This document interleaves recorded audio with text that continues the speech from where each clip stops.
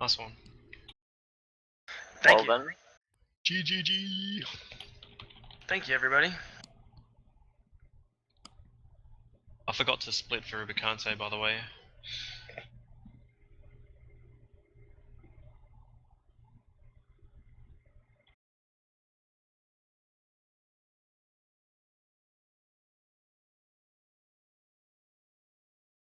Alrighty, good job, No Cash, and the FF5 commentators, we are here already as well, but kind of a good thing in this case is that the beginning of FF5 is really slow. There's a lot of cutscenes. It takes 4.5 minutes until you actually get to do something, and the first half an hour is like 2 bosses and a lot of cutscenes and slowly walking around.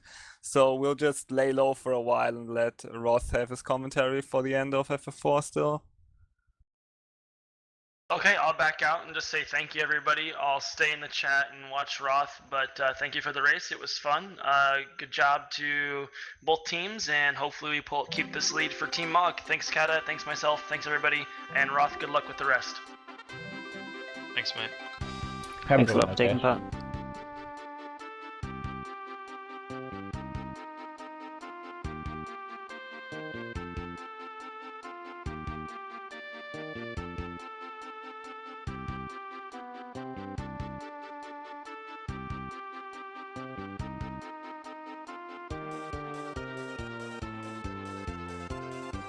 Denzel, don't worry about FF5 story too much. That's not the strong point of the game. It's like generic save the crystals, the elemental crystal stuff at the beginning. Yeah, well, one thing to note about FF5 is that both runners that will be running the game will be using a step route. Unlike FF4, and explained earlier where they found their seeds and stuff, you always start with the same seed basically in FF5, so we do have a set step route for the whole game. It will be interesting to see how long both runners will be able to hold that up.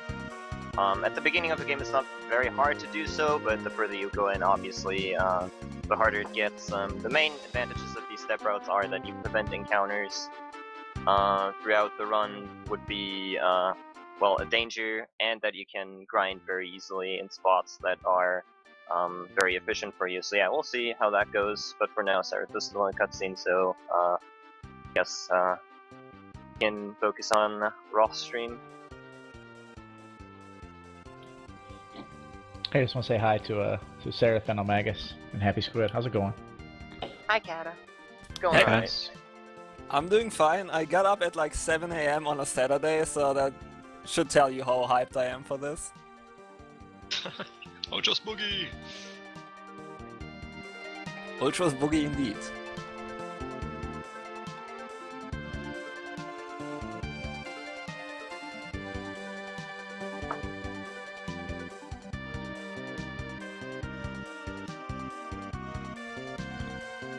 So I have it estimated that Ross got about 45 minutes maybe left, somewhere in there.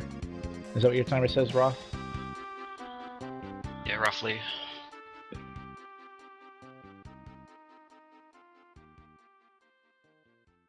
Now, FF5 is, the world record is below 4 hours, but it can go up until like 4 hours 15, 4 hours 20, depending on how long you get the step route done, plus boss RNG, because you can only, like in most Final Fantasies from here on out, you can only manipulate where you get battles and what the enemies are max, but no, not how the actual battle is gonna turn out.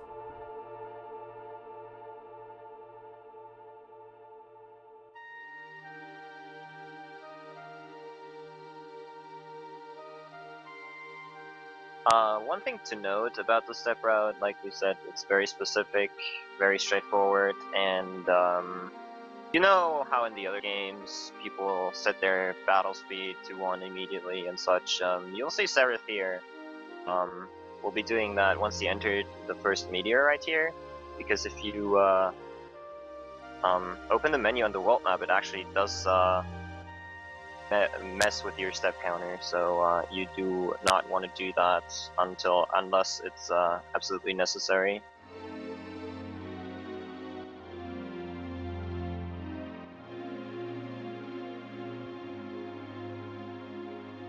And FF5, it's pretty much you set the battle speed to either 4 or 5. I've seen both done by runners, but you want to set it higher because only the enemies get faster if you set it to a lower battle speed. But the other thing is you don't want to just set it to battle speed 6 because it also affects if you sit, basically if a character gets a turn and you sit on your turn, the higher the battle speed is, the longer it takes for the ATB to actually start moving again while you wait for something. The face returns.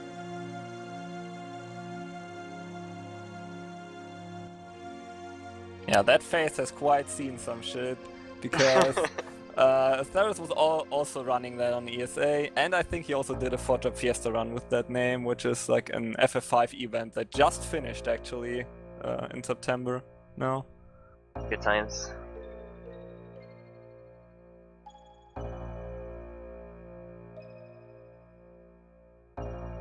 Yeah, the beginning is kind of slow. The first couple of things he has to do for the step route are fairly simple, and until he gets his first jobs, doing the step route is actually also really easy, because people who know that game know that you can do something called dash when you have a thief, or in later versions you can always dash and get even faster if you have a thief. So once he gets the thief, it's gonna be a little bit more complicated, but now he has like the walking speed that's also used in FF4 and stuff, which is really, really nice to keep the step route.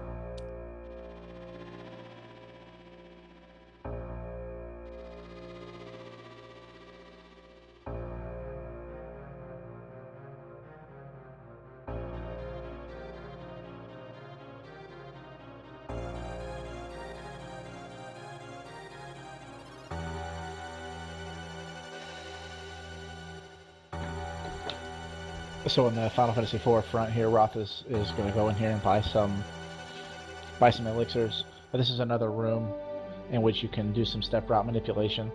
I don't know if his route calls for any extra steps in here or not. No, he only does 16, because the number of steps you take in that room can vary based on RNG, on the NPC movement. So we take 16 at least for every route.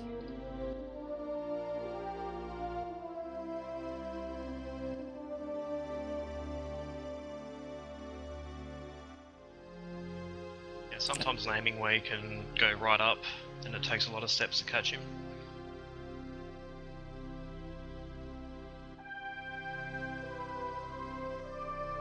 Yeah, that's an interesting thing with the step routes in these two games, because in FF5 you can only do extra steps in dungeons or on the world map, and you will see that Darius will be doing extra steps in certain rooms specifically to like follow the step route and change it the way he wants to. And you can also, if you menu on the world map one tile before you get an encounter, which you will always know where you get the encounter obviously if you're still on the step route, so you can prevent all encounters on the world map pretty much. And you minimize encounters in dungeons, because in dungeons you cannot simply go into the menu to skip encounters, but the step route is set up in a way that you get the minimum amount of encounters while getting crucial encounters you need to fight, which there are a couple in the run.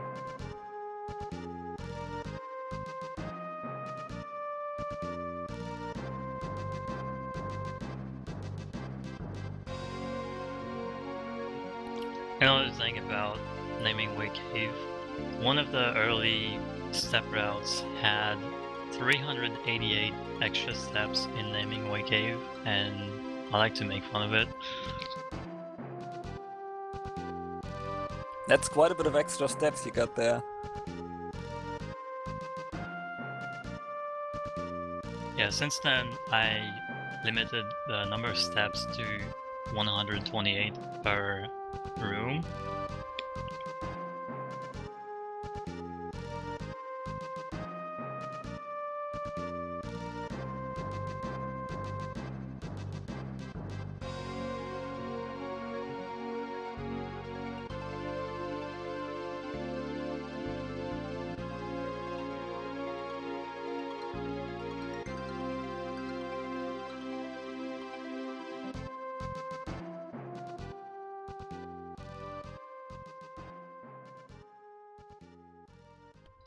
And because the Roth is on step route, He's guaranteed to get a grind fight exactly where the route tells him it's going to be.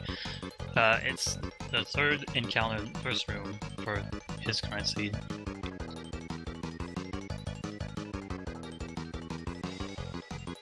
I'm not sure if I'll get out before or after this point. It's going to be really close.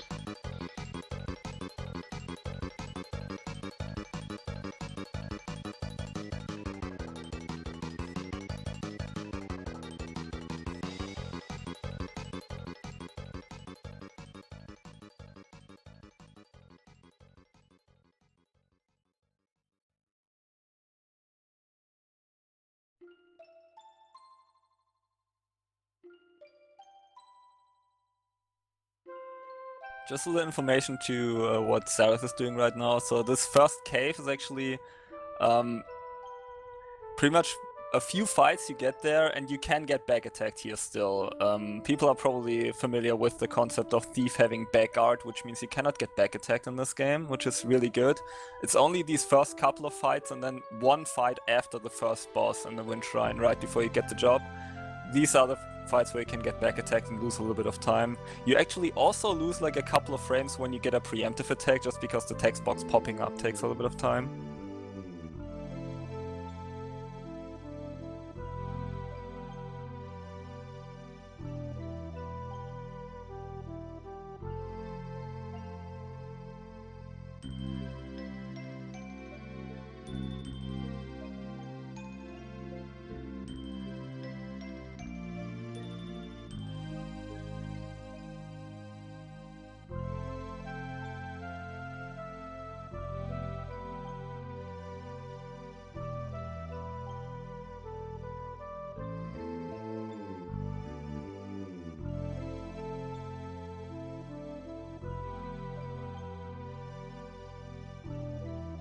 FF5 will take around 4 hours, 4 to 4.5 if things go really wrong, but these runners, both runners are really good, so I expect it to take around 4 hours, 10 minutes.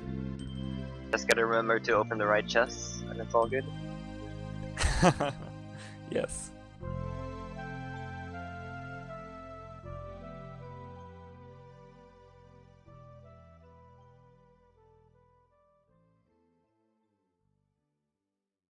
So yeah, now we managed to hit a spot where both runs are in cutscenes, which is great. Awesome.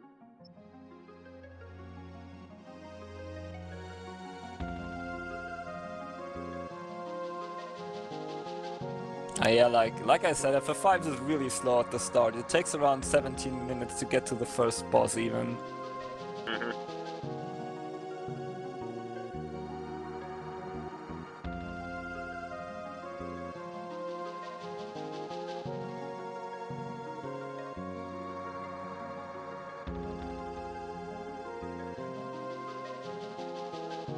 Is Mining split at CPU? Good Yes. question. Yeah. Thanks.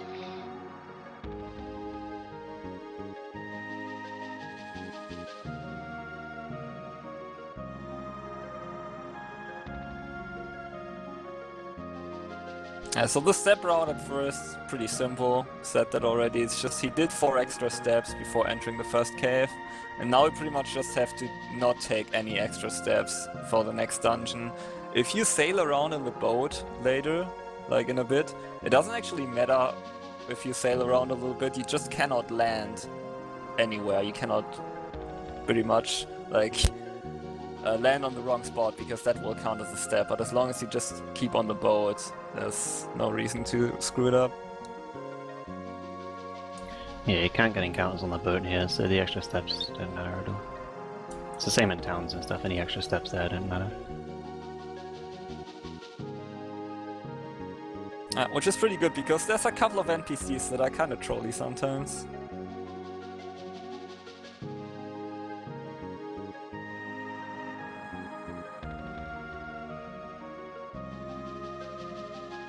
There's actually one kind of exception to this rule later on, where an NPC can troll you where steps matter, but we'll talk about it when Cyrus is there.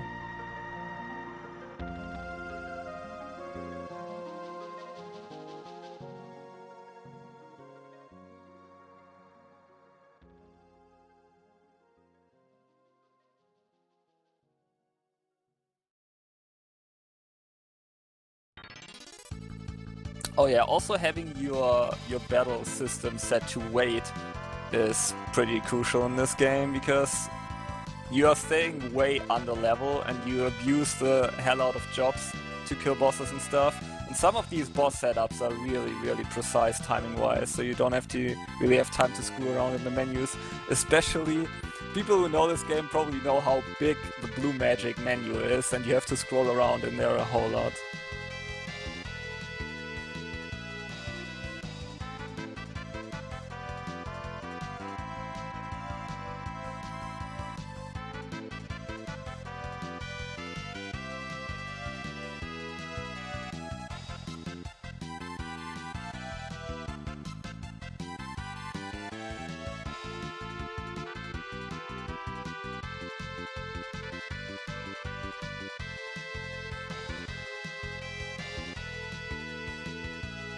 Here you may notice on Rob's stream, on the right side, he ran away from Searcher and 2 Beamers because on the step route it is known not to be the correct fight.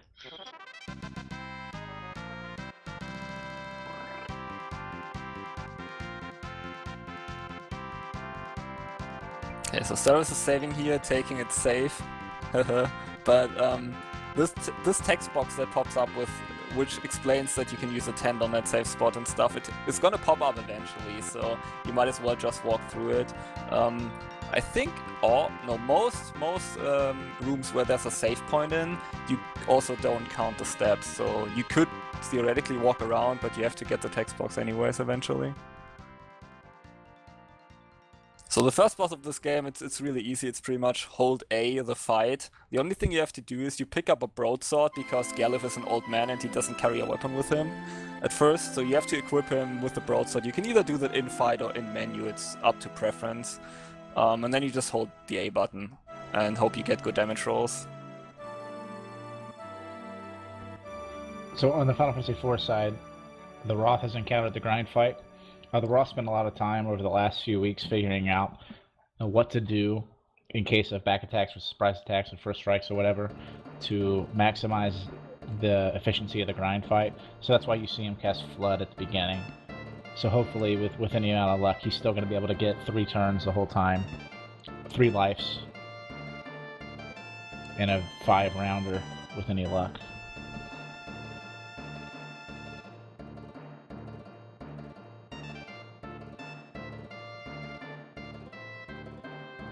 Oh yes, Theris just fought the battle right before the Wind Shrine. That's intended, don't worry, it's just to smooth the levels over, since Theris joins at a higher level and Butts has the first couple of goblin fights before Galuf and Lena join, so those two are a little bit behind in experience, so you fight that one battle to give them a level up.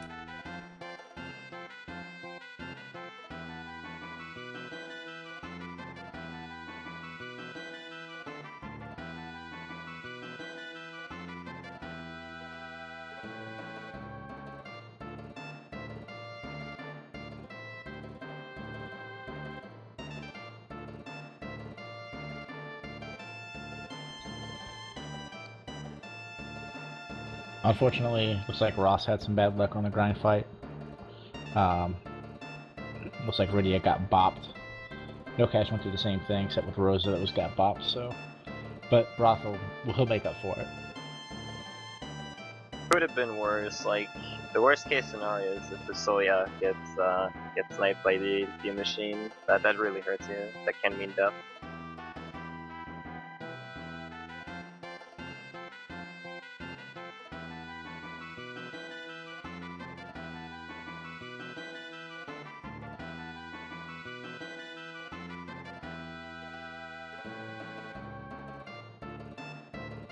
So yeah, in FF5 it's cutscene time again, hey!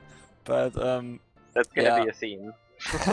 pretty much, yeah. These 6 crystal shards you see lying around do carry the first 6 jobs though, so it's gonna be interesting after this. Like, a lot of this run is handling the boss RNG, knowing the setups, and doing the job changes quickly, because the menu in FF5 is really responsive. Yeah, one of the big things that I like about the game is that the menu is so smooth. You can save so much time by just going fast in menus, and the menus are very intense in the game. It's so much fun to play.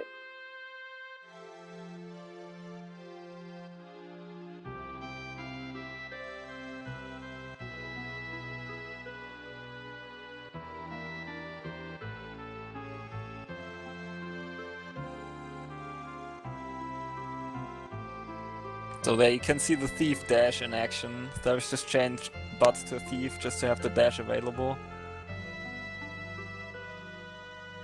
He's gonna need to change jobs soon in the first town he goes to, but you just want the dash there. Oh yeah. And this is where the step road gets, well, I don't want to say difficult, but it's more difficult to maintain it because the dash is, well, it's sometimes it's difficult to move around corners and such. So we'll see how Sarah does. Yeah, and he took it kind of safely boarding the ship there. I'm always scared at that point as well, because the ship is so much faster than you walk on the map, so you can get thrown off by the change in speed, and there's like a shore right below you.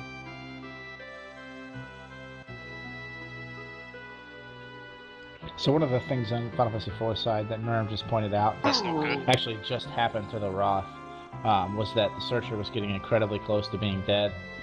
He switched to the Dancing Dagger, I think, to do a little bit less damage to the Searcher, but unfortunately he killed the Searcher before killing off his party, which is going to put him quite a ways behind. He's going to have to find another grind fight. That's really bad. That's the first time I've ever seen that. 2 more encounters in the next room.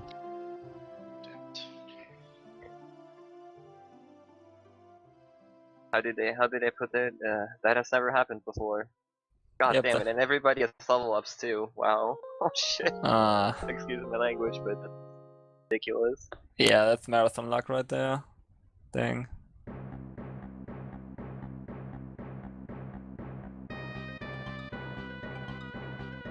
Yeah, Saris is having his share of the marathon luck though, so you want to learn Goblin Punch here, and you cannot do anything other than just wait until he decides to Goblin Punch you. There we go.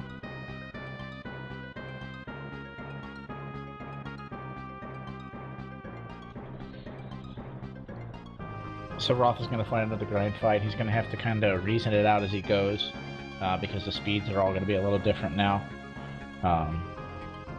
He'll handle it just fine, I'm sure, but we'll see him hesitate a lot. He probably will go with the double life instead of the triple life.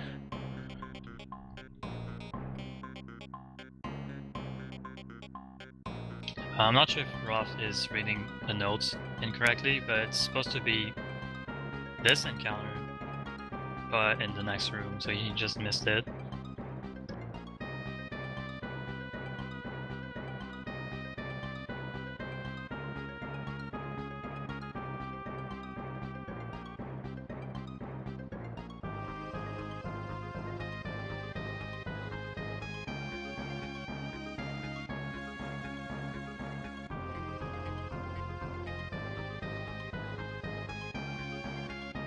I was looking to see 36, not 37.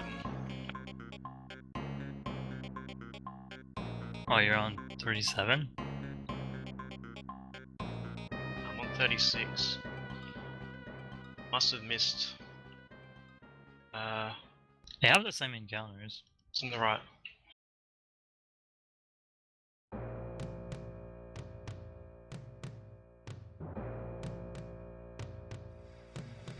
Yeah, what's happening to Roth is something that happens very rarely.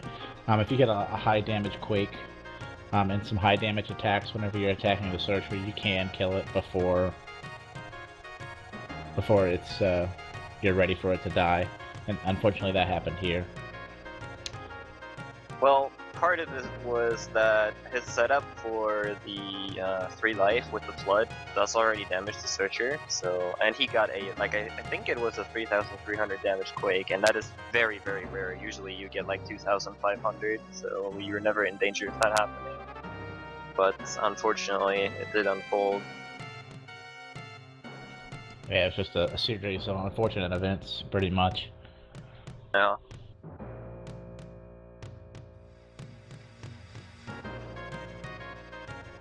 On the bright side, Cecil should survive the first big bang. Most definitely. Rosa might even survive it, to be honest. Ah, man.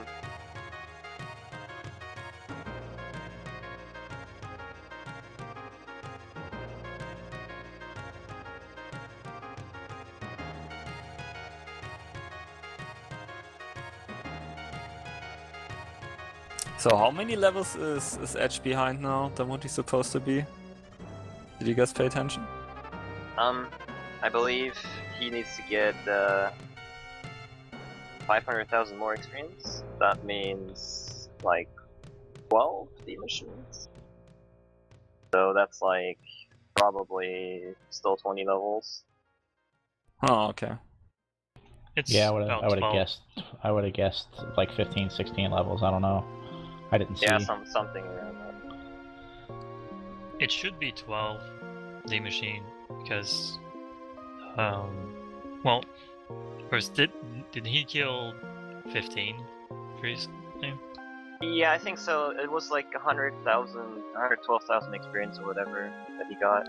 Yeah, if he killed 15, the experience splits in 5, so he only Makes gets sense. 3. Simple math, yeah.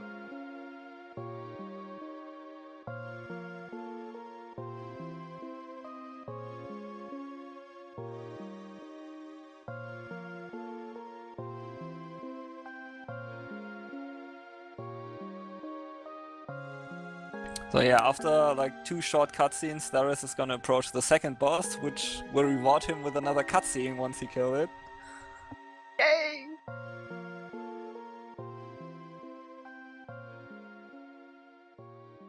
So yeah, he's actually gonna enter a dungeon-like part of the sea, like a little river type most likely, and you can actually dash with the ship there, and you can get encounters there. So he needs to have at least one thief, which he will change to a black mage as well, because you want to have all black mages for that boss. There's a couple of bosses where you have to change jobs right before the boss, because when you walk around you always want to have a thief, so you don't get back attacked. And you can dash, obviously.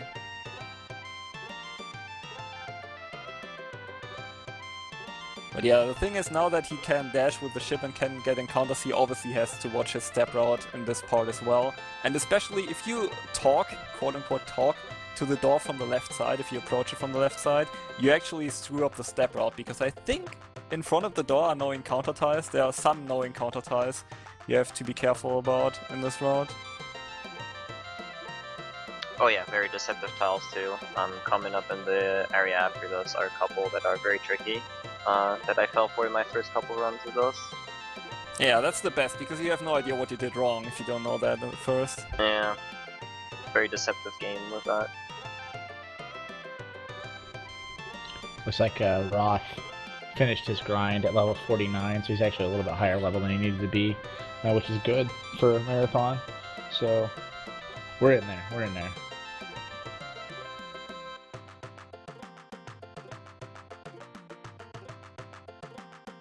Alrighty, so we got our black mages set up. The first couple of bosses, since you are so low level in this game, most of the bosses, like a majority of the bosses, don't give experience, so you'll only get job points from the bosses, which means you'll be really low level, except like one grind that you do and the couple normal encounters you have to fight for blue magics and such. But these first bosses can troll you a lot by killing off people, and depending on who gets killed, you need the job points for later. So Phoenix Downs in this game are really expensive. They are 1k each, and it's good that you can pick up a couple early on, which you will also pick up. But you can still get trolled. Like, Carl Boss cannot really troll you all that much, but he can kill Lena in 2 hits if he's a jerk.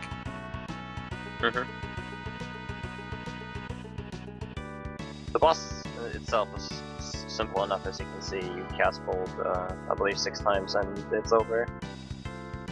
Yeah, since his tentacle attack paralyzes, he can troll you a little bit by paralyzing 2 people, and then you miss some turns and it takes a little bit longer, but if he's not a real jerk and Lena doesn't die, the fight is usually pretty simple.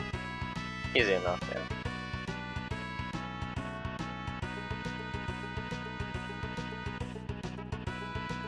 Yeah, coming back to what Happy said, that you need the job points, this game, the whole game, has very, very tight routing for job points. You barely are ever allowed for a person to die in a boss fight. There are a couple of exceptions here and there, but mostly you need all of the ability points you can get. So, yeah, the runners will have to be extremely cautious about what they do in boss fights. Yeah, that is true. This run in general, like, even without the step route, is really unforgiving route-wise. Like, for the first part, your money is really tight and you don't have much Phoenix Stones to work with if you get trolled. And then later on, you need the job points. For example, like, Butts needs blue magic job points for World 3 that you have to be careful about already. Exactly.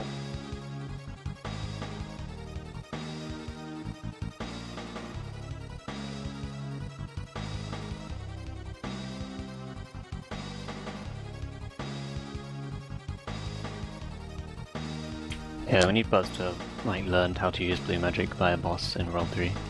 And, like, if he misses a EP for blue mage now on one of these bosses, like, that will have an effect later on. Yeah, I think in my experience he can die at one boss fight, one of the early boss fights, but it's really tight because he has to learn the blue magic ability, and that's really expensive actually. Yeah. It's like I believe 90, you I can think. die on a boss with 5 or less ability points, and that's pretty much it. Yeah, that's it.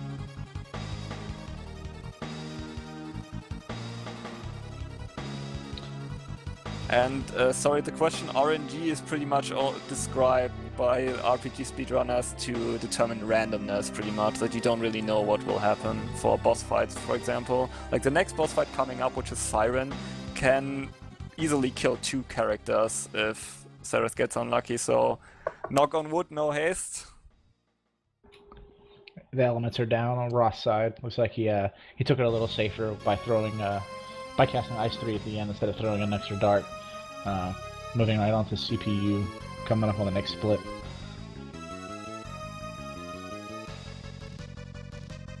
So yeah, I would say this ship graveyard is the first difficult RNG manipulation part, just because the watery overlay, the watery layer at first makes it kind of hard to see, and also like the vision of paths you can move through is obstructed sometimes and stuff, and there's like traps you can fall down. It's really annoying.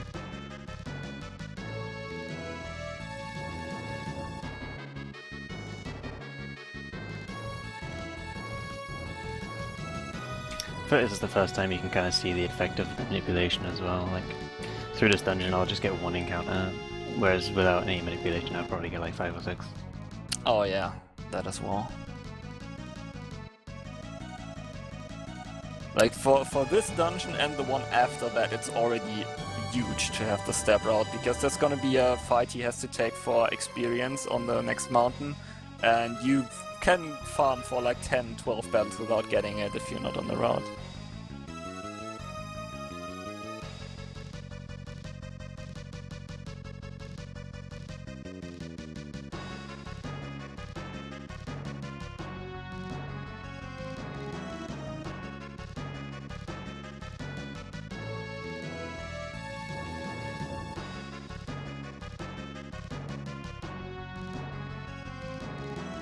Split the CPU.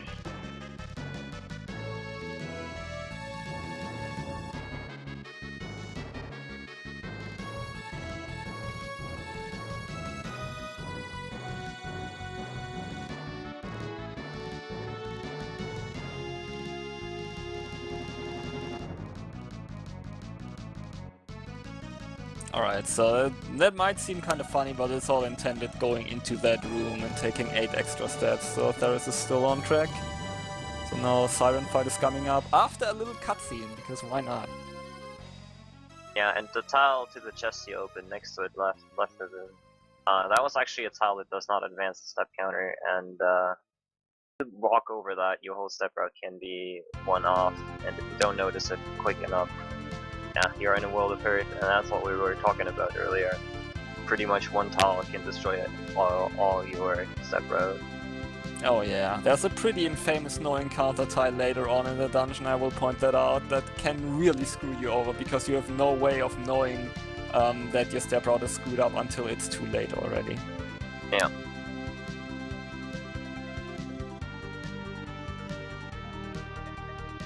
Because after this boss there's a huge walk on the map, so you'll notice eventually if you are menuing to skip battles does not really work, because the counter's off.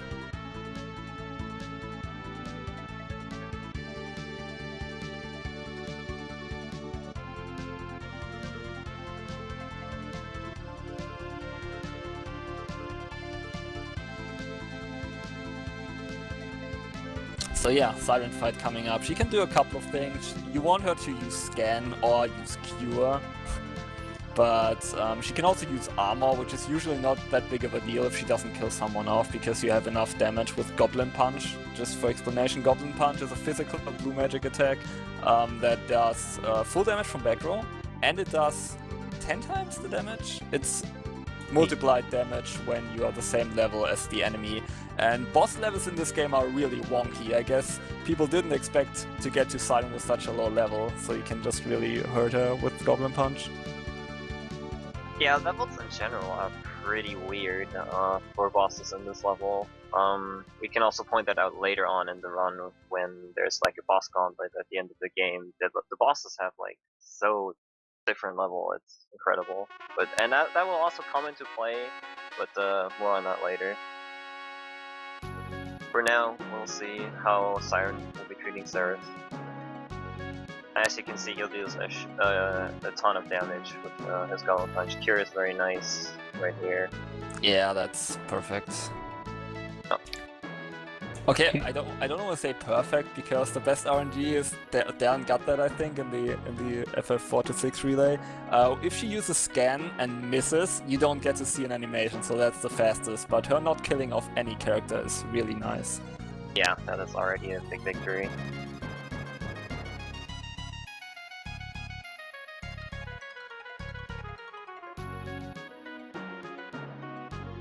Okay, so now on the world map he has to make sure he has 3 menus to go to towards the town and then 1 towards the mountain.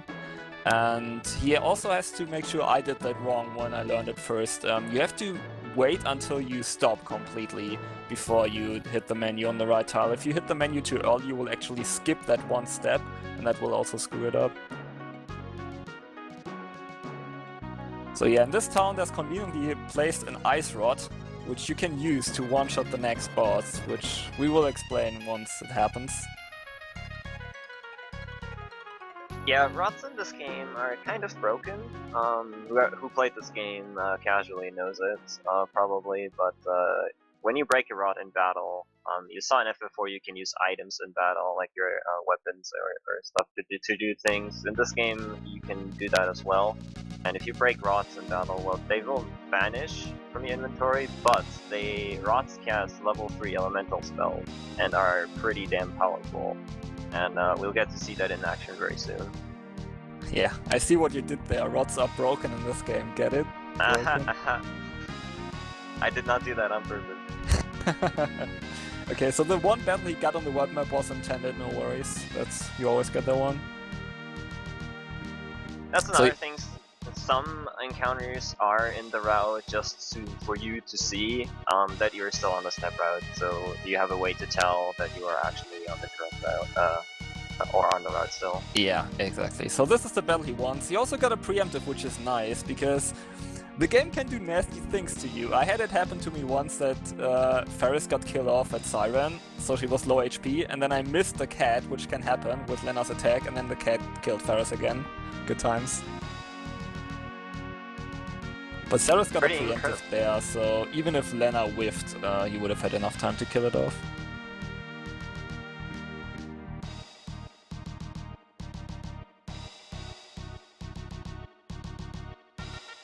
So yeah guys, prepare your eyes, because it's gonna be poison time now.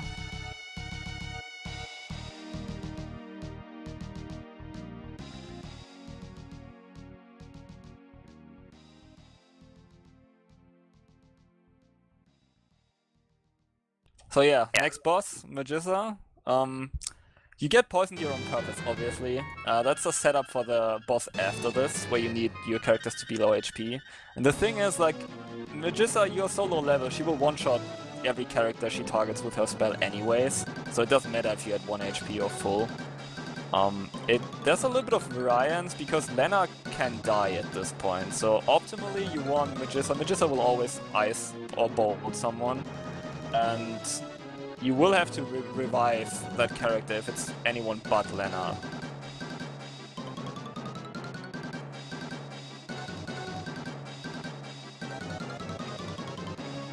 Yep, the second best option is Ferris, but yeah, this boss fight. Let's see what happens here.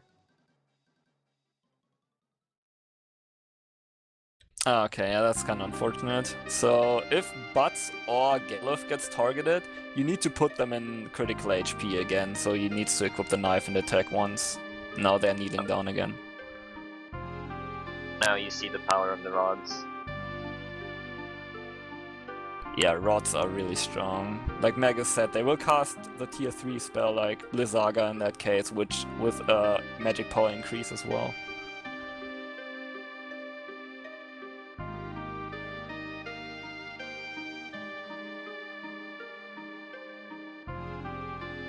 So yeah, funnily enough in this game, in comparison to a lot of other Final Fantasy games, or so I've been told, if you resurrect a character with a Phoenix down, that person will not be in critical HP. But if you resurrect them using the life spell, they will be. Yeah, life, Phoenix Downs give you 25% of your HP, and critical is 1/8. 12.5%, so... And the life spell gives you 12.5%, so... Later on, when we need critical HP, we'll use life a lot, but we don't have that right now. Yeah. I mean, maybe that's the reason Phoenix Downs are so expensive in this game, because they restore more HP.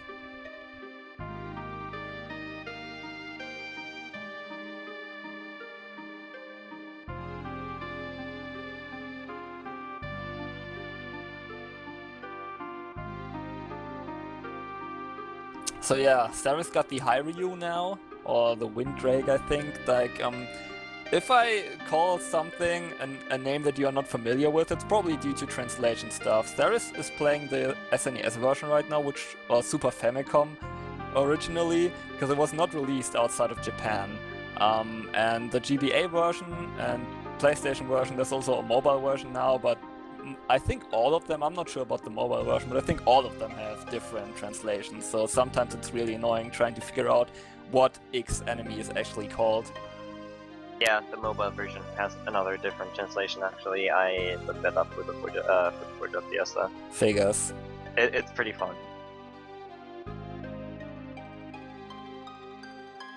So yeah, with the Drake, if you fly around, your steps, quote-unquote, don't matter.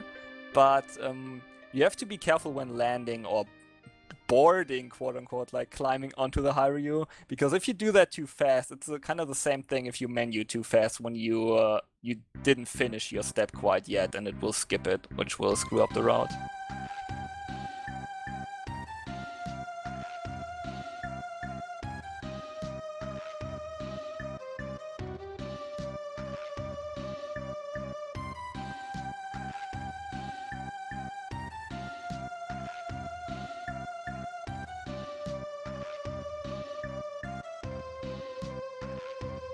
Yeah, after our heroes horribly fail trying to save the Wind Crystal, they now go to the Kingdom of Walls, which is, like, it protects the Water Crystal, so next crystal it is. Which also means we get more jobs after the next boss.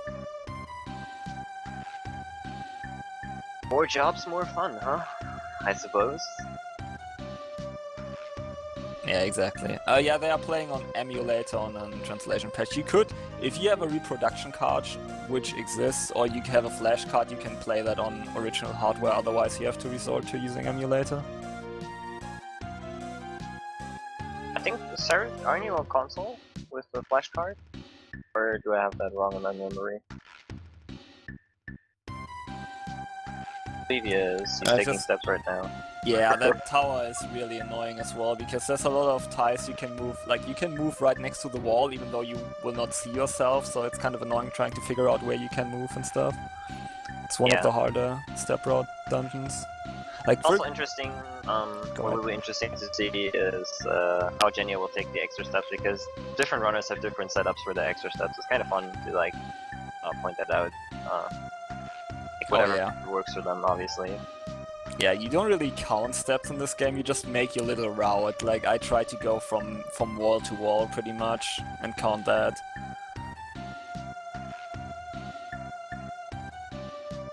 So yeah, White Mage will only see action outside of battle, sadly. Well, you will be a White Mage for one single battle, but yeah. Now is the reason why he put his characters in critical HP, because the Knight is an awesome character against physical attackers. Because Knight has the innate guard, which is also a theme in like a lot of other Final Fantasy games, that it will protect allies in critical HP. But in this game, Knight has a nice ability called Guard, which means while the Knight is in guard status, it will not take any damage whatsoever from any physical attacks. And this Galura guy, not only is our level perfectly set up to Goblin Punch this guy in the face, once he's below 800 HP, I want to say, he starts countering heavily, sometimes twice. But he will only use 0 damage with his counters. Oh, he got rushed there immediately. Very unfortunate, let's see. Should be fine though. Yeah, it should be.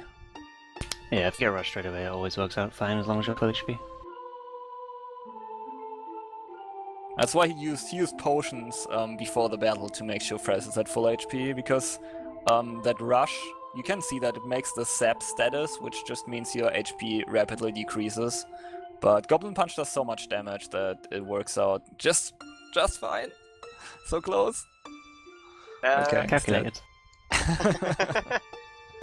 Easy, not even close. Even if she died, it wouldn't have been a huge deal because she doesn't need AP. That is true, yes. That is true, yeah. And I don't know if that was mentioned or I just missed it, but yeah, Galura, one of the few bosses that actually gives experience. So yeah, for a setup to learn a blue magic later, we want Lena dead here. Yes, there's also gonna be 2 more fights that we will use to level up while Lena is still dead, to spread out the characters a little bit. For the blue magic, like Magus said. It is indeed the blue magic. It is not not a common blue magic, it is the black magic that breaks the entire game pretty much. Looks like Roth is about to enter the Zeramis fight. He's already fighting Zemus. One of the things that happened while he was going down the core was he encountered a few red dragons, and during those fights he duped the Gungnir. That is something else that you can dart that's going to do more damage, so I foresee the Roth is going to throw Gungnirs at Zeramis.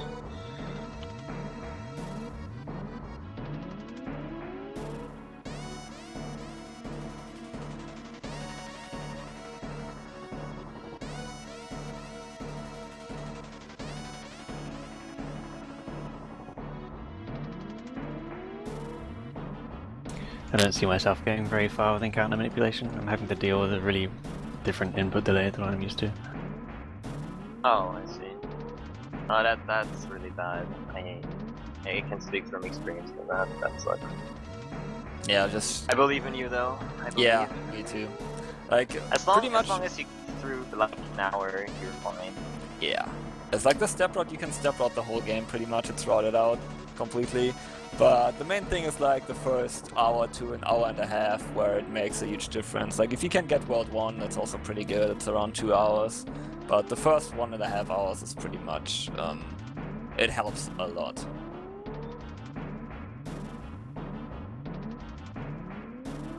But yeah, so that the people can focus on the final boss fight in 4, I'll shortly mention what's gonna happen on Sarah's stream in the next, let's say 10 minutes. We're gonna fight 2 encounters, with Lena still dead, like Happy mentioned already.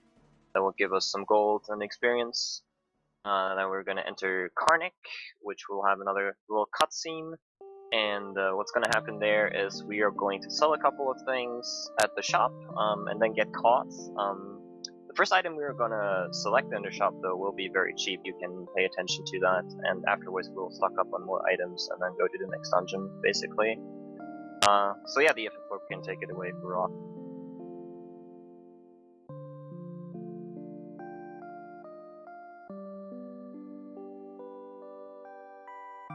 One final thing I wanted to mention real quick. Karnak is actually the only town I want to say where you can buy elemental rods, so you gotta make sure to stack up on those.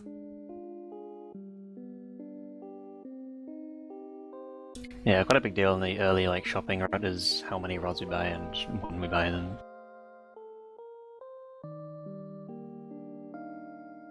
But when we're doing 2 trips to buy rods, you've kind of seen how OP they are already. That's going to be our main source of damage for almost all of World 1.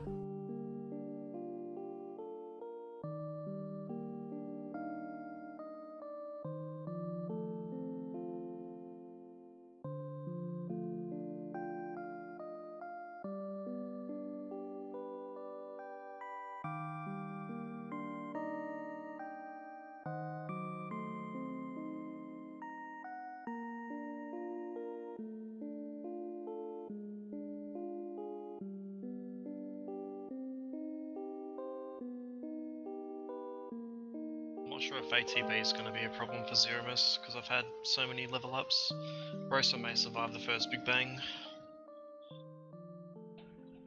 Yeah, I kind of suspected you might have a couple of ATB confusion things, but I think you got it. I think you'll be alright. I have faith in you, Roth. Thanks. Yeah, you Just should play it be safe, most likely. perfectly okay, actually.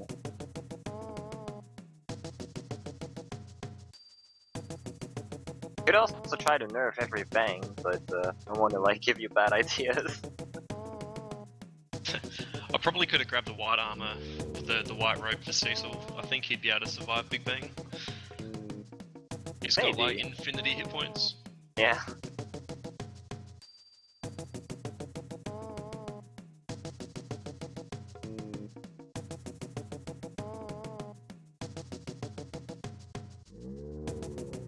In any case, good luck. Thanks, guys. Yeah, good luck, Roth. You got this.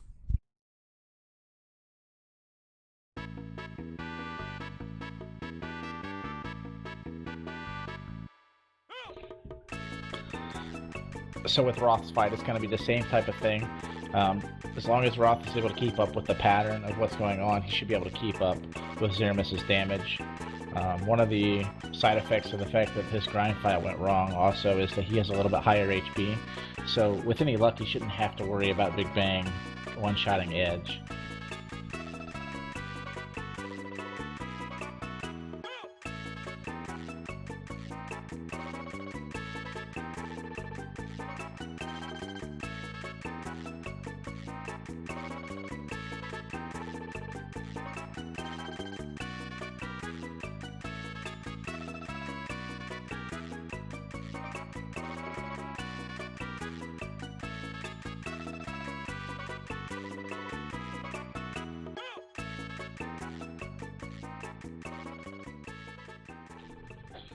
And you see that he is going with the Gungnir dupe. The Gungnir is stronger than the Drain Spear, so he's getting an extra, probably, 200 or 300 damage per throw.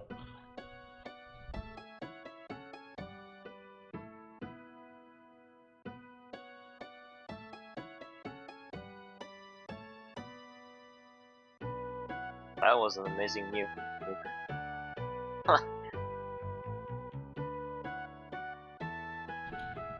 I could be wrong, but it looked to me like Edge just jumped his turn.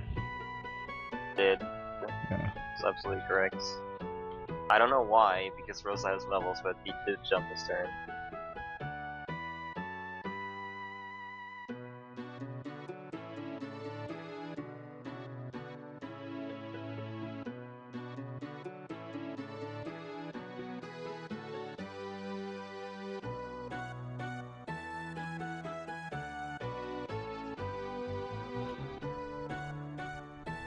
And once again, he threw that Dancing Dagger at the beginning to nerf the Big Bang damage, so that Cecil could survive it.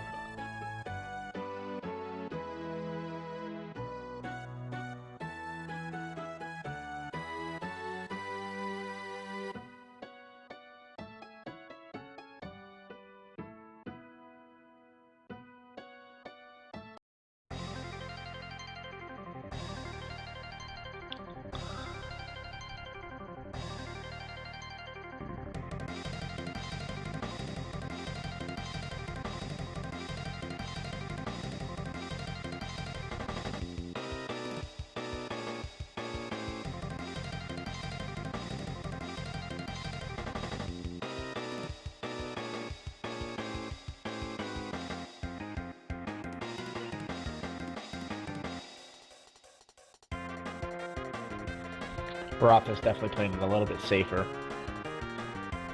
Waiting a little bit instead of trying to get Kane's attack off. Oh my lord, a 2600 Big Bang on Kane. Oh no. Oh, that's not good. That's really not good. I think that was earlier when we saw Roth hesitate between throwing the Big Bang or healing up. I think that is the effect was, is it going to go to Virus or not? Yeah, the thing is he had to heal at the start of the fight with Edge, because Rosa did not get her turn, and that means he's missing one throw, which essentially, well, he did not face shift right now, so this is gonna be sort of close right now, but Ross is very experienced, so I hope he can pull this out.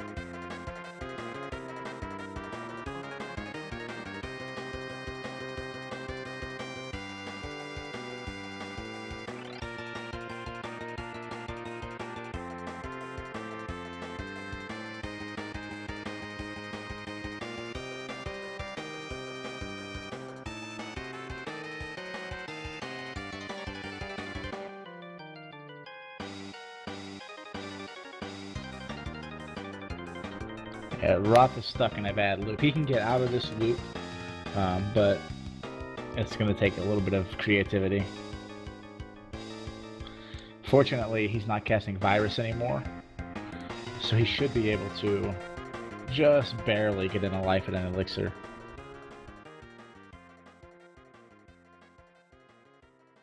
The problem about this is that if you don't change the Romus from his first phase to second phase, he will, as you can see, he will still cast Virus and not Nuke. And the good thing about Nuke is, when he casts that, not only is it single target, but it also delays his ATB a lot. Can actually revive. This is very hard to get out of, but I think he might just do it this time.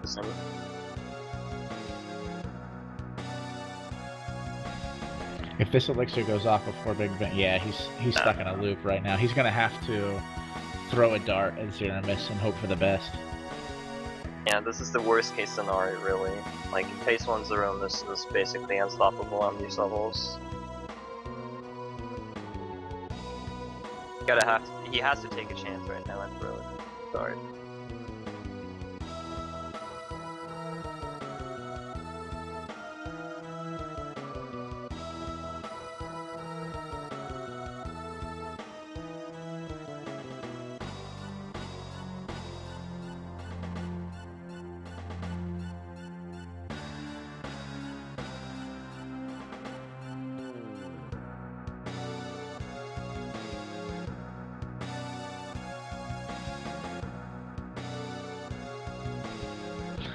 You might have just done it. He pulled out of it. Okay. Whew. Wow. He's giving us a show, though. That was nice. That was a very good job, Roth.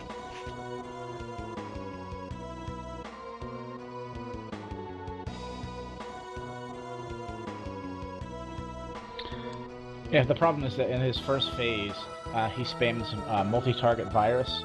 So if your HP is low, a Virus will wipe you, and it comes right after a Big Bang, basically. So it's really bad. Now I think he's already moved him into the nuke phase, which is much more manageable. Yeah.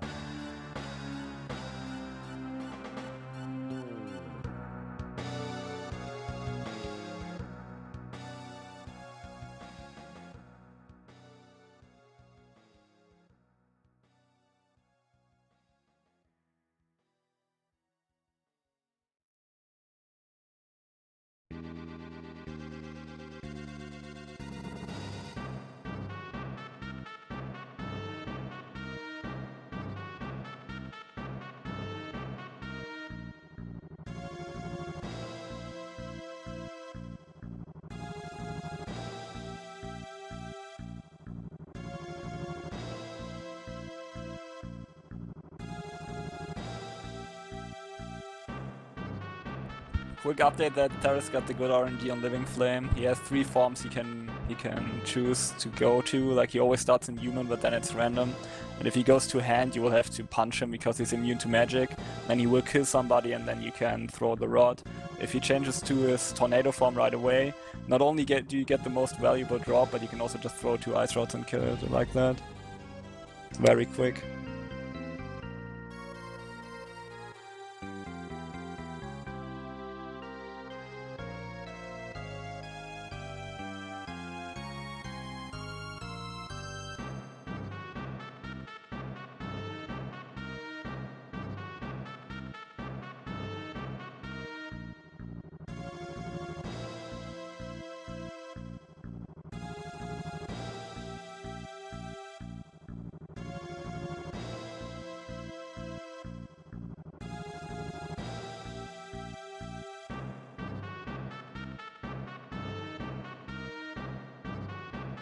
Alright, right now it looks like Rothast is in the bag, pretty much. Yeah, as long as he doesn't get something crazy, big bang in the meteor or anything like that, he should be fine.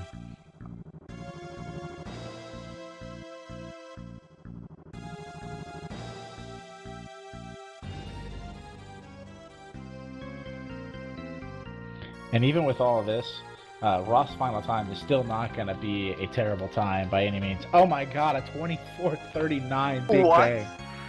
Killed Edge in one shot. I'm in trouble. Are you kidding? That's not real, is it? Oh my That's just God. terrible luck I have right 3 there. elixirs left as well.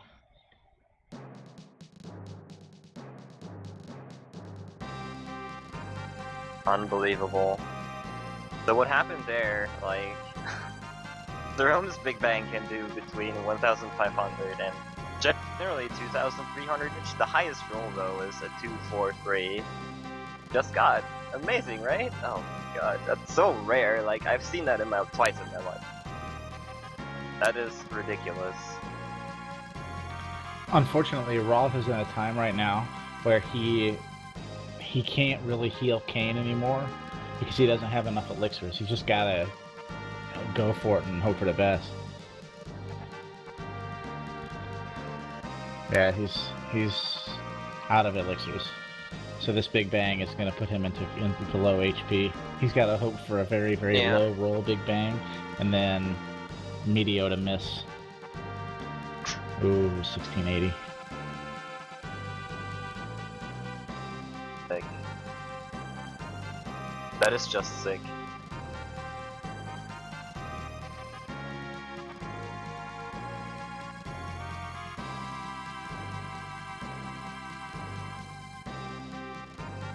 Sorry guys. That's you cannot do anything about what just happened. I mean, wow, that is ridiculous. I've never seen anybody get this unlucky before in my entire life, I think. That's how bad that was. Yeah, that was some rough luck, and I agree with Elmagus. There's not a whole lot you could have done there. Yeah, that's so annoying after that miracle recovery you did before, like in the fight. I'm also in a spot where I have to go to work. Yeah, I think we're going to transition over to Niram. Niram is on standby, so I think we're going to transition over to Niram to finish up the final battle. So he's up. Alright, really sorry guys, that was horrible. Don't worry about it. You cannot do anything about that.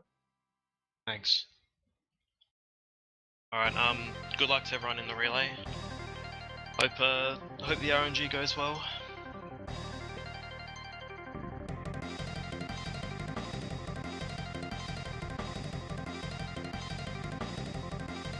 See ya, Ross. Sorry about your run. Thanks mate, see ya. See ya.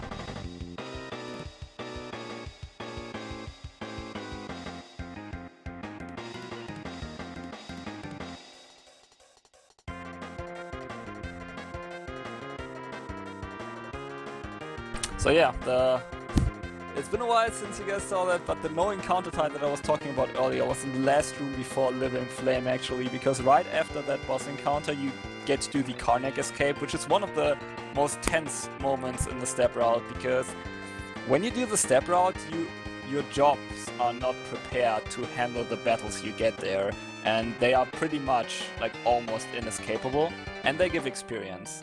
So, and Lena cannot, I repeat, cannot get experience at that point. So the old route, like you can play this game without step route, don't get me wrong, but you would have to change jobs around to really do that, because you have to kill Lena off inside the battle pretty much then.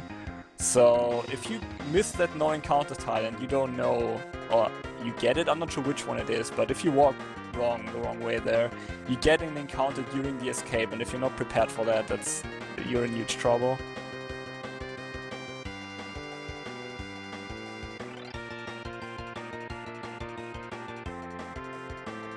So yeah, the reason why you still want to be on step route here is because Lena needs to be level 5, and you need to get a very specific encounter to get a kind of broken blue magic you will use a lot for the rest of the run.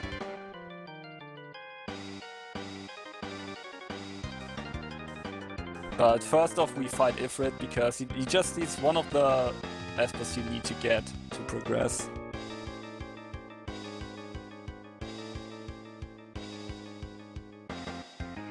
Okay, Flame is actually really good. He can kill someone off in the first turn. That's why Theris waited there for Ifrit to take his turn, because, like we said, Butz, for example, needs blue magic ABP badly. So if Butzer would have died, he would have needed to use the Phoenix Stone there. Funnily enough, oh, go ahead, sorry. Sorry. No, go ahead. Funnily enough, if you're low on Phoenix Stones and Ifrit doesn't kill someone off, you can actually try to steal a Phoenix Stone from him with Theris, which is kind of funny. Yeah, what I was gonna say is I like how the name Batsa slipped out of her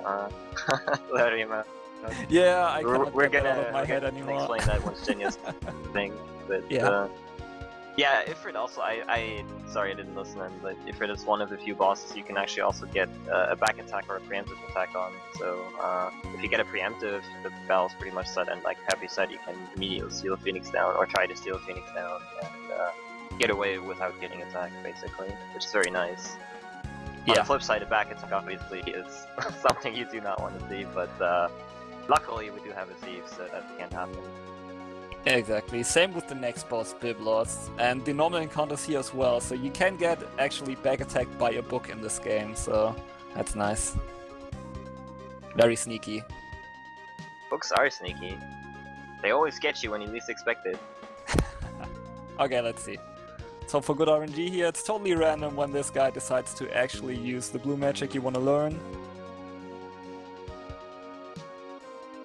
But good for us is Galuf is a red mage right now. Nice, okay, that was really quick. So the reason Lena needs to be behind in levels is we want to learn level 5 Doom, but if our whole party is a level divisible by 5, we just die, so that's not a good thing. So the thing you do in this fight is you fire twice with Galuf and then you catch with Butz, because these book type of enemies, you need to finish the fight to learn the magic, but these book type of enemies usually switch in between a couple of different encounters a little bit before you actually defeat them. And if you catch them, they are gone immediately. Indeed. Yeah, now that we got level 5 Doom, we will have to wait half an hour roughly before we use it, but it will become a very, very handy tool and stuff very quickly later in the run. That is true, like status immunities are a huge part of this game, and there's like also a little bit of unique heavy status that, for example, prevents like gravity type attacks and stuff. And level 5 Doom just so happens to ignore death immunities whatsoever. Yeah, that goes for all levels basically. That's going to become important later on as well. We're going to get an R1 that is very useful.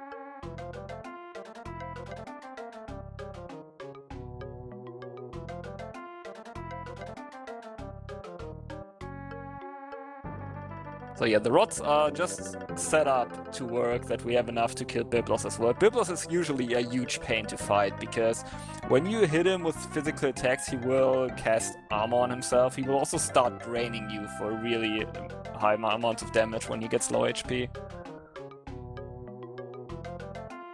And he's also the first boss, I think, to have the fancy fade away animation. Which we will see not so much of, because if you kill an enemy with level 5 Doom, they just disappear. Like most of them.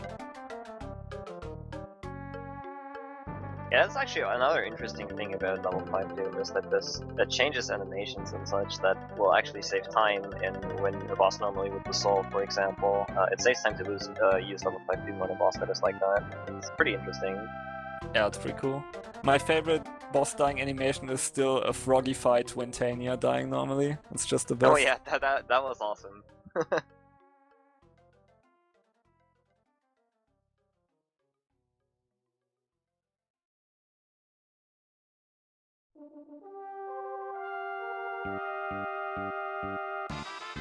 Oh yeah, currently subbing in for Roth on FF4 stream. I don't know if that got through. Is Nirim. He will be finishing off the run. Fortunately, Roth did not have enough time because we were already a bit delayed. Yeah, it's pretty cool of Nirim to step in.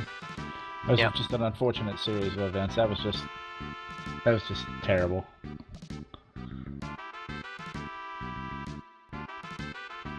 But Nirim is more than capable of stepping in, so. Oh yes, obviously. Yeah, but you guys have to understand, if like seasoned FF4 runners sit here and say that is by far the worst RNG I have ever seen, then you know that it's bad, because they have seen some shit. Yeah. We have all seen things happen in FF4, and we talked about it a lot that FF4 has a lot of bad encounter RNG and such, but that was just something else.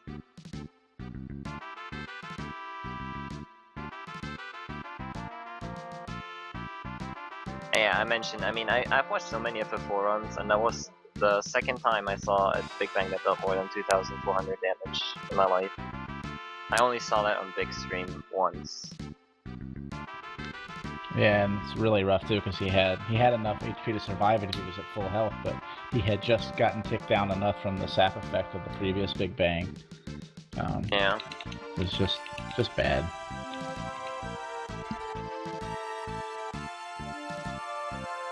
I bought the wrong rod, so I got 3 lightning rods instead of 3 fire rods, but it should be okay. Yeah, it should be fine. Can I lightning rod back flames? I think so. Yeah, Yeah. easily. Yeah, okay. Yeah. I was actually talking about doing that just because the animation is faster than the fire rod. Happy Squid has experience with buying the wrong rods, so he can guide you through it. I will never live that down. Never.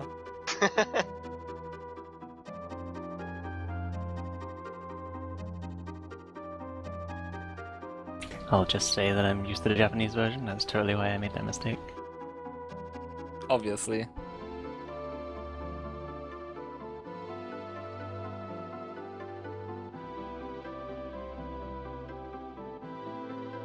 Yeah, but imagine, like, I'm still planning to learn the Japanese version eventually. I made some steps actually, but yeah, playing this game in the Japanese version is not that bad compared to other RPGs because the job menuing is all done through images anyway, so you have to learn like key items like rods and stuff. Also, all the status effect items later for sweet chemist mixing, but that's about it.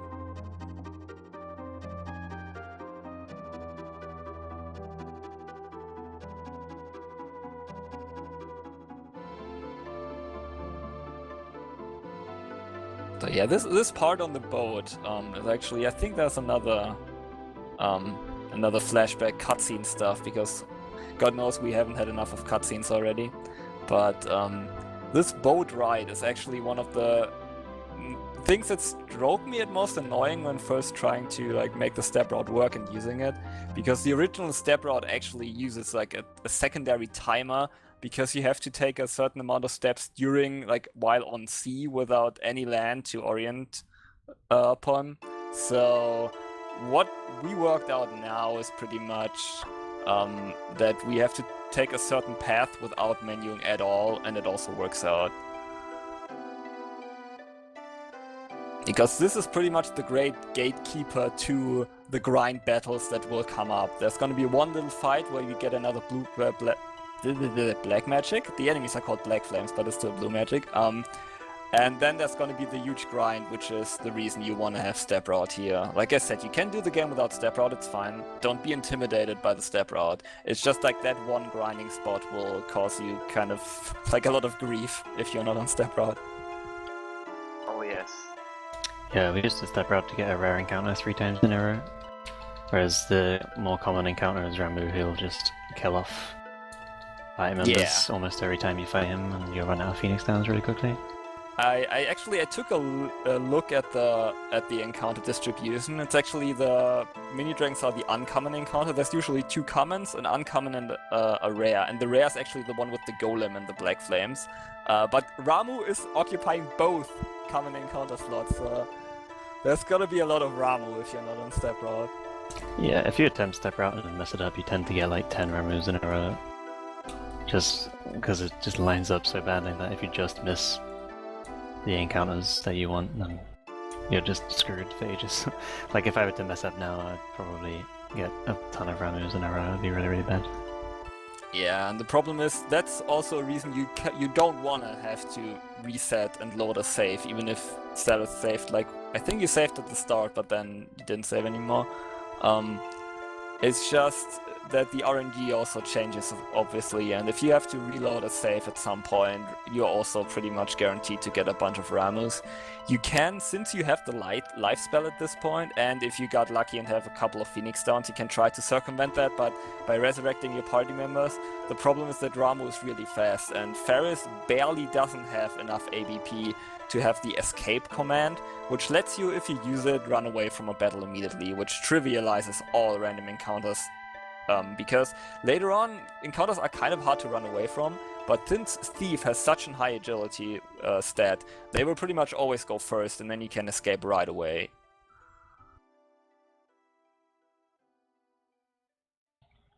On the Final Fantasy IV side, looks like Nurm is having a lot better luck.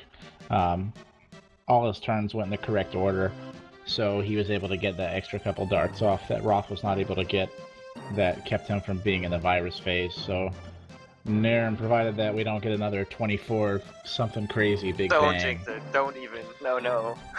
Please, no.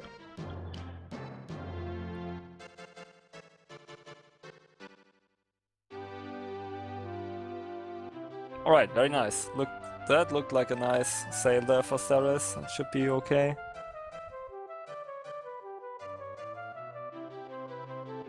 Like there's a big no encounter zone in the sea, so you have to make sure that you move the right way, and you can tell because... Are you kidding me? Did it happen again? Oh 24:48. This is getting comical. I don't know. Wow. This is getting comical.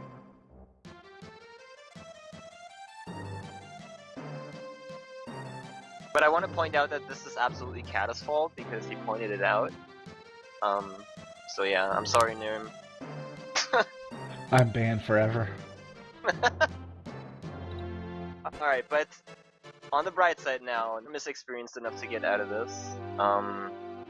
Also, he did not have virus loop at the start, so he has a lot more supplies than Roth had right now, and as you can see, he's already working on recovering. Yeah, Shouldn't matter too much. He's recovered out already. That's just Yeah. 24:48 and 24:39. That's crazy. Unbelievable. Apparently Zeramus doesn't like chocobos. I don't know, dude. I cannot explain it.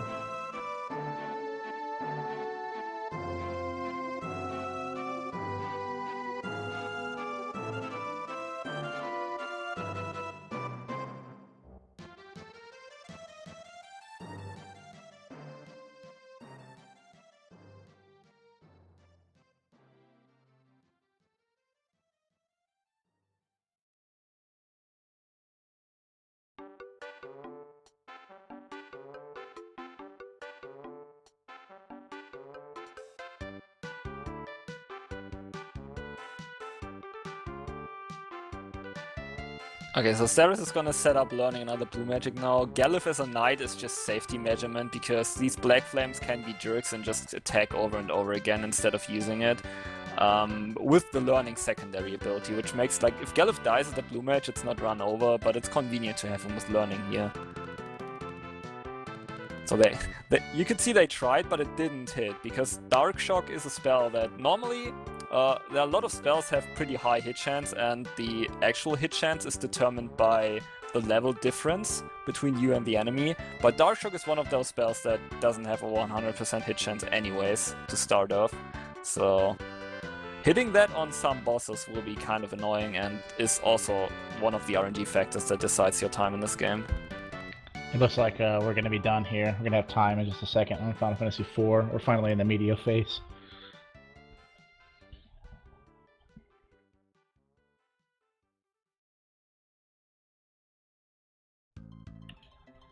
Yeah, that would be time for Nirm. Well done. Very nice recovery, by the way, after the damage roll. Yeah, very well done. Good job. Hey guys, just wanted to pop in here and say congratulations to both of our FF4 runners, No Cash and The Wrath, and also a special thank you to Nirm for stepping in at the last minute to help us out when Wrath wasn't able to complete the run due to other commitments and whatnot. And also thank you to all of our commentators for FF4, Catastrophic 4, and... Hello? Yeah. Yeah, and myself as well. Not me, but myself, obviously. So thank you to everyone from the FF4 community for giving some fantastic commentary and some fantastic runs. Sure, they might not have been given the best RNG at times, but fantastic runs overall regardless. So thank you very much, guys. And I'll leave the FF5 team to do their thing. So good luck, guys. Good luck, guys. So I had Thanks. my push to talk hotkey set to load save state, and so I couldn't say anything that whole time. But shout outs to the Roth. He had some bad luck, but all things considered, he had a really great run up until that mistaken grind fight. But he's a really good guy. He's got the world record. It just happens sometimes. And I'm happy to step in, and thanks guys for hosting this whole marathon.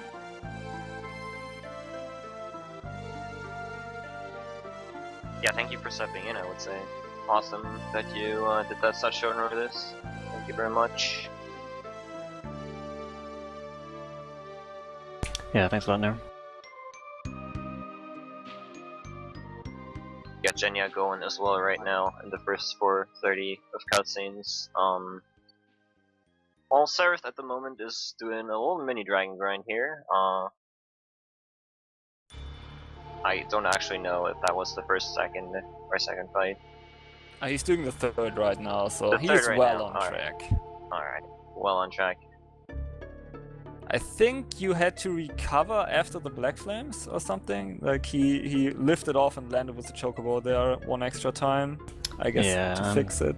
I'm not exactly sure where I'm at with it now. I'm like ahead or behind, I really don't know. Did you finish on top of the Chocobo? No.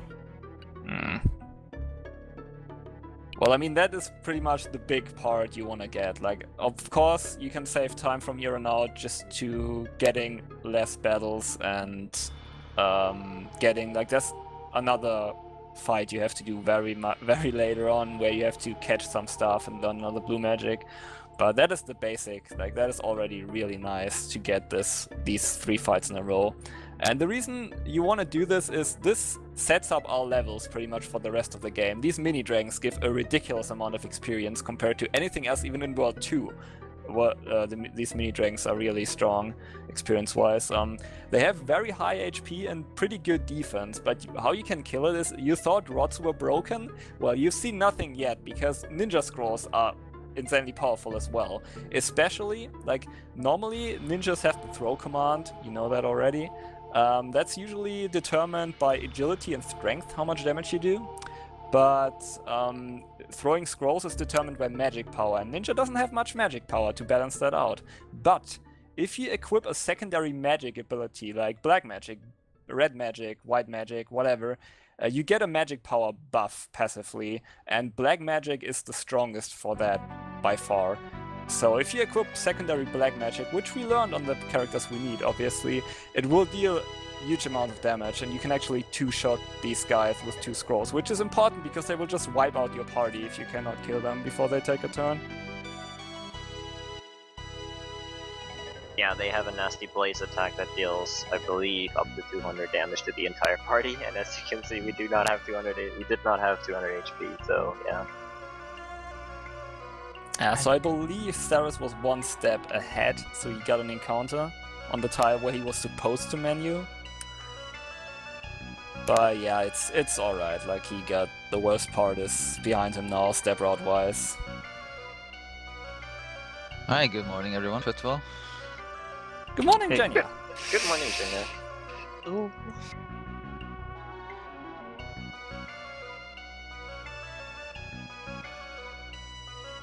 Wait, did I get 2 demi misses? Oh no, wait. Well, yeah, Jenya is running FF5 for the Team Chocobo. Getting world record this run, easy. Keep an eye out for that. Easy, yeah. So this boss fight with the Sandworm, he's weak. Like, there's enemies in the desert, which are fittingly desert element, so you can throw water scrolls, because they are effective against them. And of course with the black magic power buff again, it deals huge amounts of damage. The bad thing is, this fight is set up in a way that there's always the worm sticking out of one of the holes and 2 empty holes. And if you hit an empty hole, he will counter with demi once, and because the scroll hits all 3 parts, he will counter twice every time. So if you get bad damage rolls, like really bad damage rolls, 2 water scrolls might not be enough, and then you can be in trouble because the Sandworm has an ability that hits the entire party and inflicts the sap status. But everything went well there, he just 2-shot the worm and then now we can go on. These, also Ferris has the escape ability now, which is very nice because these encounters are the first set of encounters which are kind of hard to run away from in comparison to the ones that we had so far. Yeah, this is very much the first time you actually do need the escape ability from the save, pretty much. Another side note on the weakness of desert type enemies to water. Generally weaknesses are like in games are like 2x, 3x. For desert type enemies, they are like you deal like 8 times more damage with water attacks than you normally would. It's pretty amazing. There's also only a handful of abilities and items and stuff that inflict actual water type or like desert type damage. Indeed. The water scrolls you saw, then there's 1 blue magic spell that is effective against desert type enemies, and that's almost pretty much it. You do have Leviathan as a summon. You don't get that until way later in the game, and also only if you play casually. We don't have time for that in the speedrun. Yeah, Summoner is also sadly one of the few jobs actually that doesn't get used at all, same with Dancer or Monk for example, but no, it's kind of cool that he already showed it off. He already switched to Summoner on accident once. Good guy, Saris. Gonna get some screen time, yeah. I think I did Berserker too. It's nice, so you got everything covered. Yeah, it's actually kind of cool that the speedrun uses a lot of jobs, like a wide variety, even though a couple of them are only used for 1 or 2 bosses. Yeah, most of them that do have their screen time. It's pretty amazing actually. Like when you think about it of the job system, you would think that there's like one job that is the most broken that will always get used. That is true, but every job has like a little side use or use for a specific boss. It's pretty damn interesting. And there's so many combinations you can do in this game with jobs and such. It's pretty impressive.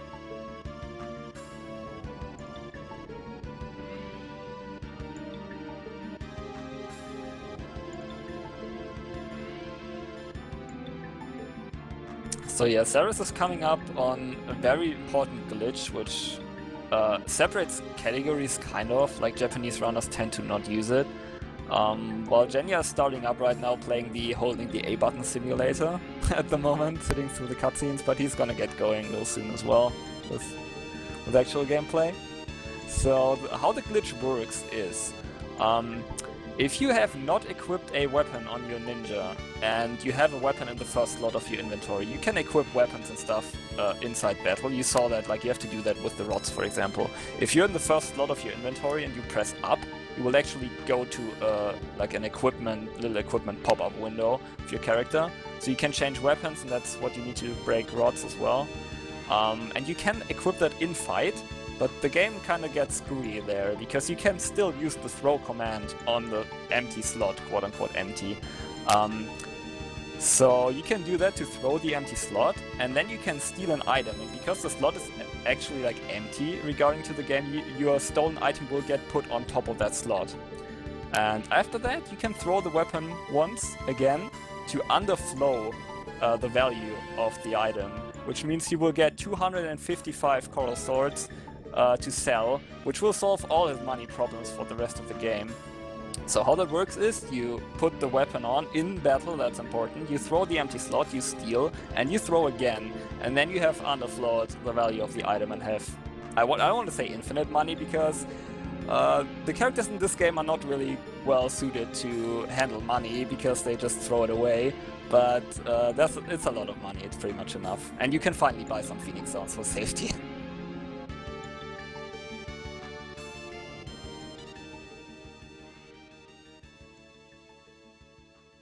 Alrighty, so I wanted to make sure to... Oh, Jenny got a back attack. Bad back attack, no! Fortunately, it's not as bad as FF4 by a long shot, but it's still annoying. It's like the first few battles where you actually can get back attacks before you get a thief. I really like to get a back attack. Like every run there's one back attack. Like you wouldn't feel secure with your run, right? If you didn't get a back attack. I just tend to forget that they actually exist in FF5. Yeah, the game likes to remind runners that they actually exist.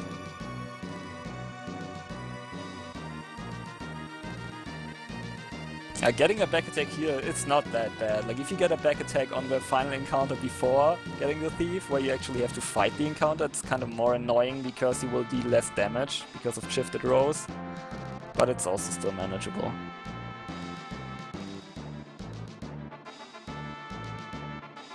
So yeah, the problem with this setup is, I explained it, right? It all makes sense, easy every time. The problem is stealing is still random, so Steros will have to hope that he gets the steal really quickly, because this boss can use an attack that sets your HP to 1 or like single digit, which means he can turn after easily kill off that party member. And for example, like Lena needs ABP here, Butts needs ABP here, he will also be the one killing the boss, so he cannot die. And Galuf also needs to do his throwing shenanigans. Okay, he got it second try, I think, that's pretty good. So we will use the power of rods again to just obliterate this guy. He's kind of a joke. Which is good, because having a hard boss fight after doing the setup would be kind of annoying. So yeah, it was very clean. Second try, nobody died.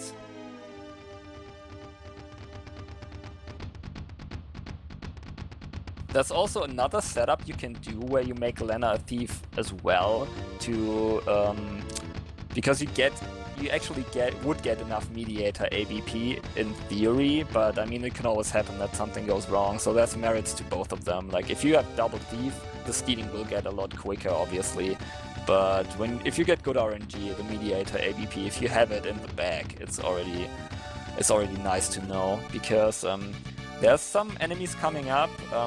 With the Flying Fortress later, there's sets of turrets you have to fight, and these turrets can either be flamethrowers or rockets. And since Steros is not on the step route anymore, he's not guaranteed to get a rocket at all, and rockets give more ABP. So if you do the strat with having Lena as a thief, you actually need one set of rockets, otherwise the ABP will not be enough, which is kind of annoying. But yeah, he played that really safe there, it's all good.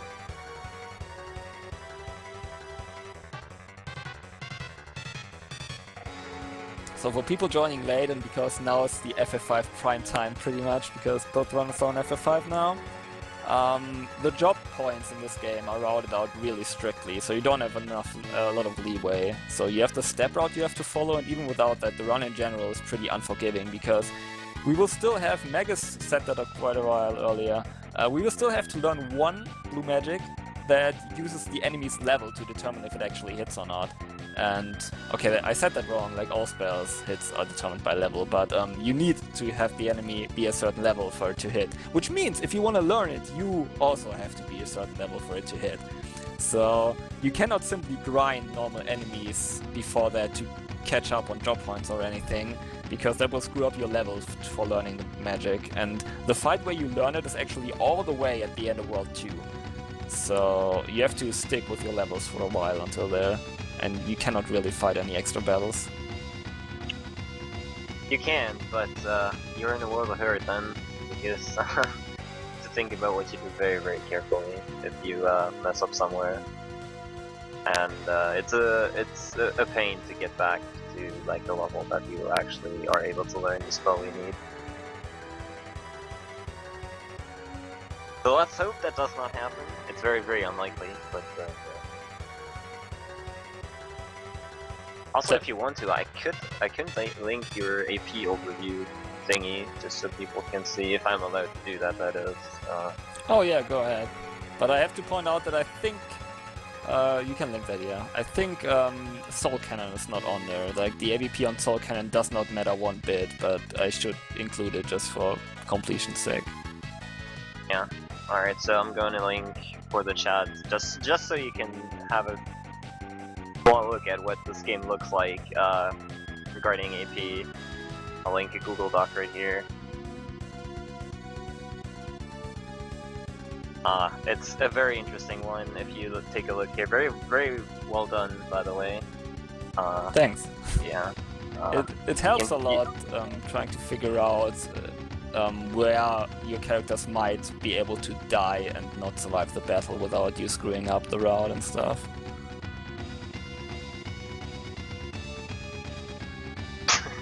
Thanks, Everhate. Thank you. So yeah, let's go. Let's see some level 5 Doom. So this guy is actually, he's weak to ice, so there might, like, you can do it with throwing ice rods and stuff, killing him, but he has pretty high defense. So that was pretty much the basic, the vanilla use of level 5 Doom. Just the enemy casually being a level divisible by 5, so you can just use it. But that is not the case for most bosses. You will have to do a lot more stuff in order to set up the levels, so you can level 5 Doom them for most bosses. Yeah, I think while they were making this game, they figured out that making bosses divisible by level 5 would not be a very great idea, so they pretty much didn't do it for like almost the rest of the game, with one exception coming up very shortly. Yeah, No, you can see that say the devs kind of realized that they put in some stuff in this game that's really broken and tried to prevent it from being too broken, but we find ways around that.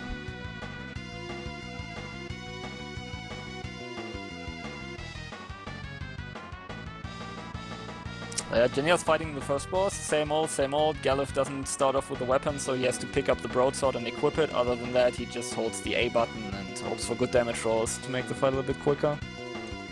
Very bad luck on ATB, I will point out. It's random whether you get like 2 hits in with person line. You will always get 2 hits in with person lineup before he attacks, but it's random whether bots and Galuf get their hits in. Yeah. And he got very unlucky there, that they did not. Yeah, that that's can true. make like... a difference, but it does not. You should be fine. Okay, nice. Yeah, very good. But yeah, usually, like, Galuf is always like, you don't know if he goes first, but Butts usually goes first, so yeah, like Mega said, that was kind of bad RNG. It didn't matter too much though.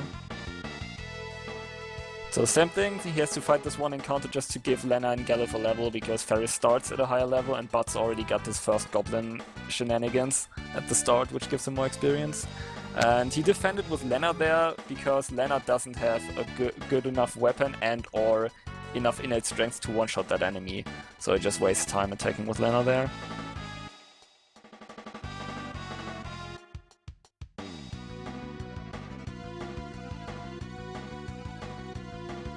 So yeah, Saris is doing work with Thunder Scrolls again. These are the turrets I was talking about. So rockets, there we go, there we have 1 rocket. These give 3 ABP each, if I remember correctly, and the flamethrowers 2.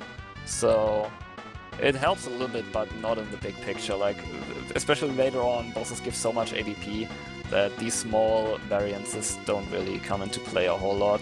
And you can see the Thunder Scrolls already did pretty good damage on the mini dragons, right? And these guys are weak to thunder, so yeah, goodbye.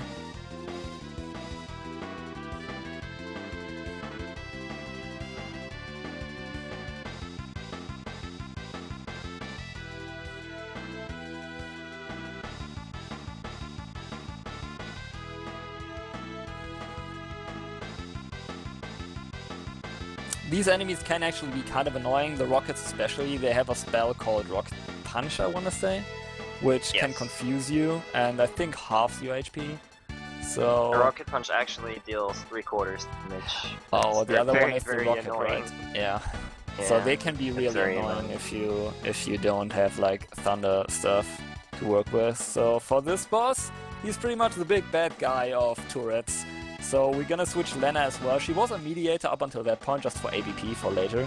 But in this fight, we need the power of 3 ninjas to throw some scrolls, because this cannon not only do the launchers inflict ult debuff, which is really annoying because you cannot cure that aside from like 1-2 things, or like killing the party member off. And ult will gradually decrease your level, which will also really hurt your damage output. So you can just kill off these two with throwing twice. And the Soul Cannon will take its sweet time to charge up, but once charged up, it will fire a shot that will halve the HP of your entire party and inflict the zap status. I mean, halving HP is actually pretty good for us because we have really kind of low HP. Not anymore because of the grind battle. Our levels are actually okay right now, but they will not increase for a long time. So we'll get back to being severely underleveled again, don't worry.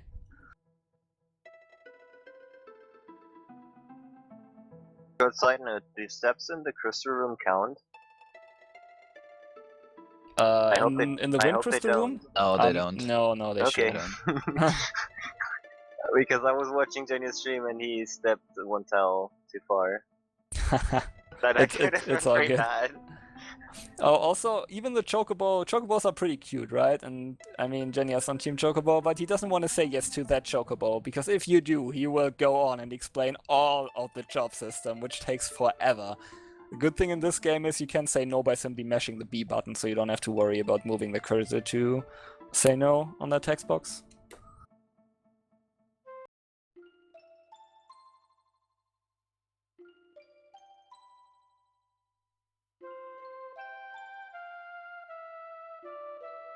In the dungeon where Ceres is right now, there's a very infamous enemy here, known as the Hydra. I don't know. In the step route, obviously it's not an issue because you are not going to get this encounter. But there's one enemy here. It's a very high level, and even in the casual playthrough, it gives you a lot of trouble. If you encounter it, there's a chance it will poison breath you, straight up kill you. So that's, I don't know. Ceres should still be the step route though, so that shouldn't happen. Yeah, it really shouldn't. You can see that he's barely off because he keeps if an FF5 runner keeps getting encounters like one tile before the end of the room, you know that he's like barely off. It's like once you get an encounter you're not supposed to get, even if you if you get it in the wrong room, for example, and stuff, your encounter pattern will be screwed off. Which means you will get other enemies in the encounters, but you can still salvage it that you will get encounters in the same places. Yeah, the problem with the Hydra is, like Magus said, it has a really high level. I was talking about how Thief is way fast and you get to move before every enemy and stuff, yeah. The Hydra doesn't obey to these rules, because with such a high level it has enough agility to outspeed you and one-shot you with Poison Breath, yes. That happened to a very specific French runner, which... It's a glorious highlight. Glorious.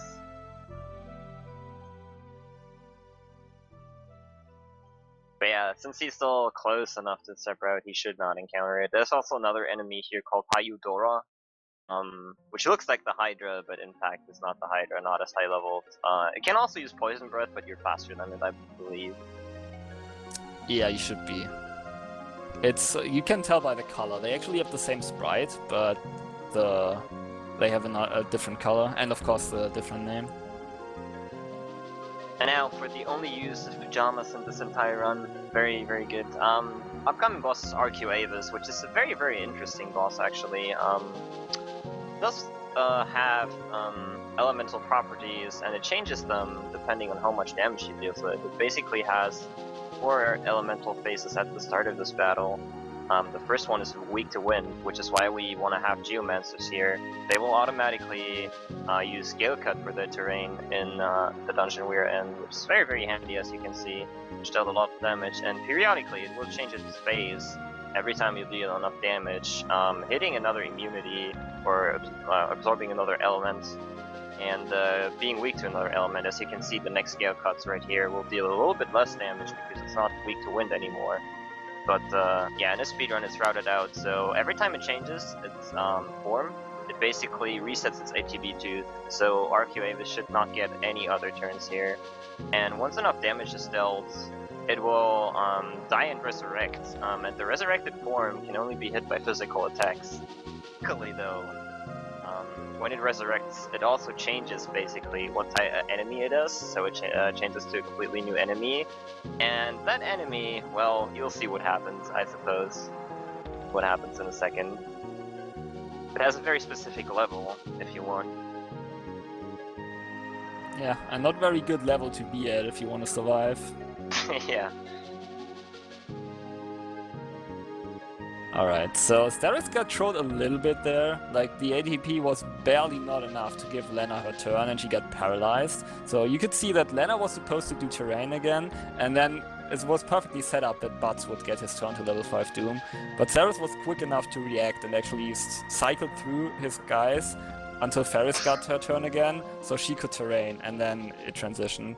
Like, the other thing is that when RQ Avis goes through his phases, which is pretty much like every time another enemy as well, it also increases his magic resistance and decreases his physical resistance. So you can see that there's a very specific set of stuff he has to do with every character, every turn, to make it perfectly go down, pretty much. Yep. I didn't even know you could paralyze. Well, there you go. He also, he also switches attack depending on which form he's in. He has like a total of, I believe, 15 attacks he can use overall. And each phase has like 3 attacks or something. Very interesting. Never had that happen.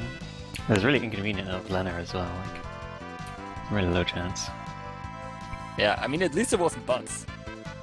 That could have been bad, true. actually. Yeah. But yeah, unfortunately, that was also the last boss pretty much that just straight up had a level divisible by 5. So from here on out, we gotta trick a little bit, but that's why we learned Dark Shock earlier. Yep, Dark Shock is a spell, I said earlier, it doesn't have 100% hit chance even if you have the same level as the enemy, which is inconvenient later, but it also halves the level of the enemy, and it will get rounded up, I believe? Get rounded down.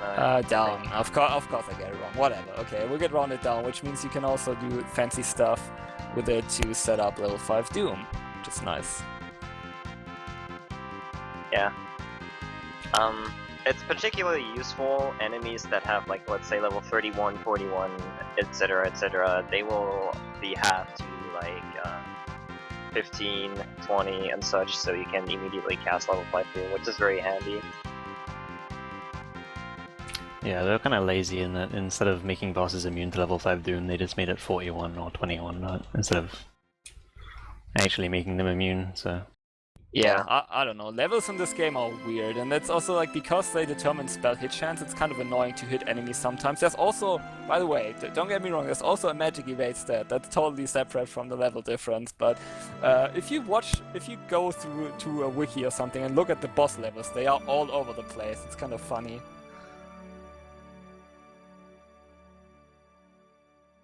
Alrighty, so there is going into the Carl boss encounter, which is black magic party setup. So it's with Ceres earlier as well. It's kind of a simple fight. You just bolt it to death because it's weak to thunder magic, because it's a sea creature. So obviously, right? RPG logic.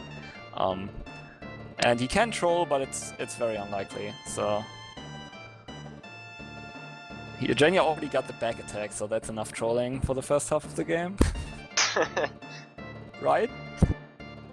Hopefully, I I mean, Team Choco could use less trolling, please. Thanks. Siren was pretty much covered the trolling for the entire event already for that team. Yeah, FF2 in general also did a very good job for us.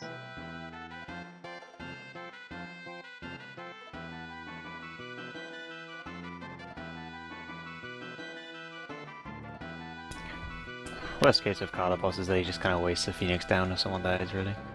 Yeah. And some time. I think if he doesn't double tentacle someone, only Lena can die as well. I mean, he can also tail screw and then attack or something. But yeah, usually what he does is, when he wants to troll, is he tentacles someone, and then the next turn he tentacles someone else, so you kind of have to wait for ATB. That's it, pretty much. Yeah, he gets an extra turn then if he tentacles like 2 people, because, well, you need 6 bolts, and if you don't get bolt off with people every turn, there's another turn, obviously.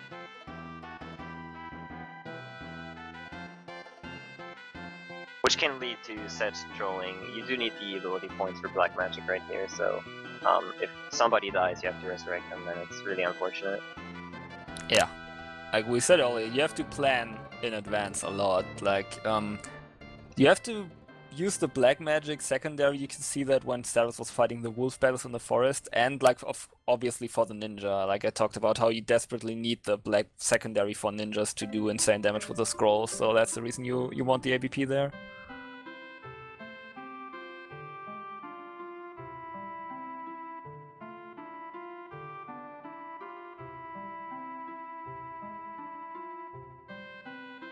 Oh yeah, Theris just got the last set of jobs, like, because we don't count the mime jobs. Nobody needs that. Which, yeah, the jobs are kind of strong, a little bit. Chemist and Samurai, pretty good. And don't worry, Dragoon will also get some scream time. Don't you worry.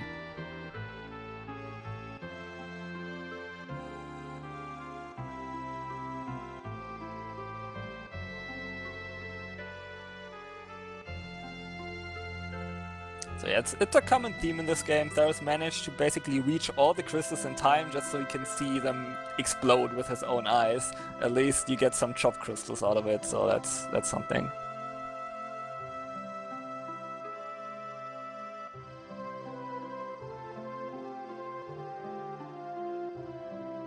I wonder what job that crystal was before it shed.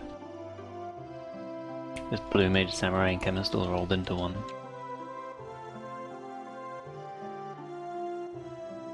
Come again? Don't worry.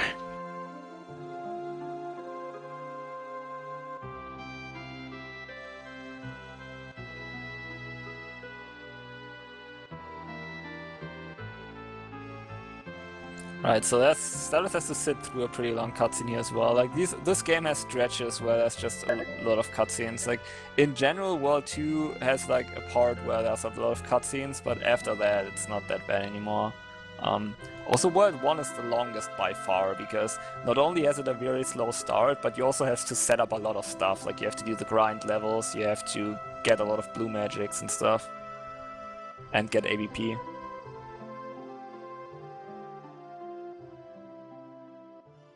In my opinion, World 1 is by far the hardest to learn, actually, because you basically switch between jobs so much and you have to pay attention to so many little details that it's very hard to learn and execute it. Like, World 2 and 3 seem difficult when you look on it on paper. Honestly, I think World 1 is really the hardest to, like, get a grip on.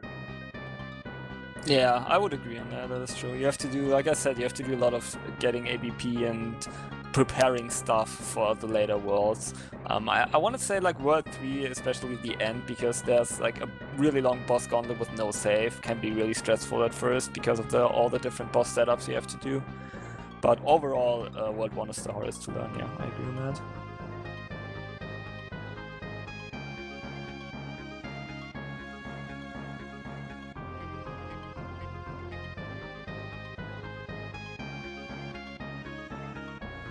Alrighty, so Genya is also still on the step route, so this very first encounter with the 3 skeletons he got is the only encounter he gets in this dungeon, so it's also a reason why the step route is so good in some places.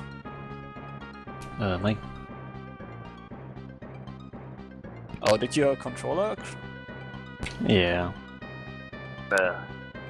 Okay, it sucks. I mean, that's annoying. I just save state and load it, like, whatever. Yeah, it's fine. Like, on a console that would probably not happen, so... The problem is with emulators like this, especially SNES 9X, if you lose connection to the controller for like a split second, it just doesn't work anymore straight up.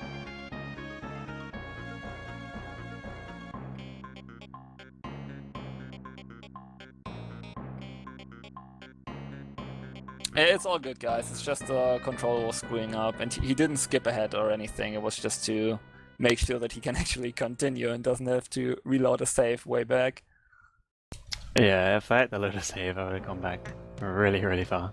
Yeah, it was nothing about the game. It's just like the emulator being a little screwy, I guess. Alright, so what Darius has to do right now is Galif and his... what is Kara again? His granddaughter, I think? They went on into... yeah, okay. They went on to go into their world, which is another one apparently, where these meteors come from. So in order to find a way to follow them, we have to visit all the 4 meteors we went to before. And the first one is kind of tame. You just go there, talk to people.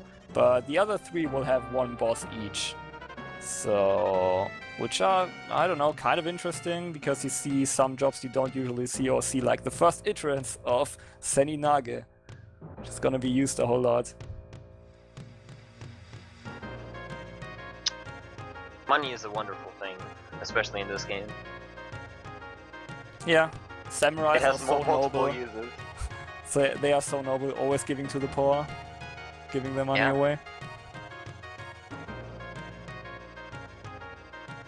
So yeah, there we go. Because these guys don't have much defense. Jiltos actually doesn't go through defense in this game, but these guys don't have much defense, and like I said earlier, the level for now, the level Theris has is pretty good, but it's not gonna increase a whole lot, so it's gonna get worse later on. But Jiltos right now is really powerful. It's pretty powerful in general, but especially at this point.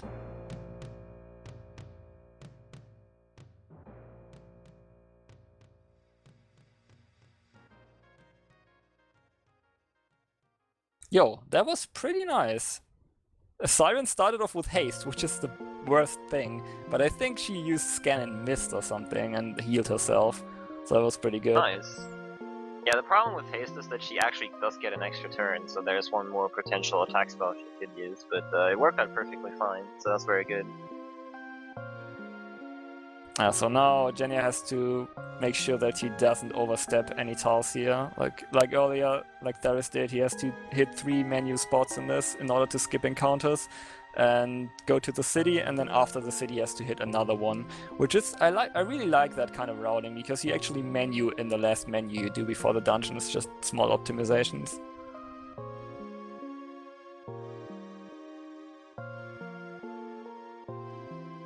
Alright, that's pretty good. Okay, so Butts is already a Dragoon, which is set up for the next boss, and this Chimera Brine can actually Aqua Rake, but if your characters are full HP, and we have 2 Samurais and a Dragoon at that point, which have innate very high life total, you don't actually die to it, and then you can just Seninage twice and it dies. Yeah, this Chimera Brain is one of the few reasons we actually hit the level we did, because it makes, like Happy said, us barely survive if there is an Aqua Rake.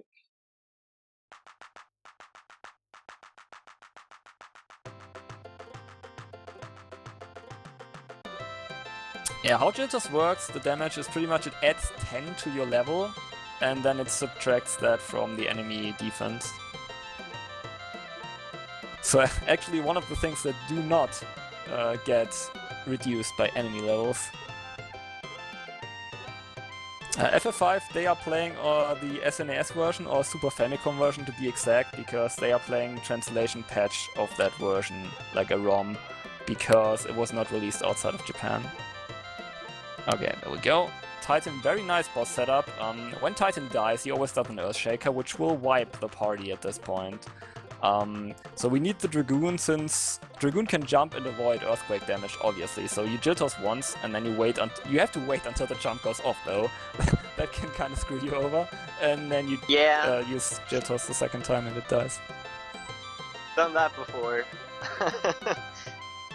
You feel really bad when that happens, when you like put in jump and then Jill falls immediately afterwards and he doesn't jump and you're like, whoops.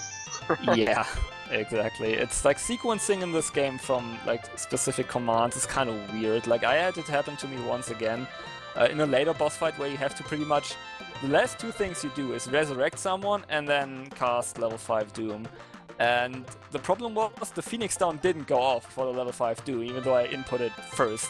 And that boss gave a ton of ABP, which the person that was dead at the moment, they couldn't miss that ABP. That's really bad. From that point on, I have a note, like I have a line in my notes that says, wait for Phoenix Downs to go off before doing anything else.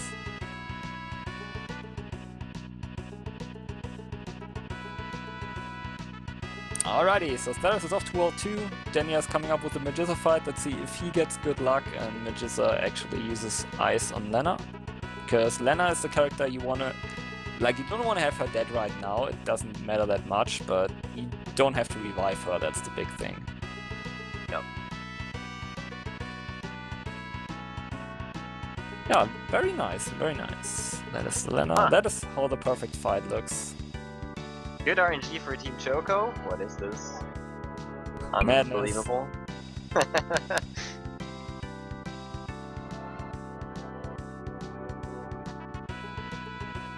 Okay, so at the beginning of World 2 you're stranded on this little island. You're supposed to use a tent here. Even if you play the game for the first time, it's hinted at you because there's only one enemy you can meet here and he always drops a tent. So at some point while fighting like 15 of these enemies you realize maybe I'll use a tent. Or you have to use a tent anyways to replenish and then it proceeds. You get a cutscene as well if you don't use one for a little while. Oh yeah, yeah, true. Yeah, they will tell you to like make camp or something, I think.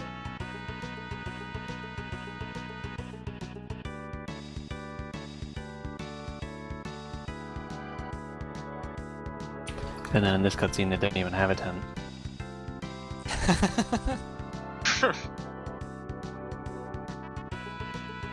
Because who needs logic? Come on, it's just over there in the trees. You don't see it. No, the tent. This is the tent. You don't understand. They planted some trees in the tent. Oh, that's nice. That's comfortable. Yeah. Alright, Right. but for this small quote-unquote boss fight right now, you don't have to win it, so you can just kill yourself off pretty much. And the easiest way to do that with Blue Mage is to Goblin Punch yourselves. Since you're the same level as you are, that's kind of logical, right? You deal 8 times damage to yourself. So it's a very nice and quick way to kill yourself off. It's also a pretty hilarious way to kill yourself off, in my opinion. It's very useful though, especially in casual playthroughs when you want to learn stuff. Or like want to gain experience on a specific character. Very useful. Yeah. Okay, so for Genia it's poison time right now, so prepare your eyes. They're just gonna pick up some stuff here because we said that at the beginning, but there's probably people coming in. In this game, in the first like hour and a half, hour and 45 minutes, your supplies are really scarce and bosses can still troll you. Like you use a step route to determine when you get battles and which battles you get, but you cannot determine the outcome of the actual battle. So bosses can troll you and Phoenix Downs are rare in the first 1.5 hours and they are really expensive to buy, so you cannot afford to buy Phoenix Downs at all.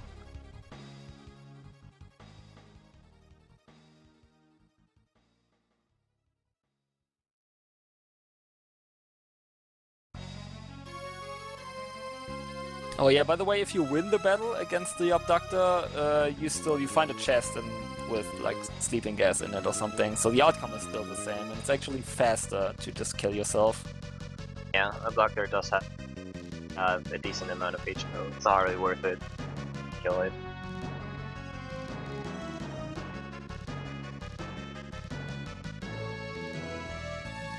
So yeah, Oh, yeah, that's the DJ perfect. We managed to get to World 2 to help Galuf, and the first thing we do is get ourselves captured, so Galuf has to come and rescue us. It's just glorious. Well done. We wanted to help him. It's help him making initiative, I guess. So in some way we did help, right? Right?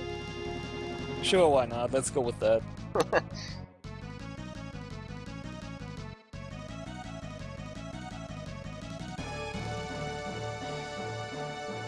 So yeah, Galuf is flying solo right now, and he still can get encounters here, so you pretty much change Galuf right after you're done with the Archeo Avis battle, because he's gonna be gone after that anyways. So he's a thief for this part. These enemies are actually kind of weak and really slow, because, I mean, you're only Galuf, but like preventing back attacks is still a thing.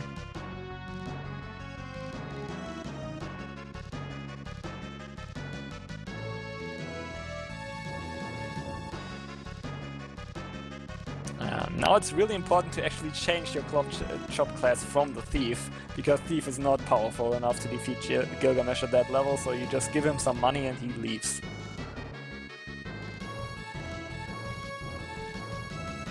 Because Gilgamesh is a nice guy like that.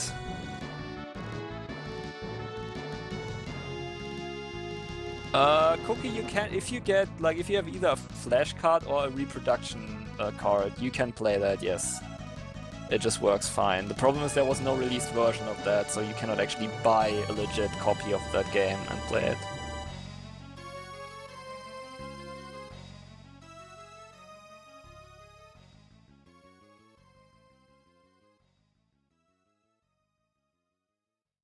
You can also always play the GBA version if you want to. Like, it doesn't feature a lot of the neat glitches of this version, and the menu is really delayed in comparison, but it always has dash, so if you don't want to have a thief in your party all the time, it's really nice for casual play.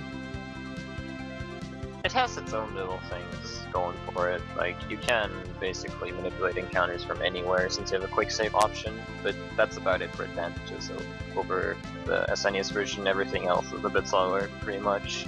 Yeah.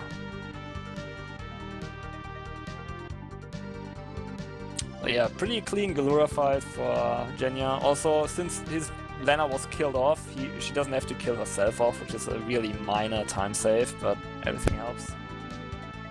I hope the DJ changed the music. Otherwise, yeah, the chat will not be pleased. I hope so too. I want to hear some music cracking, guys, because this is the battle on the big bridge. It's pretty convenient that if you know the route, the encounters you get on the bridge are actually fixed to certain spots, so if you know where to go, you only get that very first encounter. I don't see any music craigasms. That is not a good sign. I'm worried. Anyways, this Gilgamesh battle, he changes face at like 4,000 damage, I want to say. It's scripted that he will cast Haste, Protect, and Shell on himself after you deal that much damage, and he immediately will jump on one of your characters, which deals quite a lot of damage, so you want to line it up, like kind of wait out, that you can at least queue up 2 guild tosses right after you jump, basically. So you can sacrifice one character here pretty easily, which has just been done. But with 2 more guild tosses, you basically finish him off. Fortunate thing about this fight is it does not give you any experience or ability points, so you basically just run for it. Yeah, nice and easy right there. Exactly. Like, if you thought, like, I already told you guys that on my IAP chart, Soul Cannon is not there. Gilgamesh bells are also not there, I don't think, because they don't give, like, job points or anything at all, like, all of them. Because he just runs away. The one up on the boats? Like, I never paid attention to that, but... I'm pretty sure it doesn't, no. Okay. Yeah, but, I mean... I don't know. With Enkidu, I have no idea. Yeah, I mean, I guess if maybe Enkidu gives you something when you kill him and then kill Gilgamesh, but Enkidu will not show up at all in the speedrun. True, true. So yeah, it looked like he had 1 turn to spare there, but yeah, like Mega said, you want to have 3 samurais at the ready pretty much, because if he jumps on one of them, you still want to have 2 available. The thing how he can troll you is he can goblin punch, which usually kills you, and then you have to resurrect and make sure that you have 3 characters ready and not get one killed off by a Gilgamesh taking his turn right before that or something. It can get kind of messy, but usually it's not a big deal.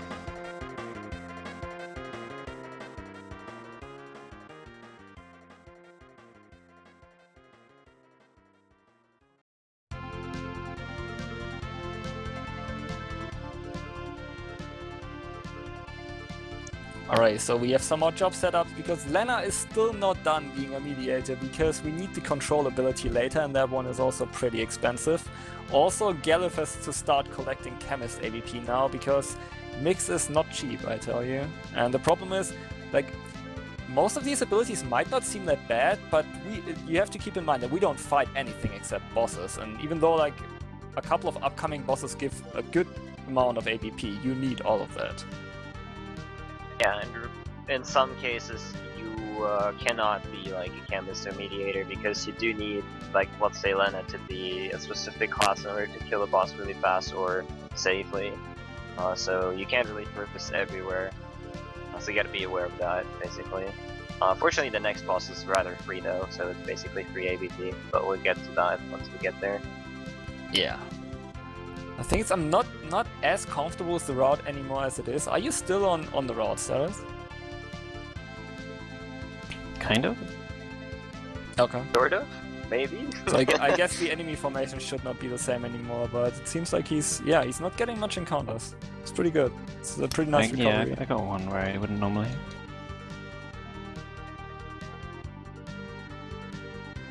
Okay, so here's the wolf fight. Again, that's why you want to have... That's the first iteration of having black magic helps, because you can get some blue mage AVP here while being able to pretty much two-shot these guys with multi-target fire. And get some levels, which Lena doesn't get any, because she needs to be level 5 by the library.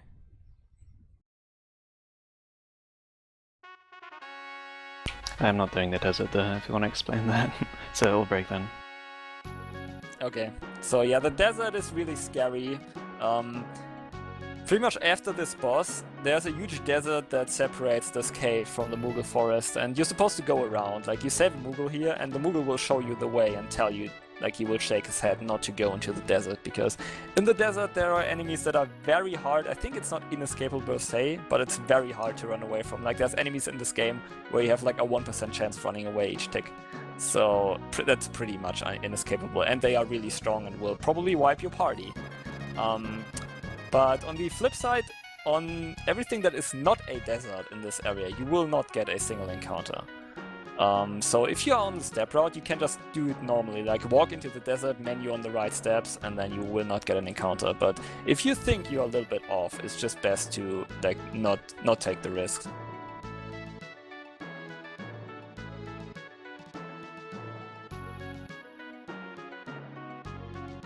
Yeah, upcoming is the boss that Magus said that is free. It's the token undead boss. So this time around we don't throw an elixir like in some FF games. We throw the Phoenix down and it dies immediately.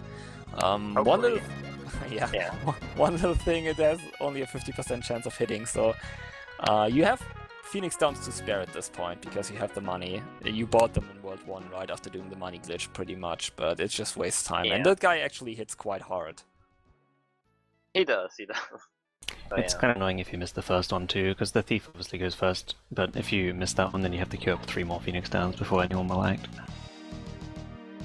Yeah. So yeah, now we see the desert. Zareth will be safe and walk around, which I very much agree to. And Genya is coming up. Like, we were busy with FF4 Zeromus shenanigans at that point, so I couldn't really talk about it. At this point, this prison is gonna be, like you saw that on Sarah's stream, it's gonna be used during the Karnak escape as like a normal encounter area. So after this prison room right here, the steps will actually count, even though there's like fire everywhere and NPCs running around like idiots. But you cannot take an extra step here. It will still count, even though it's still technically a normal town and not a dungeon. So there's one soldier in particular that if you don't pay attention, you can shove him into the door, and then there's no way to get him out without taking extra steps. But as long as you're careful, and most of the time he doesn't move up. He pretty much would have to move up the first step he does instead of any of the other directions. No pressure, Genya. It's cool. We got this. It happened to me once, But but yeah. it's really unlikely.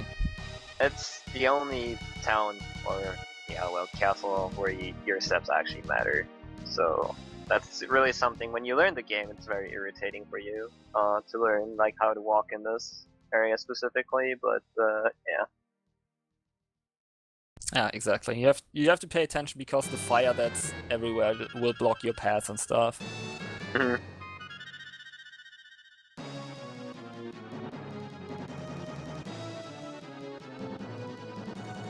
Alrighty, so Darius is coming up. Like he will get some chests from the Moogle, which the most glorious chest in the entire game. Okay, that was already the NPC in the first room there. Oh, good. Yeah, he got it. Okay, the fabled 1 guild chest, best chest in the entire game. And I went out of my way to say guild, so I hope you're happy. That's kind of a theme though in like Final Fantasy games where there are chests with like one gil in it. Everywhere, like I can think of one in FF6 like from the top of my head, and I'm pretty sure there's one in 9 as well. I would have to think about the other games, but I don't know. It's kind of a joke, but it's like a running gag if you want. Yeah, pretty much.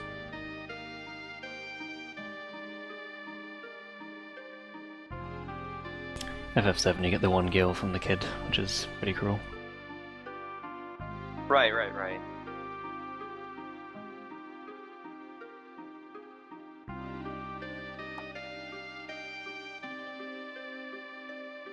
Oh yeah, Genya just bought some spells, which is actually the menu is kind of easy to remember because the spells, the location the spells are in the menu is really cool. You go straight and you buy the first spell, then you go left by the second spell, and you go right and buy the third spell, and then you go out.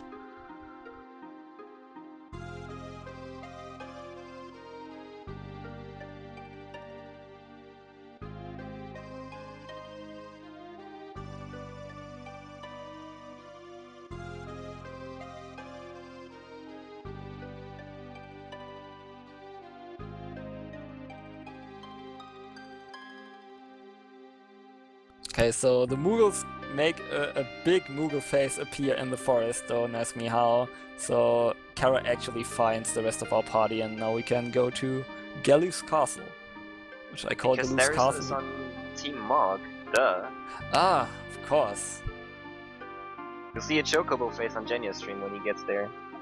I swear. But that black Chocobo already sold out and still carried 7th, even though he's not on Dang. Team Chocobo.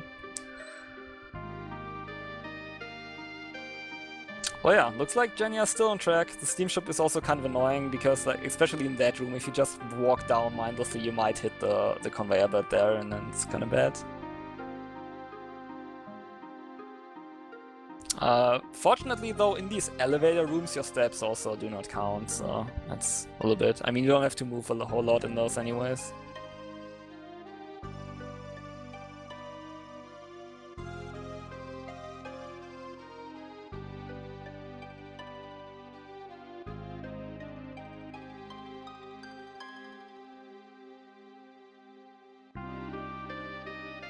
Alright, Genya got through the steam ship okay. Last room is kind of annoying with a lot of platforms, and also the infamous no encounter tile that you will not notice if you're not paying attention until it's too late. But I mean, there's a safety save before. It's just like your RNG route will be like, it's just over, like done when you have to reload a save.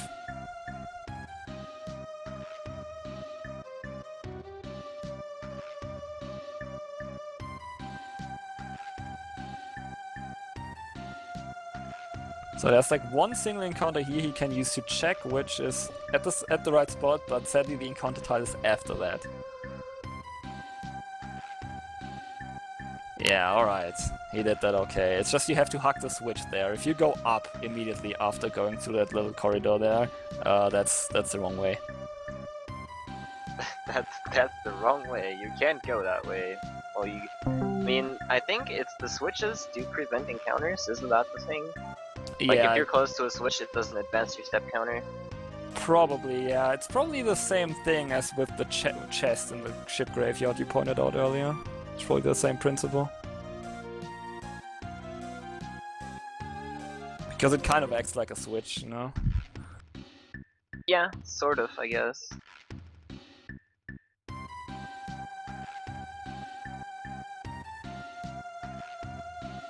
Alright, Genya.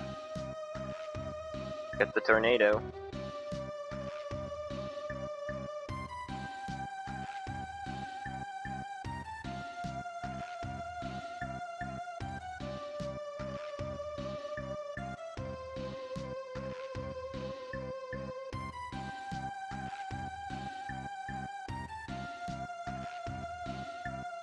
Sorry, I had to rush to get the door real quick. What RNG did Genya get on the Living Flame? Tornado. Nice! Boss is very nice. Yeah, I pointed it out earlier. The tornado form has the most valuable drop, and it also prevents you a lot of trouble because the other form is immune to magic. So you would have to goblin punch it once to get it out, and when it changes it counters with fire too, which will kill a character, which if it's the wrong character then you have to resurrect again and things can get messy. Very messy.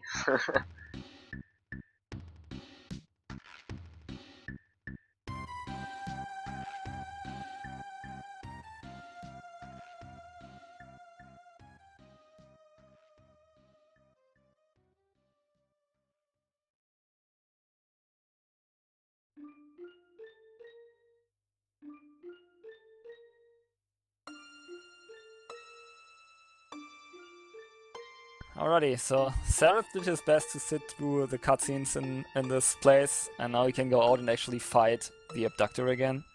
The reason he healed up there is because the Abductor will most likely get a turn before you do, and you basically kill it with one Seninage, but it still gives ABP. So if your character's a low HP, they might actually die. For example, Galuf cannot die here. Mm-hmm.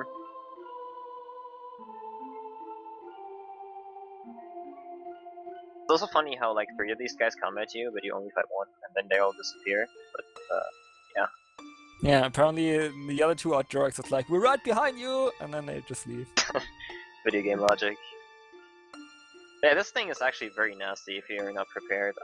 As you can see, critical for 120, that K damage, but he also knows what's it called, tornado or whatever, hurricane it is, Yeah. which basically puts you into critical HP. In the casual playthrough, he can be a bit of a problem, and like Epi said, he's a very fast boss, so you gotta be on your toes. He also starts draining you when he gets low on HP. Alright.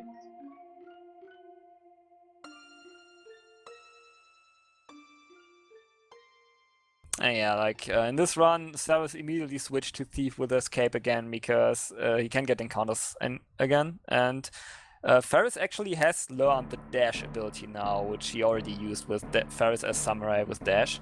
So you can actually dash around in towns and stuff if you don't need the Thief just now, but you still, for the majority of the game, you have a Thief just to prevent back attacks and enable dashing. Yeah, that's just super powerful, honestly. I don't know what they thought of when they made the Thief have that as an innate ability, but it's super powerful. Know.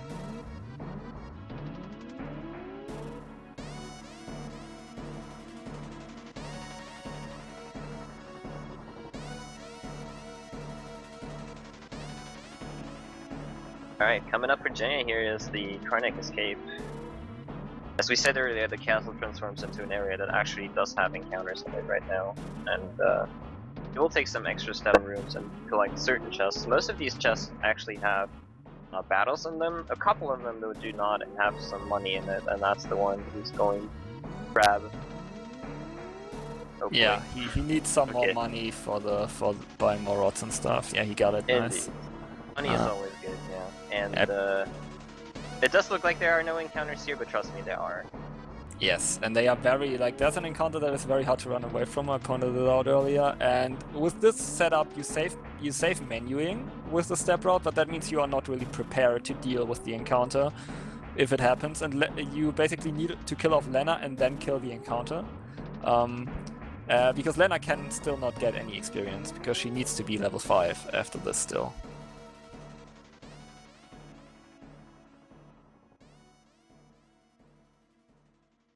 that was pretty clean. Still over 9 minutes time on the clock here when he left. It's pretty good. I don't actually know how Genya is doing, but from what I saw, it looks like his run's going very well so far. Yeah, seems like it. His boss RNG was good. Cannot complain so far, I guess.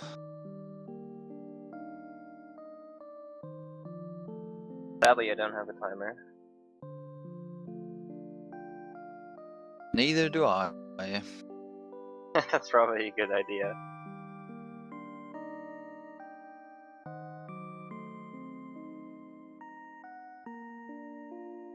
Yeah, Sereth is kind of stuck in the cutscene town right now. You get a big cutscene in Ball with Galoob, then you fight a boss, and, well, a boss, quote unquote, the Abductor, and then you get more cutscenes, yay! This one takes also 5 minutes, but then it's off to Drakenvale, our original destination.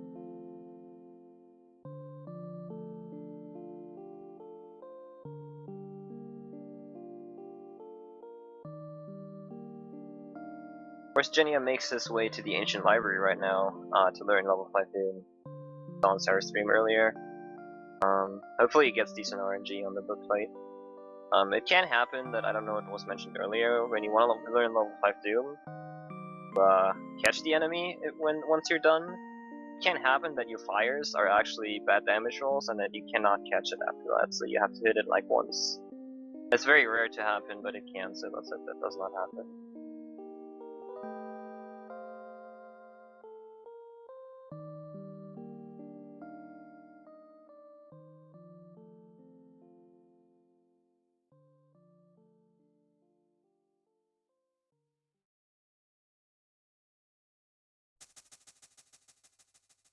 So we're gonna have to jump into the Ifrit fight now. Let's hope for a preemptive. Can actually steal a Phoenix down. Dang. Double dang. I'm not actually sure if Paris needs AP, but she does not right now. Realize her either way. You wanna get dash You wanna pretty Dash tight. for some point, yeah. And you wanna get escape ASAP pretty much. Oh yeah, that's right, for the desert. Yeah, a little bit of an unfortunate turnout there, but it's fine. Yeah, it's okay. Like, for example, Lena will be dead after the level 5 Doom fight, but if you're low on Phoenix Downs, for example, you can change bots to a White Mage and use Life and stuff to preserve Phoenix Downs, and like, his Siren and Living Flame RNG was really good, so he's doing okay on Phoenix Downs. Yeah. Basically, you have enough Phoenix Down to, like, die on every boss fight, more or less. Like, one character can die on every boss fight, it just can't get much more than that.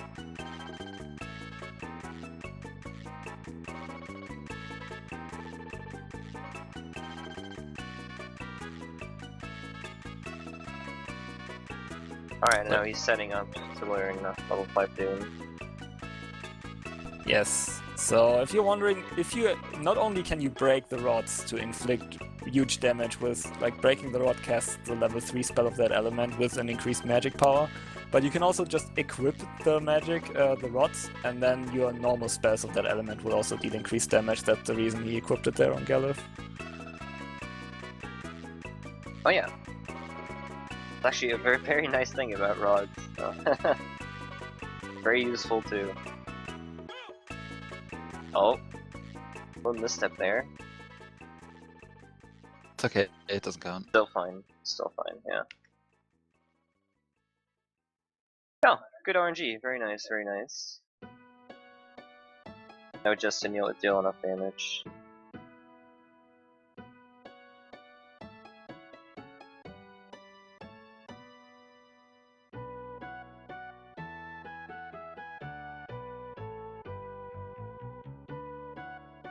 And we got level 5 Doom.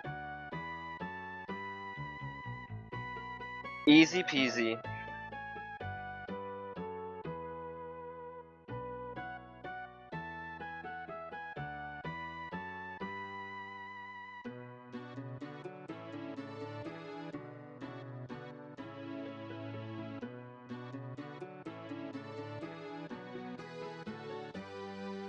On Sarah's stream right now, he's making his way to the next boss, the Hiryu plant.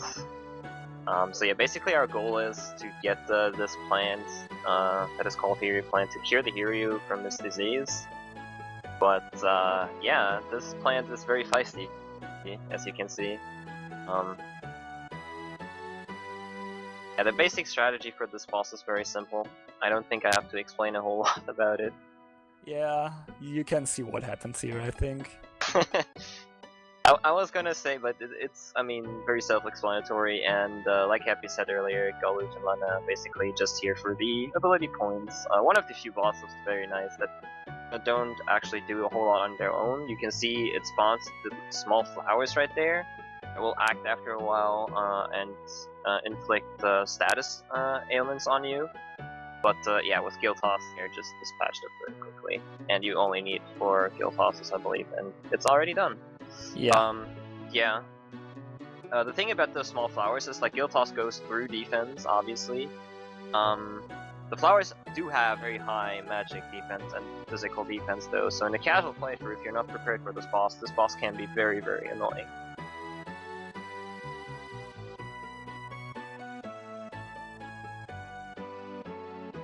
Alright, Jinya got a pretty clean Biblos fight as well. Good stuff. So yeah, we also have now the exit spell that Sarah's picked up, which allows you to escape from battles, in theory, but the animation is just way too long and escape is better. Also, you can exit out of dungeons, which will a couple of times be used and save a lot of backtracking. Yeah. Dungeons in this game are rather, well, rather big, especially if you have to backtrack through them. Like, you would have actually, if you don't have exit, you have to backtrack through all of the mountain, and it's a very long stretch. So it does save up to like 2 to 3 minutes, especially with areas that have encounters. It's very, very useful.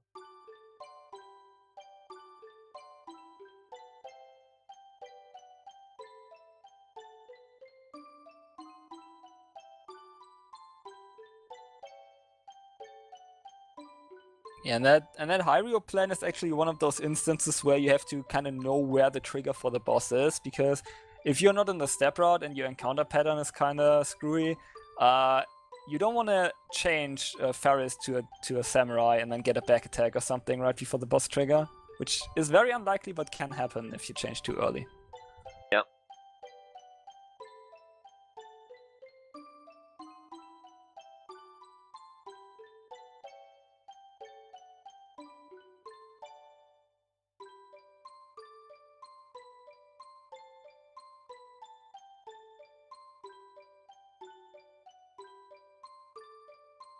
Alright, so Theris is going to do a little shopping here for the spell called Reset, which is really handy. And it's going to be used, it basically resets a fight to its original state, even boss fights and stuff. So, for example, we were talking about how Darkshock can miss and will probably miss a couple of times. And you don't have much MP to work with since your level is so low. But if you reset the fight, you also reset your MP values, which is really handy. Yeah, Reset is a super broken spell, and it does help a lot with the boss setups in this game. Otherwise, these fights would have to be completely different setup. It would be very unfeasible to use the strategies we're actually using right now in the speedrun if it would not have Reset.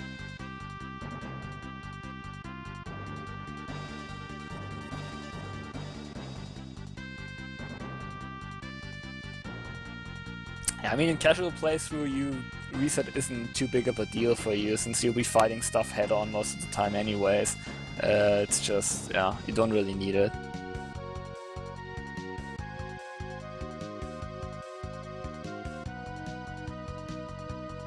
Okay, so we're in cutscene stretch again, even though, like, Darius' cutscene is not gonna be nearly as long. But Genya made it okay back to Karnak, so he's gonna have to sit through the boat ride, and after that, he and Dallin were the 2 guys that I think did most of the, did a closer look into the boat ride after I said, okay, you can just go, and it kind of works out.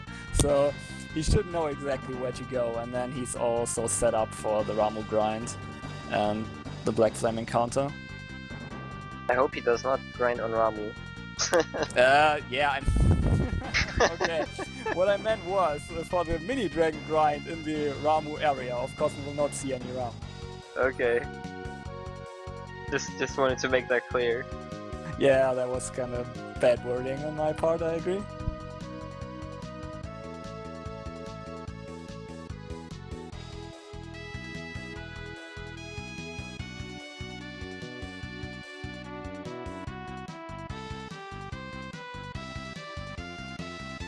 Oh yeah, I don't know if somebody is keeping track of the Lena poison counter, but Lena poisoned herself to show the Hyrule.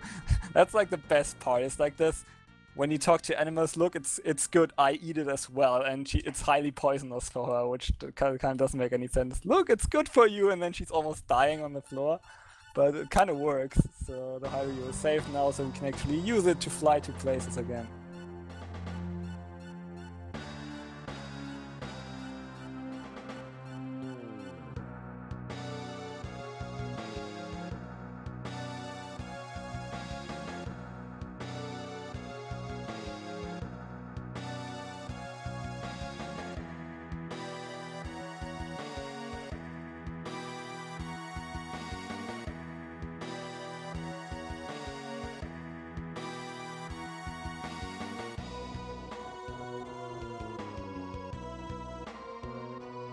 Alright, so on the agenda right now for Theris is to visit an old sage called Guido. Don't ask me why.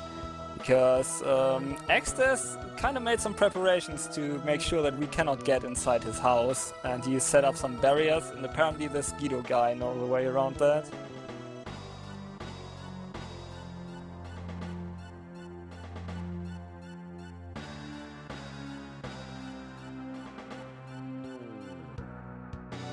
And yeah, I don't know what powers Extes actually has, but terraforming is apparently part of it, because he just sinks the island when we go there. And it's like, nah, he waits until you actually land onto the island, and then he sinks it. It's just middle finger.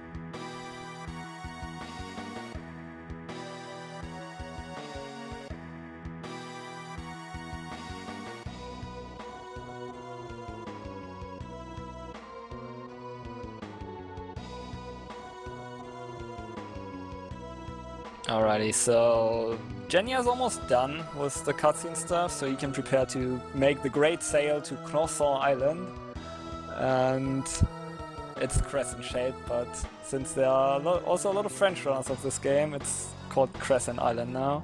So Cyrus is doing the right thing, the safe thing, saving here, because he's gonna take a nap on the ship, and then it's part 2 of Music Craigism. I hope the DJs are ready for that.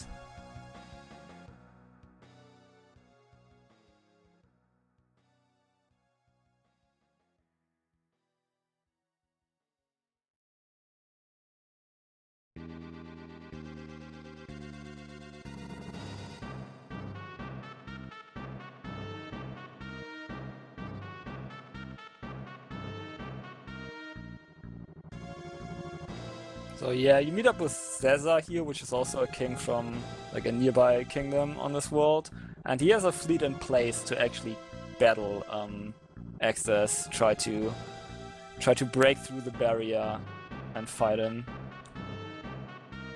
But Extes deployed a very special agent to stop us doing that, which you should probably be which you should probably be familiar with. Yes, I hope so as well.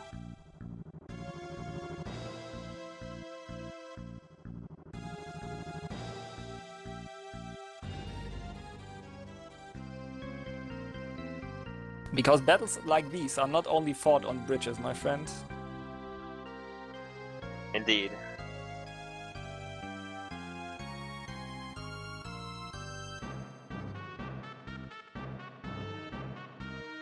Alrighty, so there's a little bit of mini enemies spawning in the air that you can actually fight, but they won't fight you unless you talk to them, pretty much. One of them is in the way, so we have to fight it. It has like one of the most hilarious enemy names I've ever seen, but it's a real pushover. You just give it some money and then it leaves.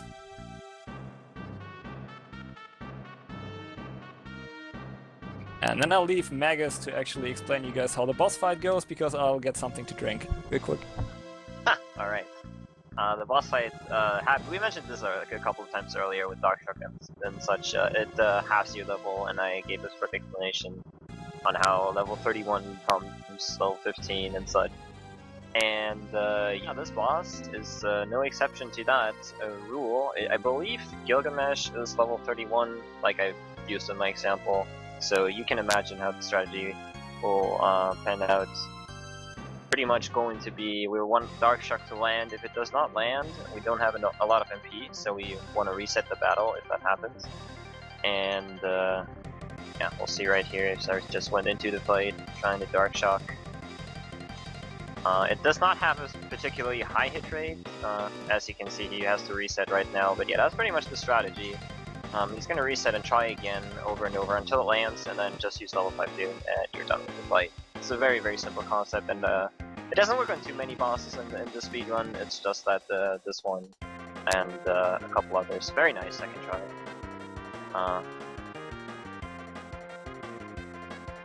Our Wolma will to like one Darkshock, level 5 Doom. Also, what he does here at the end of the fight is a small setup for the next boss fight, because the next boss is very nasty. He kills off Galoo, Goblin Punch, for a very specific reason, because the next boss, actually, if all party members are alive for the next boss, will keep attacking with a very, very powerful spell. So, and since Gilgamesh does not give any ability points or experience or whatever, it doesn't matter if you kill him off right here. That's why he hasted Butts also, so Butts not only can Goblin Punch Galoof immediately, but also can level 5 Doom immediately afterwards. So very simple fight here, very, very well done. Second try is very decent luck too. That was pretty good. I think I once calculated all the Darkshock hit chances. I think Gilgamesh is around 60%, I want to say, but it can still take some time because RNG. I've seen like 8th try Darkshocks before, so yeah. You're never ready for what the game has in store for you anyways. So, yeah, that's true. Can't complain about second try, really. Alrighty, so Jenny got a pretty clean Black Flame fight there. Just Galuf get hit by the first Darkshock right away, and then they just attacked a little bit, didn't kill anyone. Pretty good.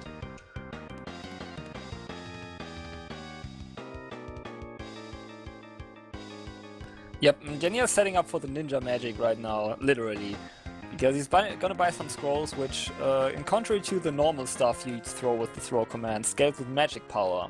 And he learned the black magic secondary ability, which all magical secondary abilities will give you a passive increase to your magic power, which black magic being the strongest of all of those. So even though ninjas usually have a pretty weak magic stat, to like circumvent them doing insane amount of damage with the scrolls, you can prevent like that buffer or like that safety measurement from the game just by slapping black magic onto them, and it will deal immense damage.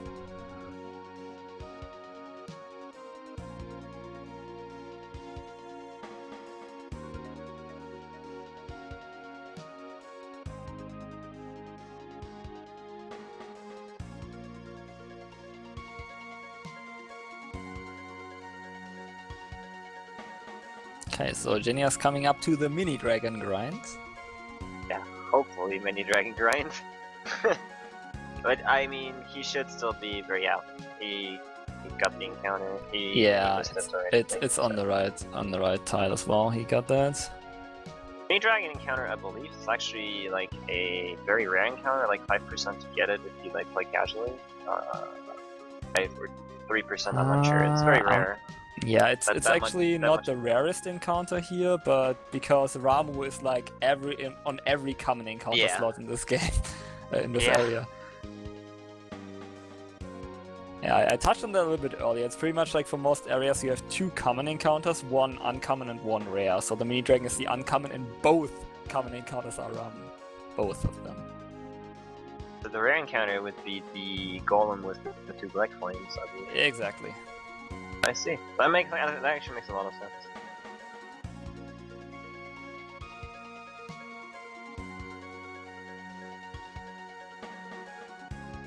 Okay, nice. So these dragons are really tough to beat normally, and therefore they give a ton of experience, even in comparison to World 2 enemies. So you can use these 3 fights to level up a lot. They give, like, the mini dragons, like a single one gives more experience than anything basically in World 2. It's insane. Even World 3 enemies cannot compare to the experience you get here, which is kind of hilarious actually. Most of World 3 enemies anyways. It's really broken, and therefore we absolutely want to manipulate 3 encounters here. It's just so efficient to do so. Yeah, and it sets up our levels for pretty much the rest of the game almost. Alright, Siren is coming up to the next boss, as I mentioned. It's gonna be Adamos.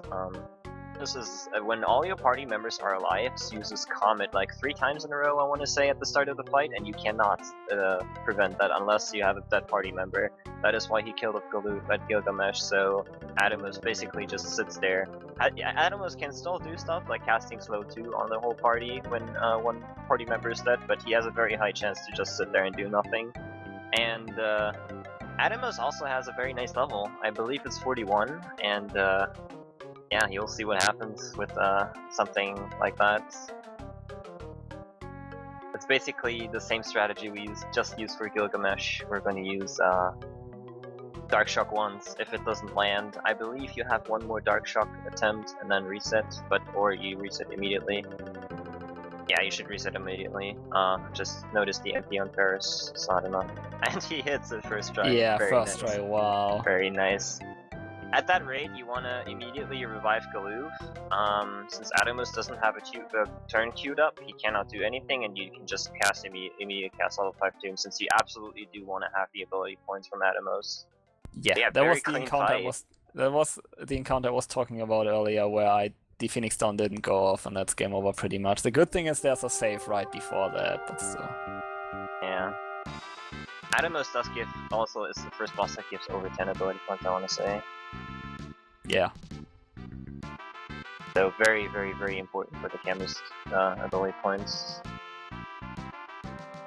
Let's see what Jenya gets on damage rolls. His first one was kinda average. Easy.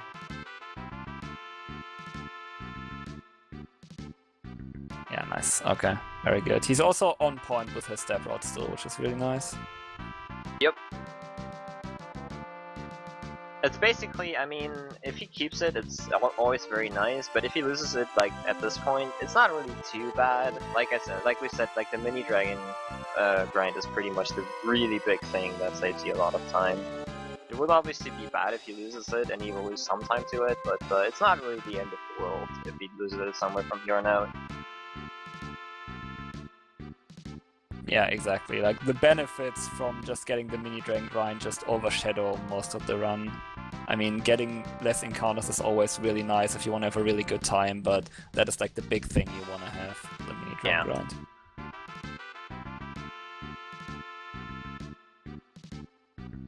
Did we get Bible thumbs for Zeza? I don't believe we did. No. Poor Zeza.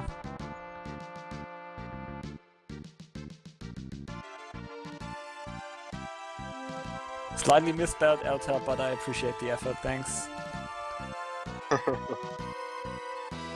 There's also a funny little glitch you can do here. If you order your party around before you get to the next scene where you spawn, you can actually, if you put Galoof in front, or in the first slot of your party, you can basically have 2 Galoofs on the screen at the same time. There's a couple of other places where that works. Most notably, later on in World 3 there's one, I'm sure of that, where you can have 2 Ferris. Funny. But yeah, if Galoof was in front for Adamos, you would have Galoofs right here. It's a pretty hilarious sight, actually. Yeah, it's a pretty cool thing to do. It's nice. It's always a nice feature when you can like walk around with any of the 4 characters by having them in the first slot. And the game kind of doesn't update that Galoof is not in your party anymore until you go into the menu. Like, once you go into the menu and the game realizes Galoof is actually not there anymore, the first slot is empty, then it switches back again.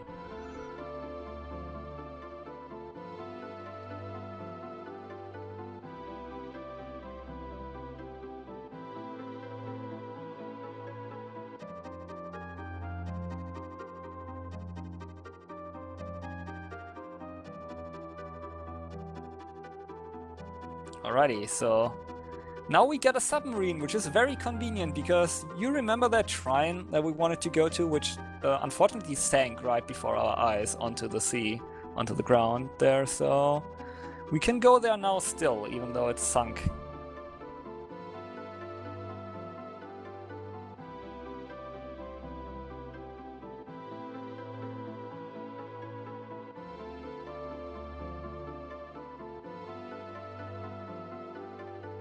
Yeah, this cave is also, you can exit out of this at the end, which is very nice because in my experience this cave either gives you like almost none encounters or 15 billion thousand encounters, which obviously it feels like it gives you the latter almost every time.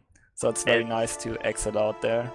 Yeah, it's always a lot of encounters in my experience. And the encounters, I mean, you do have this cave, but the enemy you can encounter here are very hard to escape from in general. So if you're playing casually and get stuck in a battle, it can take a while.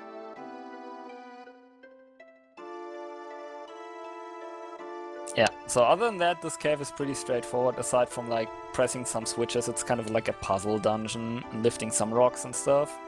So Genya is coming up to the setup for the money glitch, which I guess I'll explain again for people that came in later. How you do it is pretty much you unequip a weapon, like you have your ninja not carrying a weapon, and put a weapon in the first slot of your inventory, in this case the dagger, I think. And what you do then is, in battle there's the same concept that you use to break rods. You can access your equipment inside battle if you go into the item menu and press up in the first row. And then you equip the weapon in battle onto the ninja and throw the empty spot, which means there's an empty spot with a value of -1 pretty much. And then you steal the weapon from the boss, which puts it in the first slot because the game thinks it's empty, which puts it at 0 again. And then you throw the slot again, which actually underflows the value of the item, giving you 255 coral swords, which you can sell for a fortune, which solves all your money problems pretty much for the rest of the run almost.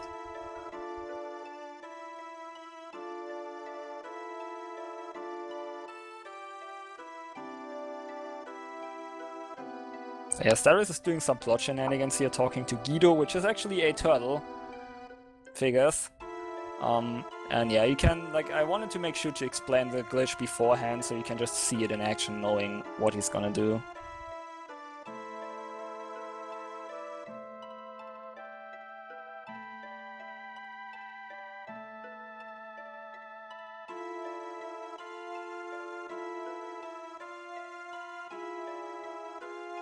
So yeah, otherwise, like, if you guys have any further questions, feel free to post. The chat is still going at like quite a moderate pace, I want to say. Of course, now it speeds up, but yeah, we'll try to catch that and answer questions that come up. Yeah, I'll try to catch them as well.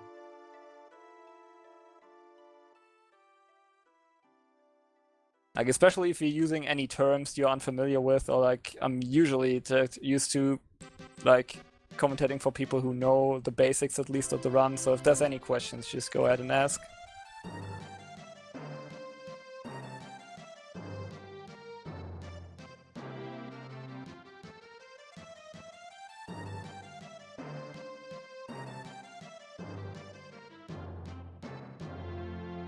The worst part about the FF5 run, okay, in my experience, is just, well, I mean, I'm always nervous as hell if there's like, if there's step route or anything for that. And the beginning of FF5 really takes the cake with boss RNG that control you, being scarce on Phoenix Downs, having to worry about the step route and getting the right ABP and not missing any so you don't get screwed up later and stuff.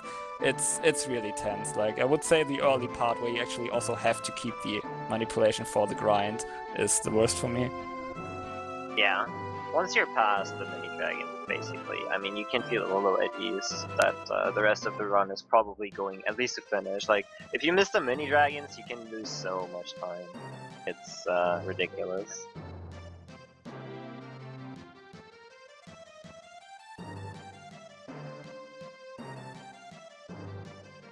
Alright, so that looked like pretty nice RNG. I don't know which steal it was for Genya, but it was actually first try. wow, nice. Easy. Very Every good. time. Even What better record than is, right? Every time.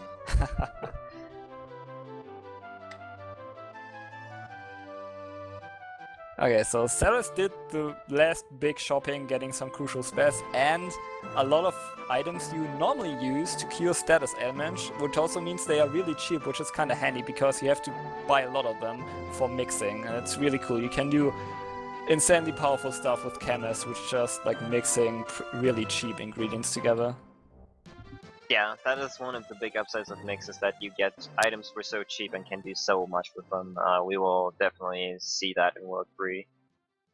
It's gonna be very, very hilarious at some points. Especially, most notably, I'm assuming you guys are using the standard strategies, not the crazy level 5 Doom strategies for the last bosses. So there you will see the chemist full power, most notably.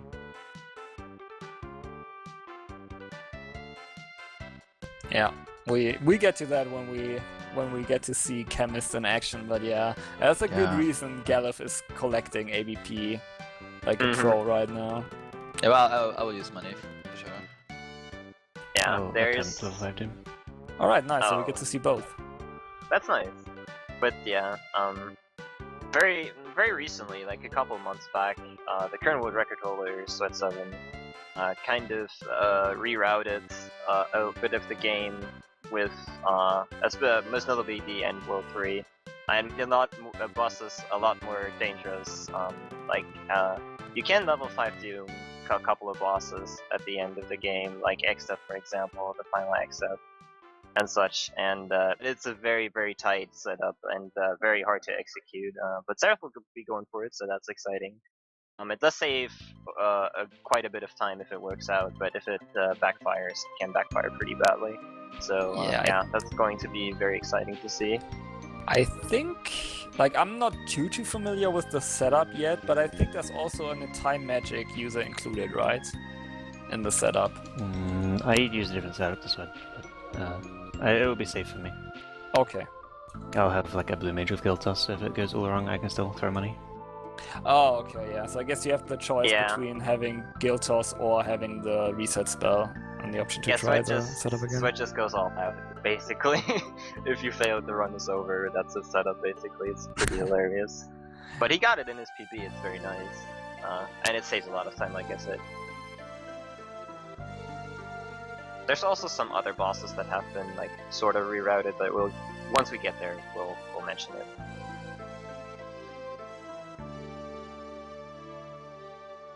Yeah, Seraph is through the forest right now. Funny thing is, the chest that he just picked up, which contained the Aegis shield, if you wait for the first forest to burn down, it will actually change into a flame shield, which is kind of a neat concept.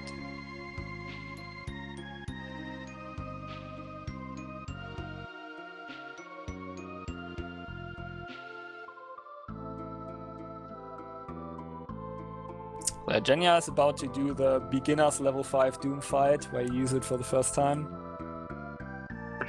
Just to see if it works.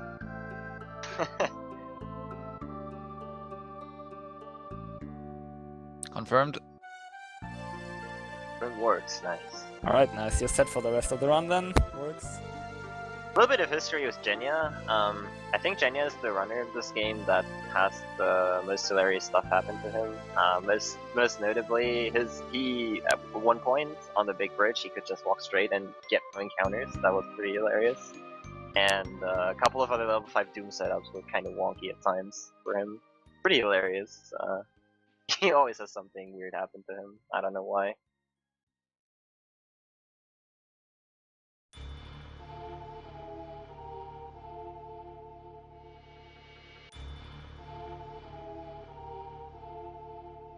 Alrighty, Genya's gearing up for the fortress now with the little turrets and then soul cannon.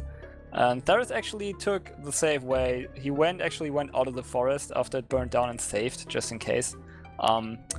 There's some equipment stuff you have to do here and job switching, and you cannot have anybody die really at crystals because they give a ton of ABP. Like, you have 2 party members that need ABP, and the other 2 party members are actually there to kill the boss. So you have no leeway of anyone dying.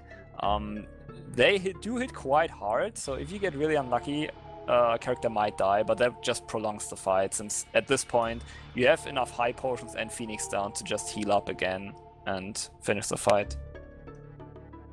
The thing that you just have to be careful about is that you do not finish the fight with either Butts or Galuf dead. Yeah. Crystals are very nasty in one perspective, that after you deal roughly 4,000 damage to them, they will beg.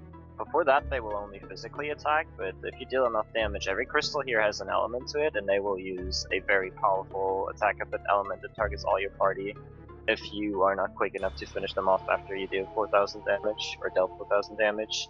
So you gotta be very careful about how you use your turns here. Fortunately, the crystals are very high level, they're level 71 I believe, so things like Darkshock also are not very reliable. Fortunately though, Guild Toss will pierce their defense quite hard, so you can abuse Guild Toss in this fight to make it very trivial.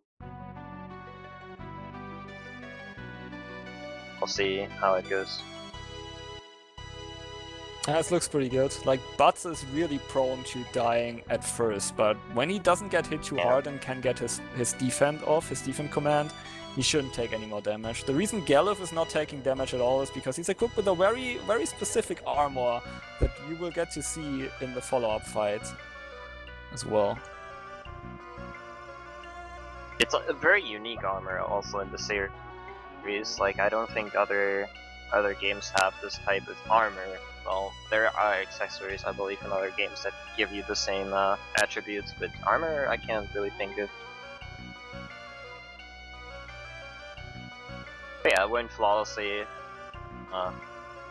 No counterattacks, no mess up with the turn order, very nice.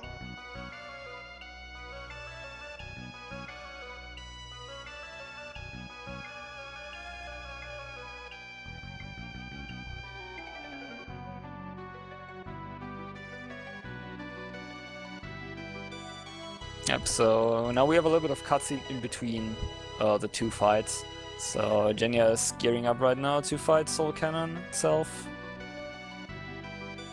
Which, since you have 3 ninjas with black command, you just throw lightning scrolls and it dies before it's charged up, pretty much.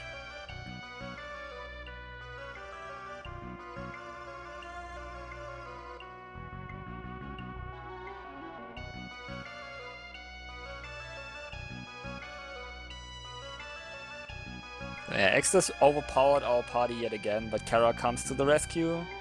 But she will get zapped as well, but that enables Galuf to go super mode and engage Exodus in battle.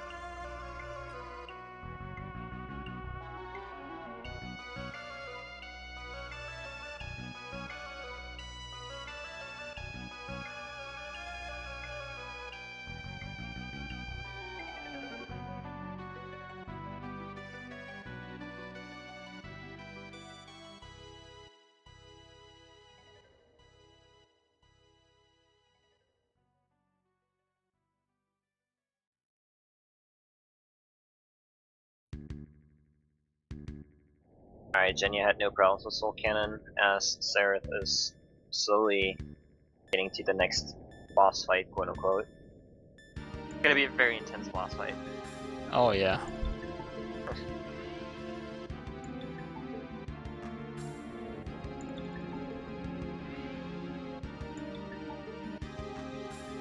Yeah, this battle with Exdeath, since Galuf has an armor on that is called Bone Mail,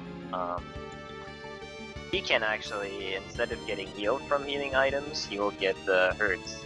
So you can throw potions on yourself and stuff, and he will get damage from them. The Phoenix Downs, instead of reviving, they are actually killing you. But this battle is scripted that Galuf actually cannot really die, even though his HP are at 0. Fortunately though, a Phoenix Down will actually trigger that he dies in battle and the fight will be over. Fortunately also not getting him over for that would be a pain. Oh yeah. Fight scripted to that you have to deal roughly 6,000 damage to Exdeath before it advances. Like, it's not even scripted that you have to wait a certain amount of time or anything, no, you actually have to deal 6,000 damage to Exdeath. It would take quite a while, especially as a chemist, to actually dish out that amount of damage. Yeah, that's true. So yeah, the Phoenix Down only has, like, on all undeads, it has a 50% hit rate, so it can happen that you actually miss the Phoenix Down right there. In which case, you just have to wait a turn and try again. But yeah, it's a nice and quick and easy way to actually finish the fight off. Also, this is one of the few times in the Final Fantasy plot where a character dies, Biblethon by the way, where it actually makes sense because he has the bone mail on and they're trying to heal him, so yeah.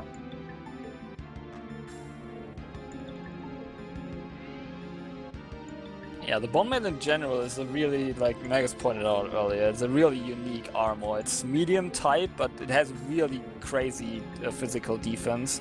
It makes you undead, like Magus said, it also makes you weak to fire, but it's also gonna be used like once or twice more just to, in conjunction with cover on someone to protect low HP characters, just because it has so high defense.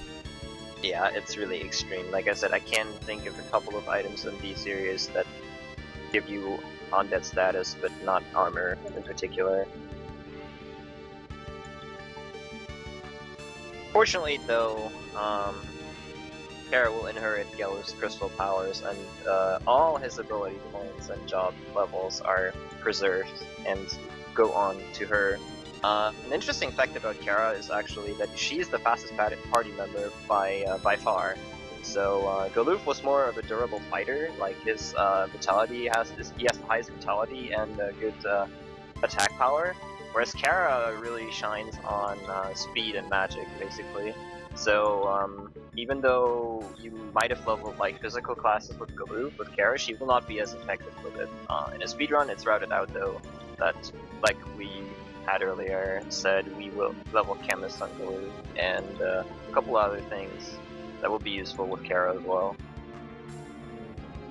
Yeah, like Mega said, it's characters have properties to them, like for example Butts has the highest strength and stuff. Like if you take the basic stat modifications into consideration and when you change job, you might think it's not that big, but for example, if you compare Ferris as Thief, which Ferris is your fastest character until you get Kara, and Kara as your Thief, it's not too little of a difference. Like for example, if you have Kara as a knight and Ferris as a thief, of course Ferris is faster, but you can kind of like tailor your party to suit the stuff where they excel at pretty much with the jobs.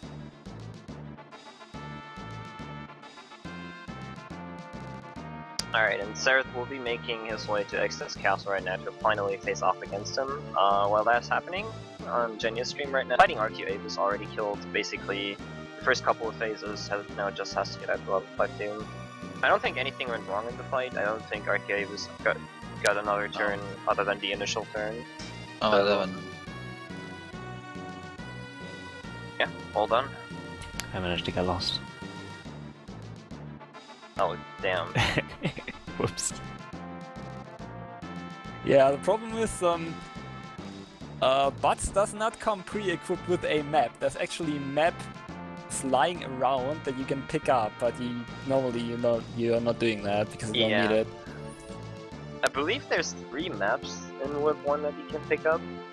I'm sure about 2. I believe there's a 3rd one somewhere that I just can't think of where it is. Like there's one in the Ghost Ship, there's one in the Steamship, and there's one somewhere else, but I forget where. And if you don't pick them up, you cannot look at the map, so if you get lost, well, tough luck. Yeah, the problem is as well, you're not doing too much traveling where you have free roam. Like you're not flying around with the hero too much in World 2.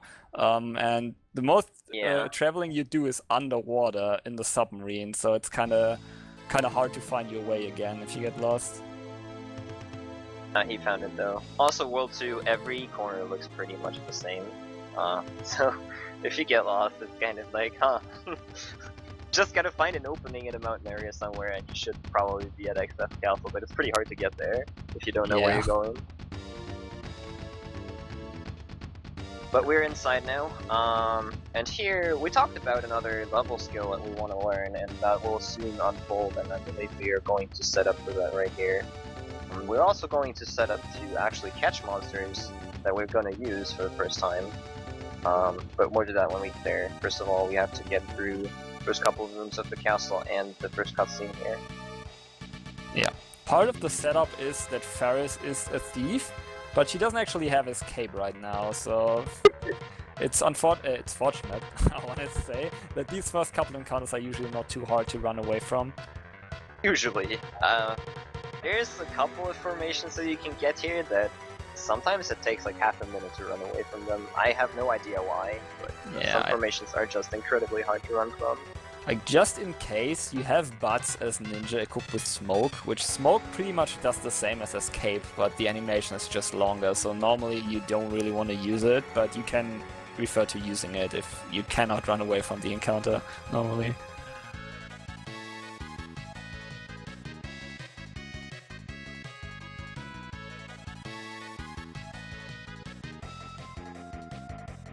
So yeah, there's one more cutscene time before we get to actually enter Exter's castle, because Exter's created an illusion at the bottom floors of his tower where you cannot actually see the true colors of the tower and you cannot see the way in. So the wolf guy, which I always forget his name, I'm sorry, he sends his last bit of power, there we go, to open it up for us. I've done enough fiestas, sadly.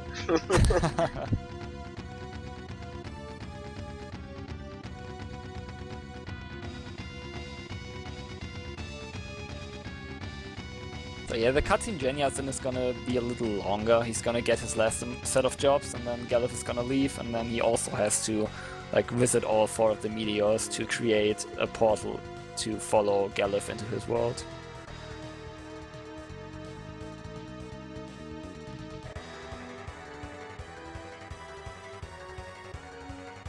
So yeah, now we get a beautiful view of the true form of the castle. I mean, it's decorated very, how do you call it? It's very creative. Creative, yeah, that's a good word, I guess. But yeah, coming up in the first room here, we are going to do some things. Let's see, that's not a very particularly great formation right here, but we do want to catch magic dragons, and for a very specific reason later. Let's see, this should be the first catch right here, and yes, Kara gets her first magic dragon. Now what magic dragons do when you release them, they cast flame. We do need 2 of them for a boss later that is weak to fire. Flame is a spell that deals, I want to say, a quarter of the HP in damage, but if the boss is weak, it deals half HP. I guess that's it. Hope that's it. Yeah, so it deals at least 25%, but we're gonna use it against the boss that's weak to it, yeah. Exactly, yeah. So that's why we want to have 2, basically. And we got the second one as well. Again, the formation with the Wall Mage and the Twin Lizard is not very good, but it will do. We are also level 14, very important, and now we're setting up for learning our Blue Magic spell that we were talking about.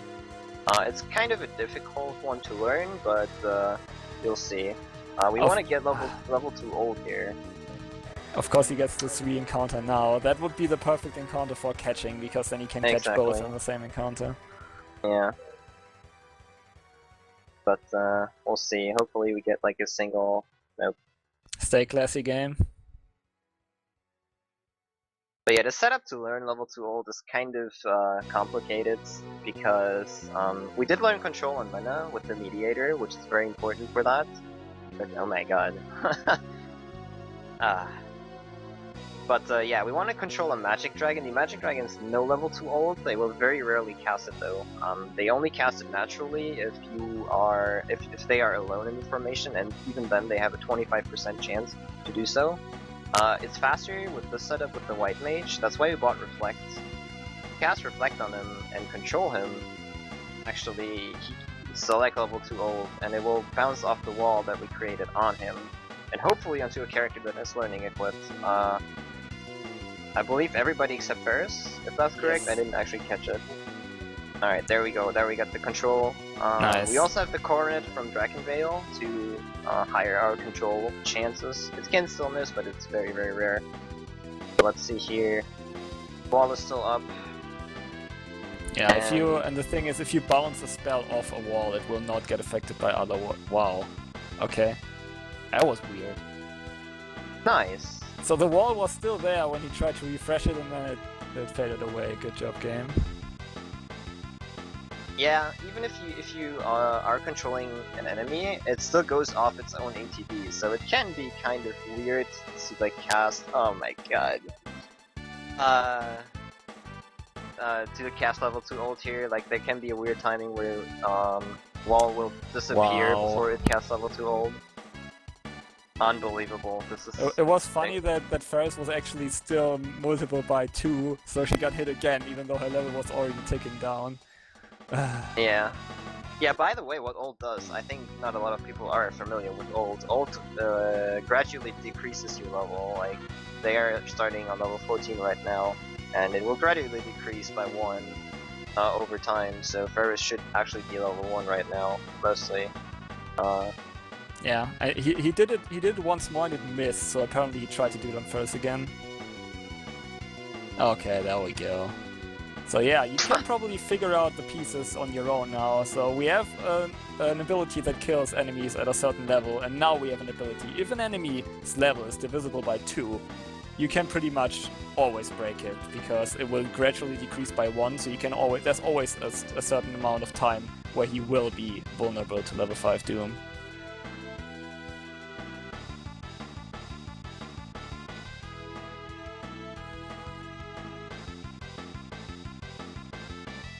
Yeah, and most of the time, if you hit an enemy with Dark Shock, it will have, since it's rounding down, it will have a level that is divisible by 2. Most of the time. Not always, but most of the time it will end up being targetable by level 2 ult, so it's very, very convenient. Yeah, that's pretty much all the 3 pieces we need to do the ultimate death by math combos on bosses.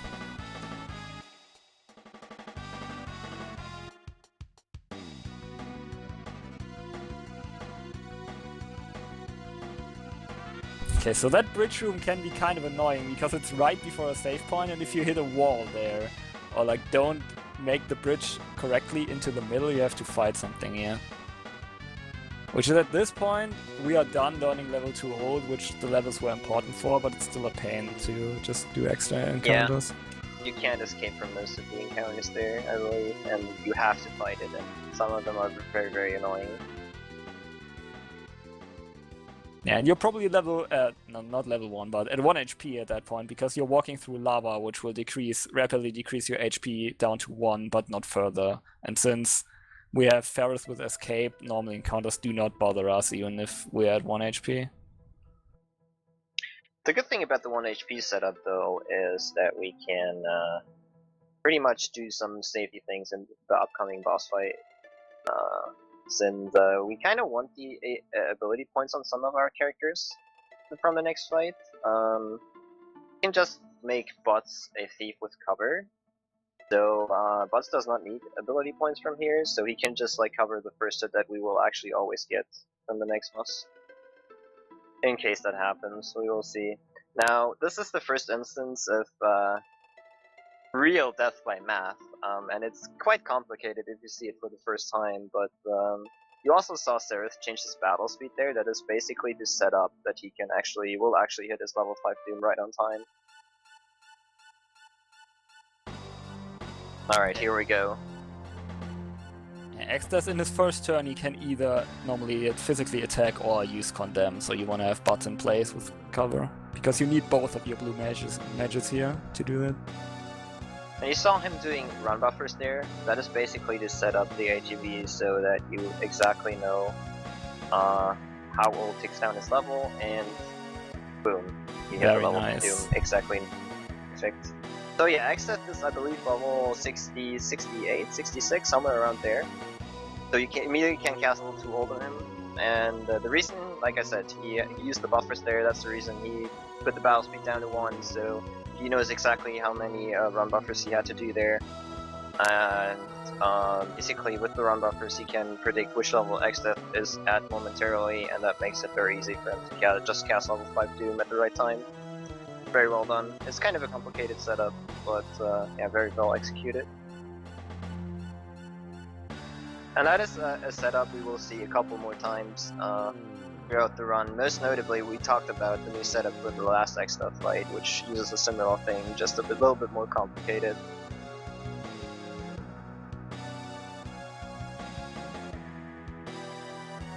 Yeah. Oh man. So Genya got the Aqua Rake, but since he got the levels from the mini dragons, obviously, and has Samurai as jobs which have innate high HP, he survived. Like Butts died, but he doesn't need the ABP from that fight, really.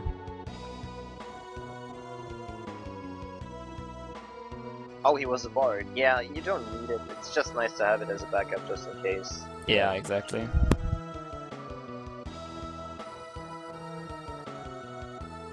His bard will have its uses. It is as many as an FF4, but actually useful this time around.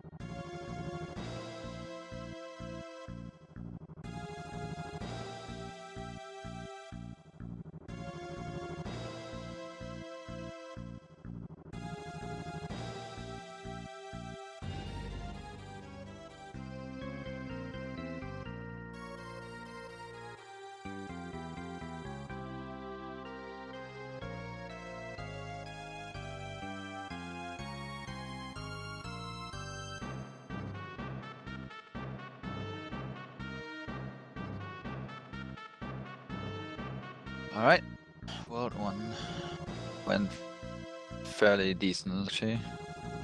No major hiccups, so we'll see. There's a lot in this that still can, like, the later part where there's like bosses right after another. If you make just a tiny mistake, backfire pretty quickly.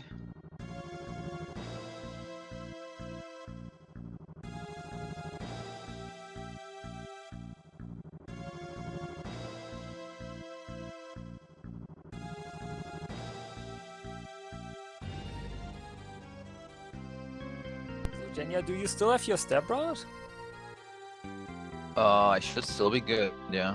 Yeah, I think you got. I mean, in my eyes, you got the first encounter on the runes one tile too early, but I think you fixed it by not picking up the brightmost chest, right, in the treasure room. You're so clever. Yeah.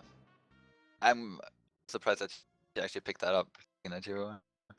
But yeah, You underestimate me. I should be good. Yeah, I took that because you don't need the powering to place. Yeah, it's a nice safety step. You can just like skip if you're behind.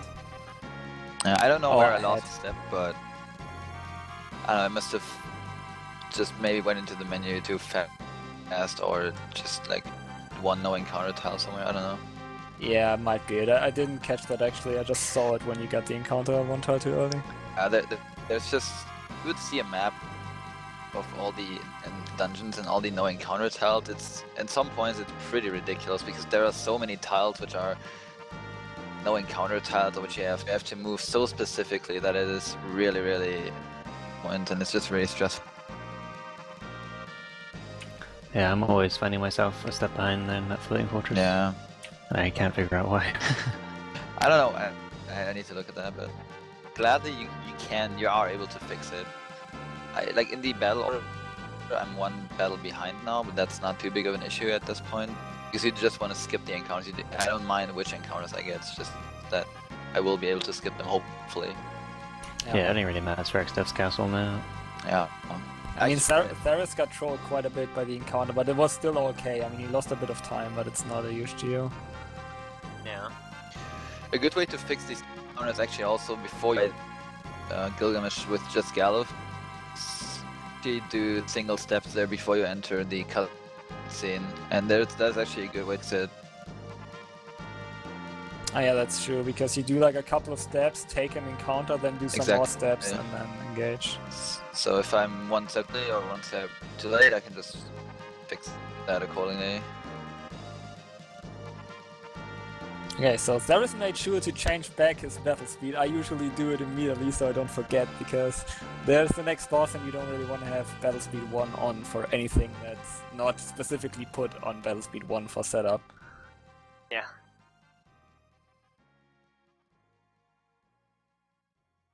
Yeah, this one is rather simple boss.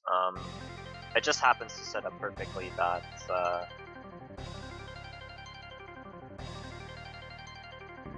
if you have a thief and a blue mage and cast level 2 ult, happens to be perfectly set up that you can just level 5 2 immediately. Yeah. Very simple. I mean, it also depends a little bit on your equipment. Like, Kara took a lot of damage there, but he healed her up. I think usually for me, Kara has the bone mail here, so she doesn't take much damage at all. I mean, don't know. either way, It depends just how you set up the equipment, because you usually equip, like for the grind fights and Exodus Castle, you equip with Optimum, and the Bone Mail always gets equipped first, obviously, because it has such insane defense values. So depending on how the order is there, you just equip the Bone Mail on, I think, either Kara or Lena. I don't know. I think I might accidentally have left it on Lena actually, which is really bad. Yeah, that might be annoying for the gargoyles and the mummies, but you'll manage. It's annoying, yeah. It shouldn't be too big of an issue.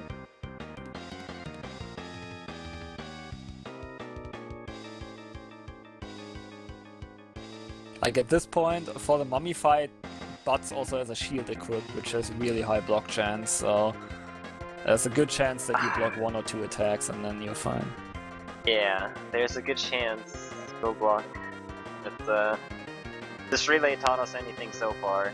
If there's good chances, it might not happen. We'll see. For now, though, Seraph will have a couple of cutscenes coming up. Roughly 10, let's say 5 minutes. Aw, Genya teased It always the feels like an eternity. Sorry, Genya teased the Galuf Berserker there for a couple of seconds before he switched to Samurai. I'm sad now. I wanted to see Berserker Galuf fight Gilgamesh. That I don't think that would have ended well. No, Gilgamesh has 1600 HP before, or you have to deal 1600 damage before he escapes. I don't think the Berserker is capable of surviving that long, but... but with the level and equipment, probably not, no.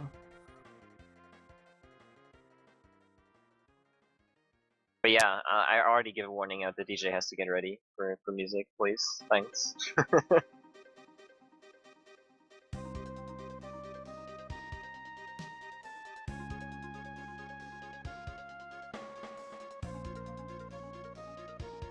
Oh yeah, one little fact about if Cyrus just entered the cave right here where we'll find Guido. We used to just run with Boko into the cave. That actually wastes time though, because tell Boko that he can't go any further and stuff if you take him with it with you. And you can just demount him before the cave, and we'll save a little bit of time right there. I didn't even know you could do that. Yeah, you can just run. We used to do that all the time, like run in with Boko. Cutscene where you tell someone that he can't go didn't know further. that is a thing until like a couple of months ago, I think. I randomly demounted him in one of my Fiestas and I was like, wait, that works? I see.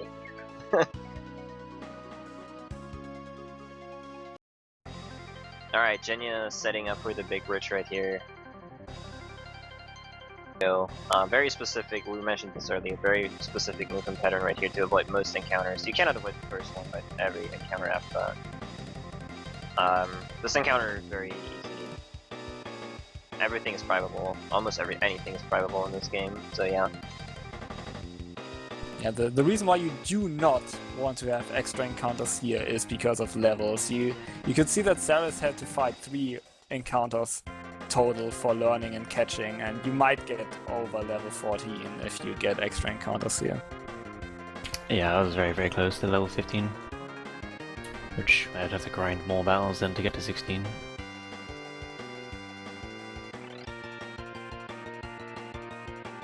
as you can see, Genya is also waiting to queue up his third guild boss, because then Gilgamesh will do the scripted haste, shell and protect, and jump on a character, and just to make sure that he can get off 2 more guild bosses without problems, he has to wait to fill up for the other characters. And there we go.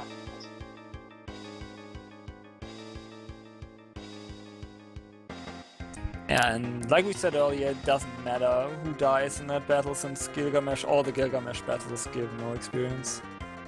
Or ABP or anything. Like, most bosses don't give experience, just ABP, but Gilgamesh just doesn't give anything.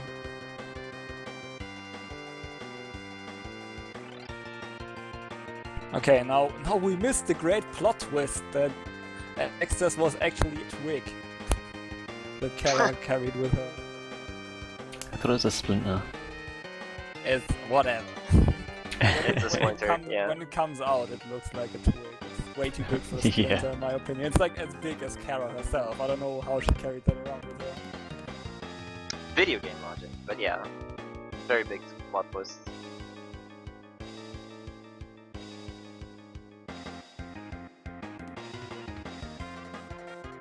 Exodus twig, indeed. Exactly. Secret has been the secret has been revealed.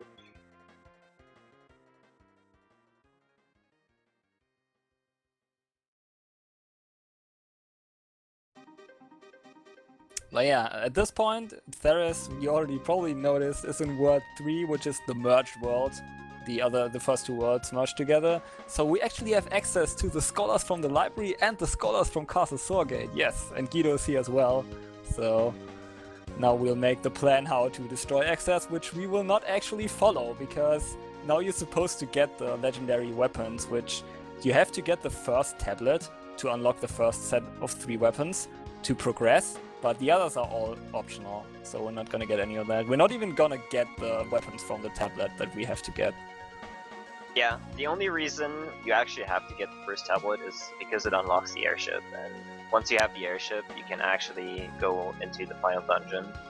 But other than that, we would probably not even bother with the first tablet, to be honest. It's like, I mean, the weapons are good, but we have means to kill any boss at whim anyways, so it's not worth the time.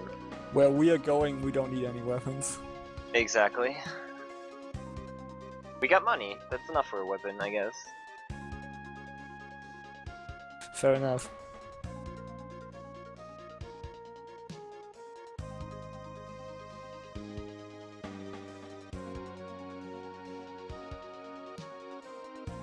Okay, so Genya's taking his caution, trying to stay true to his step route right now. Like I said, I'm not too familiar with these routes anymore, so I'm not sure. He should be still on track though.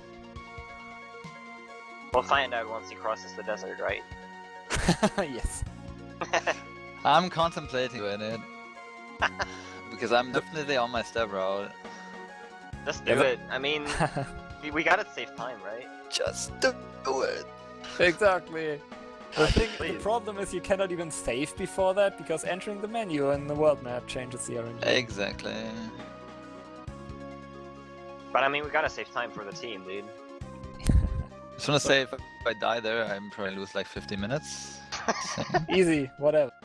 Just a little heads up, what Sareth did there in the little forest with the grey tree, if you move 1 tile down as soon as you can and then move to the left, you will actually skip a fairly, not lengthy, but it's like 1 or 2 minutes, I think. So it makes a difference. Yeah, you can skip that cutscene. Right there about the tree. It's very annoying if it happens to you. Not that it ever happened to me. But yeah. Alrighty, so Kara is a thief now and has combine, and don't be fooled, the chemist's innate abilities drink and not mix or combine, so you would need that anyways, and since thief has by far the highest agility stat, you just have her as thief with combine, so she gets more turns to buff. Now, this boss, the gargoyles, are very annoying because once you kill one of them off, and the other one is still alive, as soon as it gets a turn, it will revive the other one. But if you kill them both simultaneously, which we can do with HOTS, it's no problem. As you can see also, what he used there is called Samson Power. It's a very nice mix that you can do with Antidote Revivify, which actually increases your level, and in return it increases your damage output with Guild Toss, obviously. He has a little bit of trouble because he doesn't have the bone mail to keep Kara alive, but now she's back and easy. Money. Yeah, easy money right there. Easy money. Like, I'm not 100% sure if Kara desperately needs these ABP, but you want to have Kara in the last dungeon as your thief, pretty much, with Escape, because she's so fast, and the enemies are also pretty fast in there. So it just helps smoothing over that thing, like the way to escape for her. The other thing is, like for a long time I didn't really know what the problem was. Sometimes you could two-shot these gargoyles with Ferris and bots. Sometimes you couldn't do that. I think it depends if you get level 15 on the actual Magic Dragon fight where you learn exactly level 2-0, then you have enough levels, because I pointed it out earlier, Jiltos scales with your level. It pretty much, I said earlier that like you don't want to get confused, that it doesn't pierce defense, because it doesn't pierce the whole defense. It's pretty much like it compares your level to the enemy level, but it adds 10. So you could say that it pierces 10 defense of the enemy. Oh no, we have a slight problem here. Seraph forgot to equip Smoke or Escape on somebody, and the Zephyr Zone is probably the most annoying enemy in this dungeon.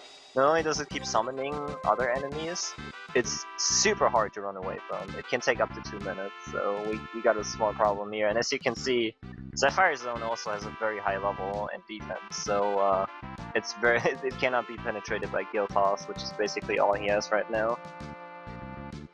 Yeah, that's really unfortunate. That is super annoying. Yeah, the problem is that with the job setup you have right now for fighting the gargoyles and stuff, to save menuing, you're not actually having like a ninja with a thief with escape. So the safety measurement you normally do is equip Smoke on bots if you meet the Zephyr Zone, but yeah. Don't have the option right now. It's just, you can run away from that, don't worry, but it takes a while. And I think it also, I don't even know if it uses MP to summon enemies, or if it can like indefinitely. I believe it uses MP, but don't quote me on that. I also believe that it has a large MP pool though. Like if you control it, you can cast Kiraga on yourself, or if you confuse it. But it does that like for a very long time, trust me. I've been here a couple of times in Fiestas where I got stuck on this battle. Question is that guy actually immune to Death Potion, though? I have no idea.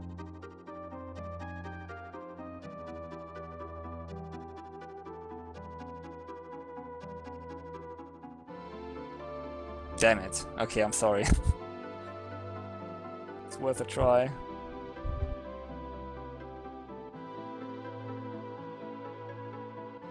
Okay, that's so annoying. Like, usually you have enough money, and since Theros is going to attempt the level 5 Doom kill of the last boss anyways, he's gonna save some more money there, but it's really annoying having to keep spending money on Jiltos. Yeah, his best bet is probably to level up enough so he can actually kill the Zephyr Zone.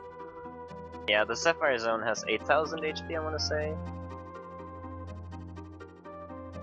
So should be able to kill it soon. Wow, I should have done that sooner. Oh, it only has 4,000. Easy. Damn, but that costed some time and money. But yeah, like Happy said, fortunately he's going to do the new kill on X-Stuff. You do need a lot of money actually if you don't do that on the final X-Stuff, but oh no. Are you kidding me? Game won. Oh my god! What? I had to finish my sentence. So fortunately he will not need the money for the last boss this time around. I would also contemplate level 5 Dumo on Hubit.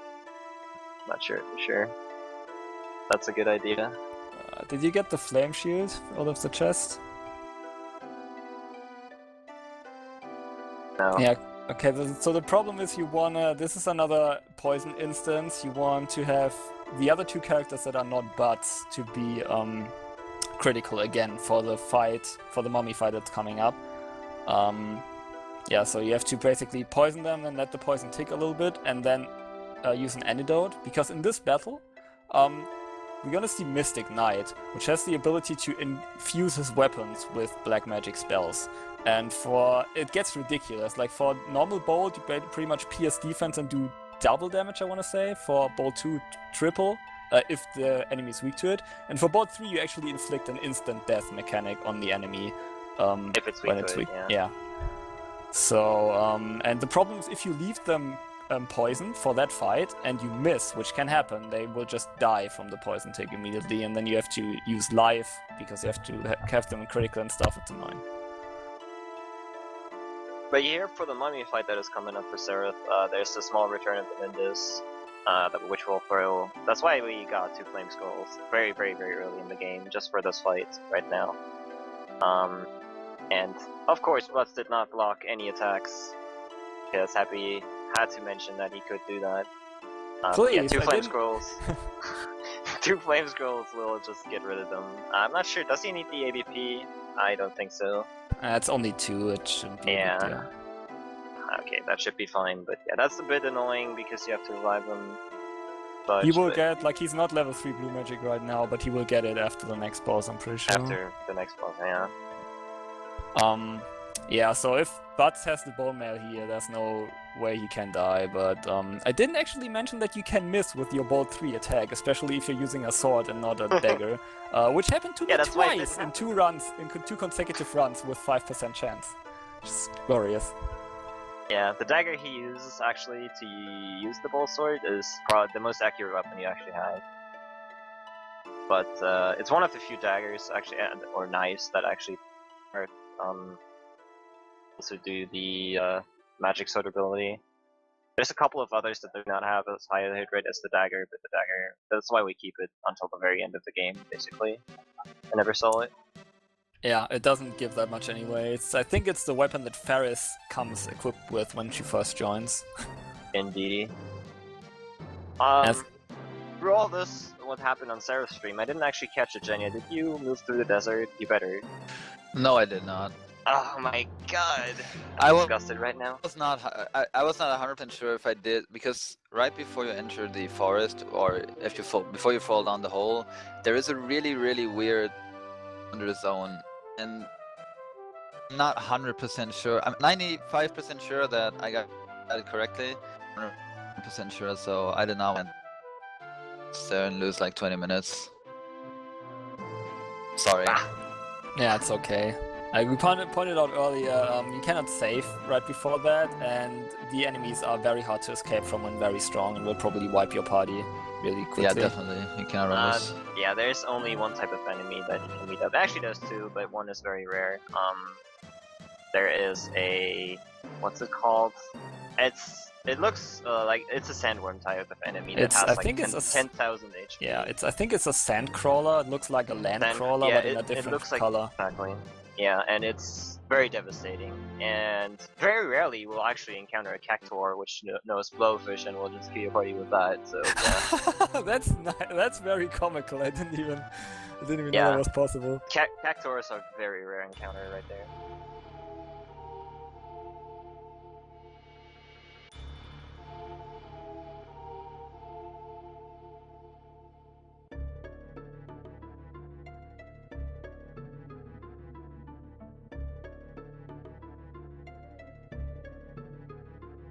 Okay, so here's the minor time save you can do. Normally you would have to walk down the pyramid. It's a little bit faster to use exit. It's not nearly as powerful as in the other occasions where we use it, but gotta save the time where we can.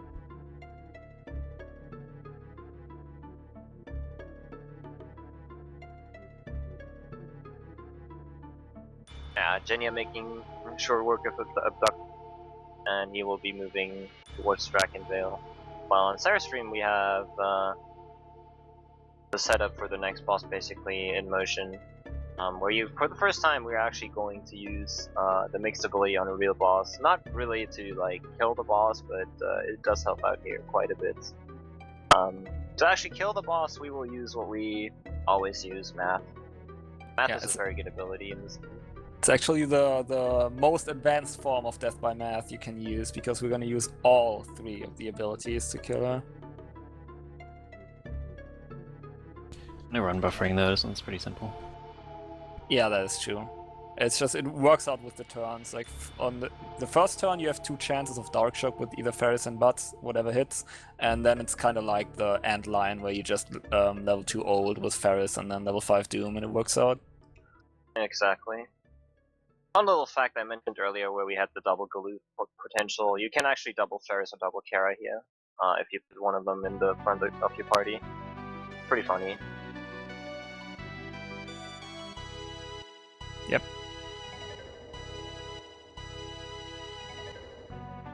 Oh, also, this boss fight, I mean, you have a Time Mage in place here for resetting if anything goes wrong. But you have to make sure that you keep Mary Jean confused, so she doesn't, like, cast stuff on you and kill you. But you don't want to die in this battle, because this cutscene you have to watch right here. You have to watch it over and over again every time. Oh yeah. And cutscenes in this tendency to be kind of long. Especially for an SNES game of the era. But yeah, the next boss, like you mentioned, Mary Jean, fortunately is vulnerable to confusion and sleep. We will be making use of the confusion vulnerability. Use a Lilith's Kiss, I want to say. No, it's not Lilith. It's, what's it called? Lamia's Kiss? Lamia's Kiss, exactly. That will confuse her immediately, and then we'll try to set up the Death by Math here. Alright, let's have a look. Yeah, it's like his inventory is set up in a way that pretty much he sets it up that the 2 items in the second row are for this Lamia's Kiss, and the first row is pretty much Antidote, Revivify, or Holy Water. For Let's try wow. Dark Shock, easy every time. Easy every time. So yeah, this fight just got trivialized. This boss can be very annoying if you don't use like Death by Mouth. It's set up to be weak against one element and absorbing another element and being resistant to others. And it changes the resistances and weaknesses like every turn basically while casting level 3 elemental spells on you. So it's a very, very nasty boss if you do, and you have no way of, you have a way of telling what is the current weakness, but it takes a while. So it's a very nasty boss. Luckily, it can be dispatched very easily like this. Yeah, well, that was such a good fight, man. That's crazy. He just had to mix the confusion once only. It's crazy. Yeah. If she's confused, she will just hit herself, but that for 0, but that will always dispatch the confusion, and you have to reapply it, and it's very annoying. But yeah, it went very, very smoothly, to say the least.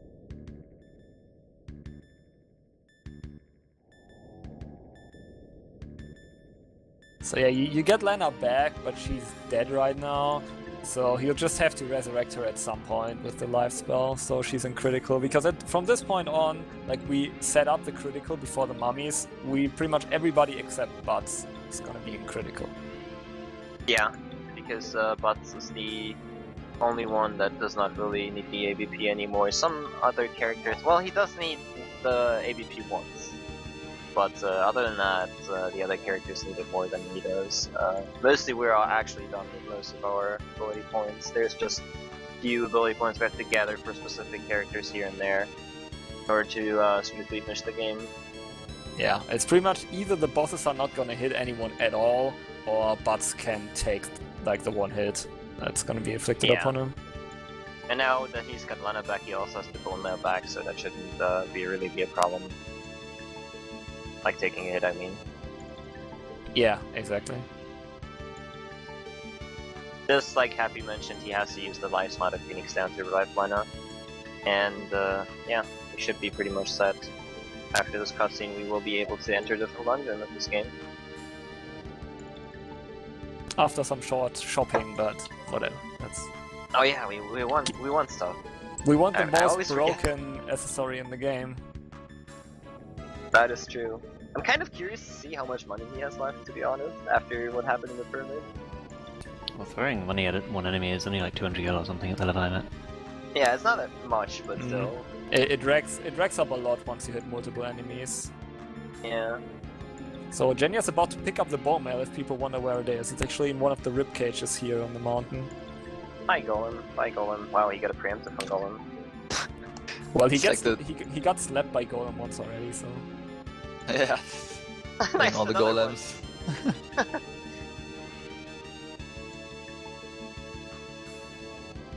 like golem is one of those guys who doesn't know what to do with his power. He's just trying to shake your hand and it's like, whoops. Golem is actually a very powerful summon, but it's not worth it because you don't ever need like the defense that he provides in a battle.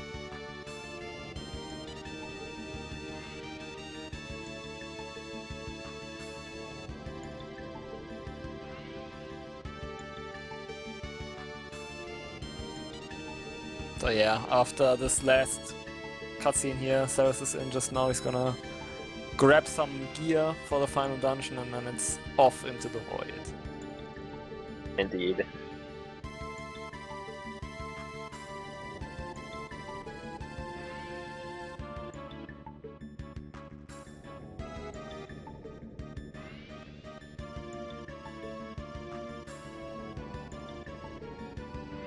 So yeah, funnily enough, this is kind of a secret town. It's not actually on the map, but you have to walk around in the forest and get the town as an encounter. There's like one of the optional dungeons, there's an NPC you can talk to, which is pretty much sitting right under this town and saying, well, there's noise from above here, which is supposed to give you the hint that this town is here. Alright, and for our preparation, we bought the mini or size spell and float. Float will be coming in very handy for one boss, and mini will be. I'll be or Happy will be explaining that once we get there, once it becomes important. I'm gonna buy some equipment here. He's very good at money, by the way. Very good at money. Selling up a little bit of things just to make sure that it's actually going to work out, just in case. I mean, if it was a PB attempt, you would probably not bother with that, but yeah. It should be okay, I think. Yeah. And he just bought 3 pairs of running shoes. Like Happy mentioned, the most broken accessory in this game. It gives you auto haste basically, and what haste does in this game, like haste always speeds up, like you know that from Final Fantasy games, it speeds up your ATB. In this game though, it doesn't really speed up your ATB, it just gives you half your ATB full immediately after you use it, after your turn. So it's ridiculously broken. You basically get half turns in this game if you have haste on. Yeah, that's how it goes. Pretty much every ATB you have, you get like half added to it. I think in the beginning of the fight as well.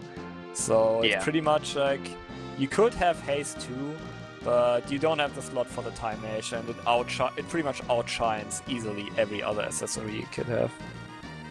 Yeah, haste 2 would be used if it was like a level 3 time magic spell, but it's a level 5 spell, so you don't have the means of getting that many ability points. Oh, you can, by the way, you can see the land crawler, the sand crawler's big brother, but fortunately you can just escape from it easy. Yeah. Alright, and on to the final dungeon, which is basically more or less a boss rush. Very exciting, especially exciting because for every boss you have a wide variety of strategies in this dungeon, which makes it super fun to watch, in my opinion. Yes, and there's like this really long boss gauntlet, and there's no save. There's like 2 saves you could unlock by beating bosses, but that takes too long, so we don't do that. I think you have one. I believe you will use one save point though, just in case. You know, you don't want to fist bump a certain someone. Oh yeah, sure.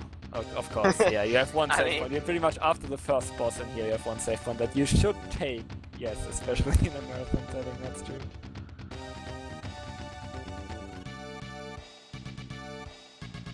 So the Void is basically a dungeon that has a lot of parts of the dungeons we already visited, and also Phantom Village we just visited is here, frozen in time, basically.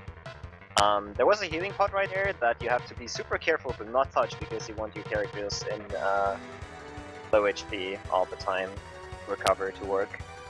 I've seen the one or the other runner, including myself obviously, use that on accident, and then it's basic pain to like reset up critical HP on your characters. Sure. Every runner already did that at some point. At least once, yes. Also, he's getting the Dragon Fang here. The Dragon Fang is a very powerful ingredient for mixing. We get to see that momentarily. You can do a lot of super cool things with the Dragon Fang, and one of those will be used in the next fight, I believe. Yeah, exactly. It's like, if you would have unlimited amount of Dragon Fangs, it would actually be better to use than Samson Power, because it's just a more strong... It's a stronger version of the Samson Power, pretty much, if you use a Dragon Fang for it. Yeah, the Dragon Fang gives you plus 20 levels if you use it with the level up.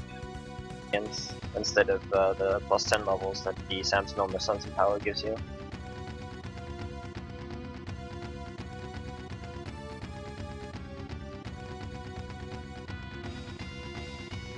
Alright, so this is the time to shine for Butts. This is why he was learning as a blue mage for so long. So you have Butts as a thief with blue here for the setup. Yeah, the good thing about combining these abilities is that you get the agility and can still cast blue magic, which makes like Death by Math super convenient to use. Alright, first of all, Caliphystery does always try to reflect herself on the first turn. But if you have Reflect on you, she will instead cast a white magic spell on the character that has Reflect on him, and so it will bounce back onto her. Like you could see, she casted Regen on herself right there, basically. And yeah, Death by Math already happened. That was so lucky. I fucked that up. Wow, that was a really nice backup, man. Well done. Yeah, he actually buffered like the level to be divisible by 5, even though he kind of screwed the setup. Yeah, really a little bit, but yeah, it was very nice. So yeah, it's set up in a way. It's set up in a way with like Butts being a thief, so the agility is just right that you can use the setup like it's supposed to go. Yeah, and Megas explained that very well. It's like Caliphystery has a very high chance of walling herself, as if you don't have wall on yourself. Then she's like, okay, I will totally reflect a helpful spell from your wall onto myself because that's so cool. And if she walls herself, she blocks level 5 Doom like that. So. You don't really want to have that happen. Wow. Wow! I thought there was the Omega Fist Bump, but it was just a normal encounter. My heart stopped there for one second. Yeah, Omega right there is very... the hitbox is not very weird, but as long as you face away or look away from him, he can't actually touch you, like even if he's next to you or walks into you. As long as you look away, he can't touch you. It's just that when you look at him, it's very easy to get into the fight. So you gotta watch out for that, but yeah. That looked kinda scary. I wanna say the hitboxes are kinda weird. You can also notice that with NPCs, once an NPC start moving towards a tile, its hitbox will already be on that full tile. So if he walks kinda weird, you can get caught there. And now, for the reason we actually caught the Magic Dragons, we do have a Panda here, which is basically a stronger version of the Blows. And a Panda has 20,000 HP, so a quarter of this makes 5,000, right? So if you double that by weakness, the Magic Dragons, he's weak to fire, the Magic Dragons will cast Flame, as we see right here. And will deal 9,999 damage. He will just fall very, very quickly after using the Initial Fire Rod. Yeah, pretty good. It's interesting. I usually wait for his first attack, because Bacchus Wine actually inflicts Berserk, so he hits for a lot. But, I mean, if you can get the Fire Rod off on Butts before he attacks, then I guess it doesn't matter, because Butts will always block. Oh yeah, I forgot to mention that. You actually have to Berserk him, because otherwise he will counter every attack you do. Or potentially counter every attack you do, and if he counters with Grain, you will not have the damage to kill him anymore then. Yeah. Exactly, it can, like, it ends pretty badly, let's put it that way. But yeah, that was rather quick. Yeah, so this is what you get, guys. These enemies are really fast and really annoying, so we have like the biggest agility we can muster. We have Kara as Thief with the running shoes to make sure that we can escape from everything right now. Yeah. It's kind of ridiculous that some enemies that you're going to face in this final dungeon, even if some characters do have running shoes on, these enemies still outspeed you, which is ridiculous if you think about it, because you get half ATB for free.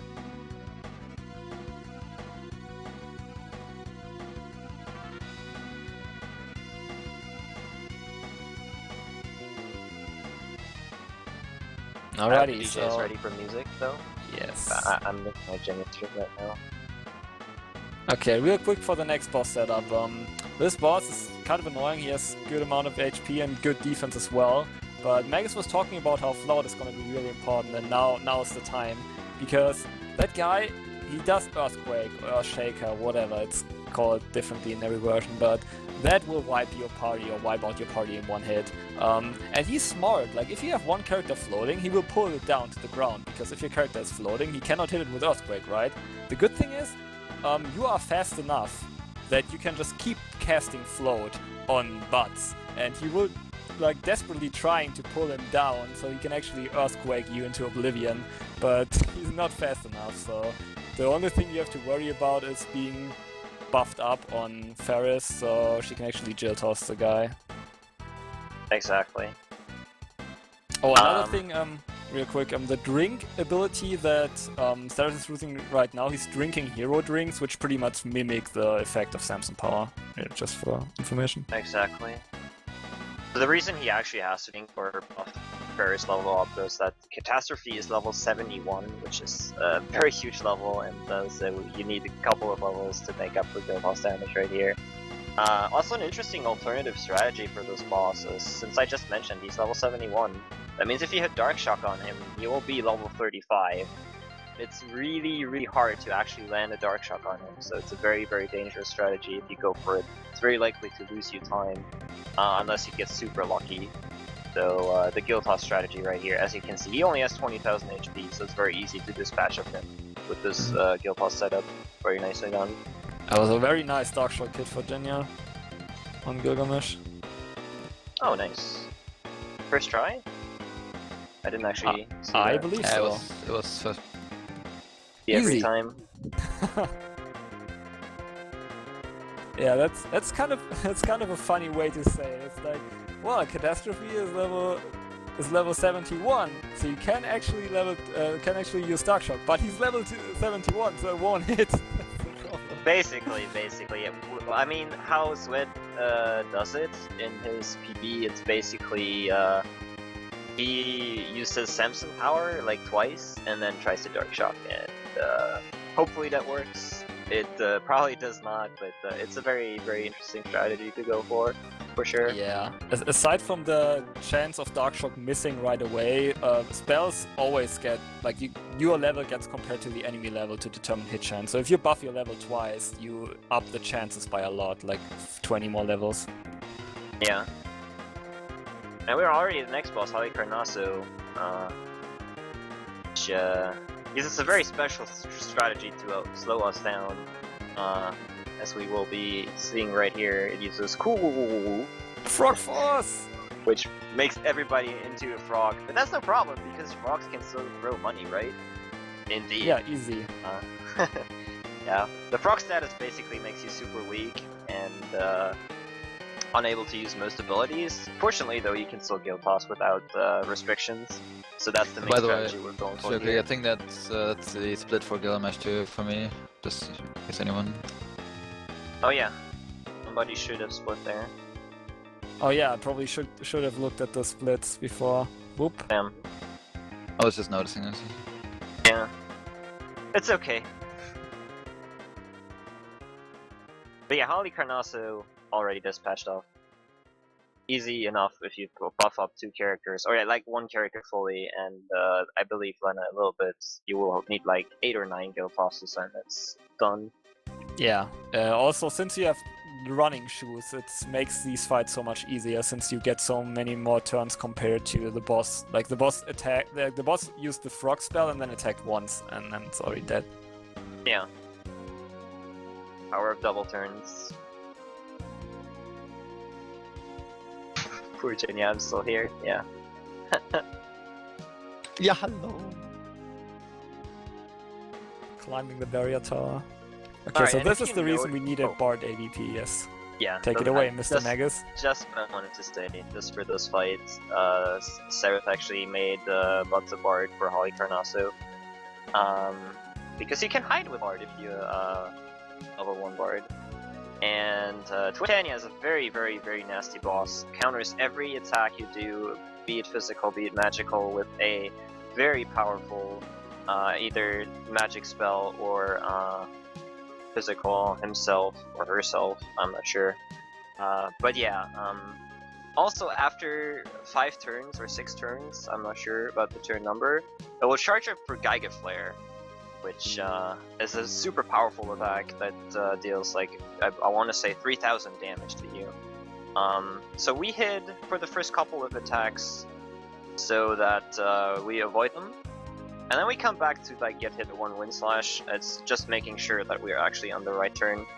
And once Twintania charges up for Giga Flare, Twintania is level 63 normally, but when it charges up for Giga Flare, it changes the level to level 60, which is very good for us because we have level 5 Doom, and you can just basically level Doom from there. Very, very simple.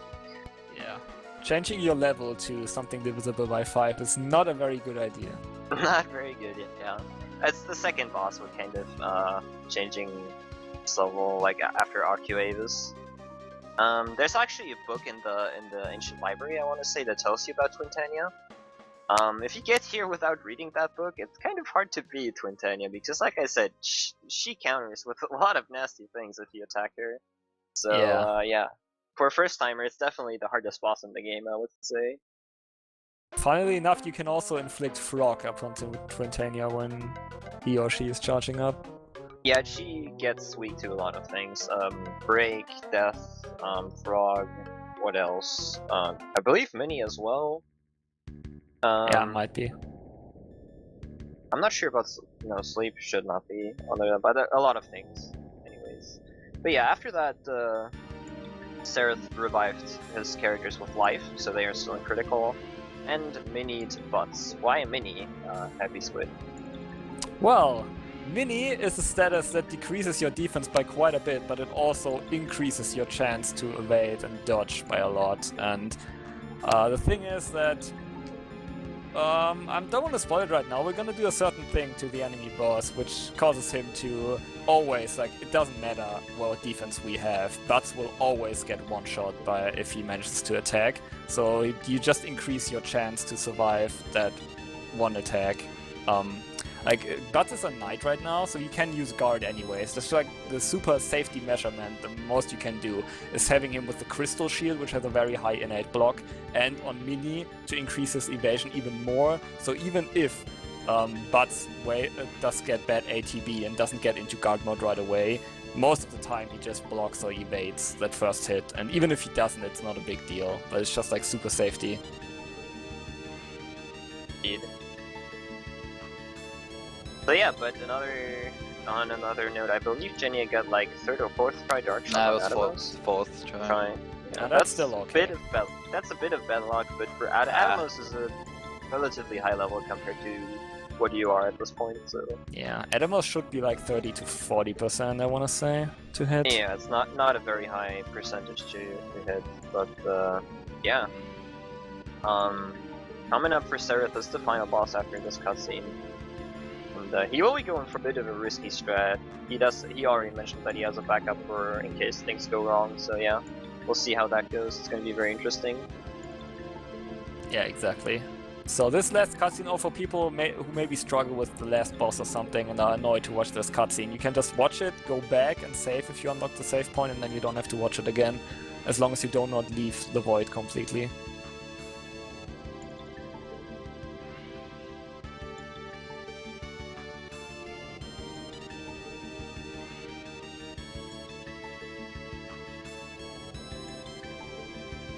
Alright, so after this cutscene is one final job, set up menuing for Ceres, and then it's onto the last boss fight.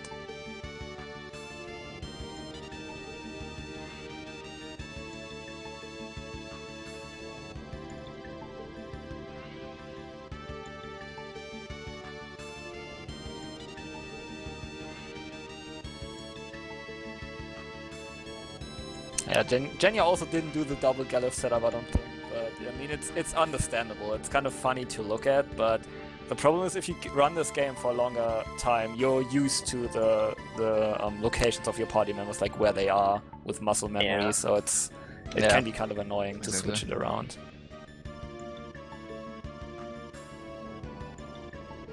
And I mean, if you're running, you definitely do not think about switching. It's not your first priority.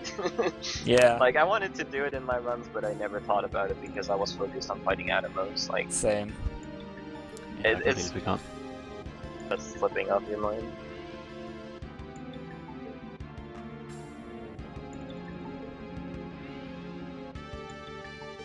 So yeah, Access is a very nasty encounter, which actually has a second phase called Neo Access, which is even worse. But nobody is above the might of the chemist and chemistry in general, I guess. So that's also a thing that most Japanese runners do not do in their category, I don't think. There's a special mix you can do, which is... I forgot the name. Kiss of Blessing. Kiss there of we go. Blessing. Yeah, Kiss of Blessing. Which actually it can also be used on your own party member for a benefit. It inflicts Image, which blocks the next 2 physical attacks, Berserk, and Haste, which is kind of a big deal. So, but there is no immunity against that, and the Berserk will override any boss AI there is. The boss will simply just keep attacking. It will also block the script that actually causes him to change into his second form, so you completely skip that. So that's the reason you have all this evasion and stuff. Like, a hasted Berserk Access is very, very angry at you, but if you get butts in place with Guard, he will not be able to do anything to you anymore, because the Knight will like intercept all attacks and will not take any damage. Alright, and yeah, he used the Kiss of Blessing just there, so Access now only can physically attack. And he will be going for the level 5 Doom here. So we'll see how that works out. That's going to be very interesting. It's a bit of a riskier thing because Exit also has a very high level, so we'll see. Yeah, he's going to be buffing up now because as his backup he's going to throw money if it doesn't work, and he also increases his hit chance again with doing that. Indeed. And this boss, like, you saw Death by Math earlier a couple of times where he knew exactly like how to buffer and stuff. This one is kind of a bit of a, well, very difficult thing to like anticipate because you do have haste for this on every character, which sort of makes it hard to run buffer those properly, and you don't exactly know when your or how your level 2 ult actually affects the ATB basically, because it's so deep into the fight if you hit it that the ATB can like be off by a millisecond here and there. Okay, second try Dark Shock hit. You can see he also has only blue mages except butts to just try and hit it, even if it doesn't work. That's the setup. Alright, this is it. Let's go.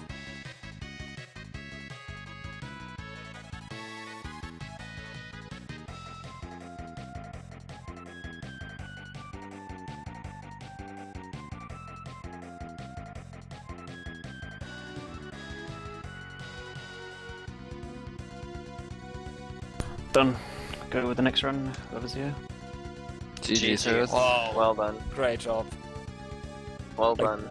The risky It's part so- of this strat is when level 2 all ticks down too far and Access actually arrives at level 1, you cannot level You 5 can't do use it it. anymore. Yeah. And it's very hard, like, I mean, on paper it looks like, alright, level 5 Doom, at some point it's gotta hit, right? No, that's not the case. Like, you can completely whiff until he's level 1, and it's very easy to do so. So yeah, very well done. Very good run. Yeah, and you also do not have unlimited MP as well, so you cannot just keep spamming it.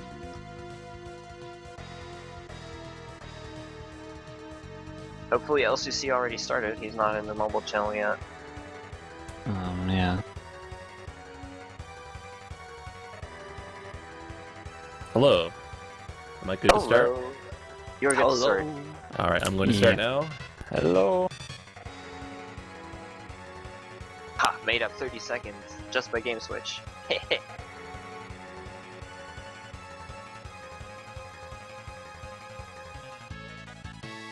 Saving the time. What was your final time, Sarah? Do you have any idea? Curious.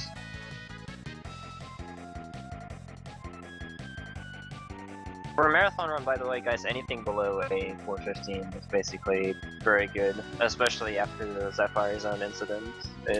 4:13:38. Nice, very well done. Yeah, that's really good.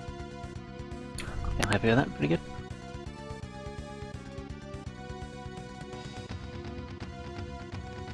Oh look, it's the game I'm going to run. Pretty fancy.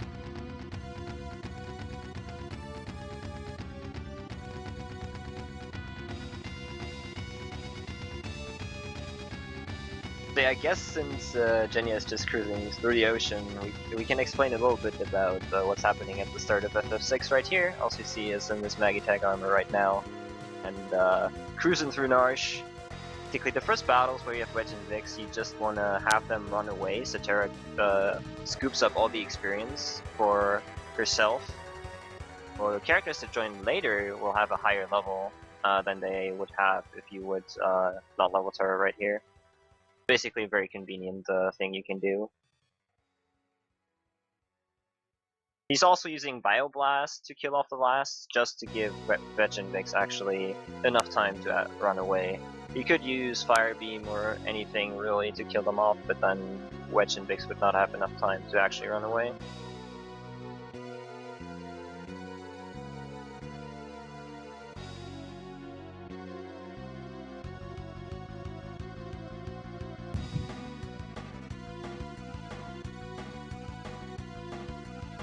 Did you explain the Neo X Skip? I wasn't really listening.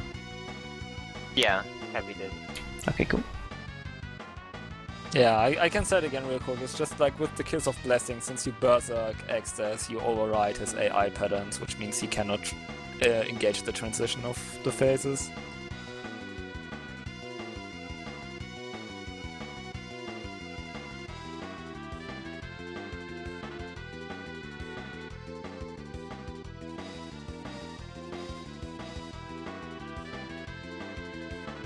And just so you know, I'm on push to talk, so I probably won't actually talk a ton about the run. I'll probably chime in during cutscenes, but other than that, probably not so much. Bick will probably be around soon.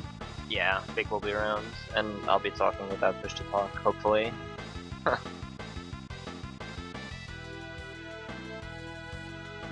think Big is already sitting in the mumble in another channel. Yeah, he is.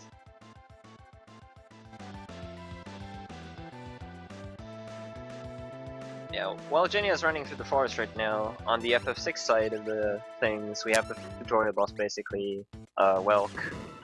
I am pretty sure LCC is not going to opt in for the quick kill right here, but yeah, it's a very simple boss that you have to basically hit 3 times with Attack Missile and Bolt Beam. If you attack the shell, it will counterattack with Mega Volt, which you want to avoid obviously, and will hide in the shell once you did 2 Tech Missiles. I mentioned the quick kill, but the quick kill is a rather complicated thing that you can do with weight tricking and such. And if you are on battle speed 3 still, you can actually get 3 tech missiles in before it goes into the shell. But it's first of all, it's RNG if you actually get the ATB to do so, and it's very hard to execute because you have to do a lot of weight tricking in during the fight. So understandable in Marathon. Probably nobody is insane enough to actually go for that. So if you miss it on battle speed 3, Oak will actually be in his shell for a very long time. But yeah, first boss down, very simple. It's actually, I find it kind of funny that the two, like the first bosses of FF5 and FF6 kind of have like the same type of fight mechanic. It's just a whole lot easier to 4 get as the well. skip. Oh yeah, Yeah, sure. I mean, all 3 games are kind of similar. Yeah. It's a serious thing, basically, actually. Like in FF7, the first Yeah, boss 7 also as has a well. counterattack. The good thing in is 8 that doesn't. that FF5 has the easiest way to do it. It's just equip the weapon on Gallifhold A. Done. Yeah.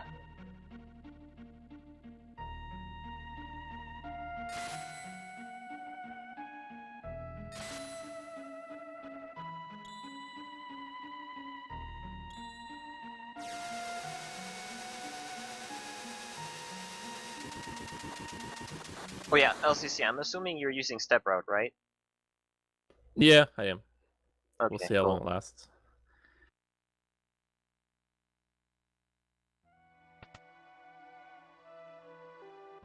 My Moogle is not moving away. That's what I've been talking about earlier, the craziest What? things happened to Been Genya. there, So- done that, dude. But not this long. That was so weird. You know what happened to me once during a relay? He moved inside the door and then just stood there for 10 seconds. Always Genya, man. Always Genya. Yeah, I guess, I mean, if he moves into the door, it's annoying, but you know that he's alive and actually moving. If he just stands there, it's kind of, like, scary. LCC renaming characters, very nice.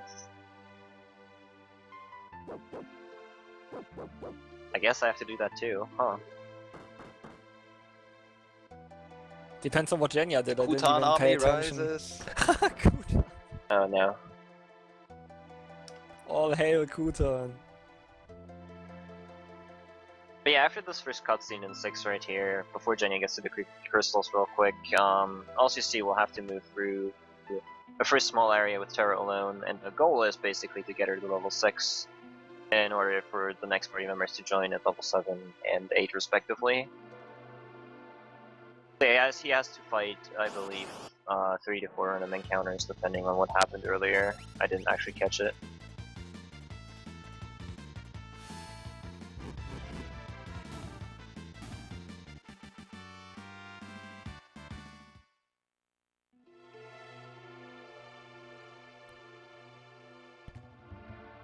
So yeah, Genya's prepping for the crystal fight now as well. Like earlier, he cannot really have anyone die here because he needs ABP on Galif and Butts, and Lena and Ferris are actually the two killing the crystals. Just a quick recap of the fight is just when the crystals get low on HP, they will cast devastating AoE magic effects which will just wipe out the party. So you just have to sit there, Jiltos twice, and then wait on your ATB, and then Jiltos twice in quick succession again, so they do not get to use magic attacks. Genya got a little bit unlucky that Butzer got hit quite a bit, but he can just use a potion with Galif, which will actually heal more because Chemist's innate ability allows them to heal double the amount with potions and stuff.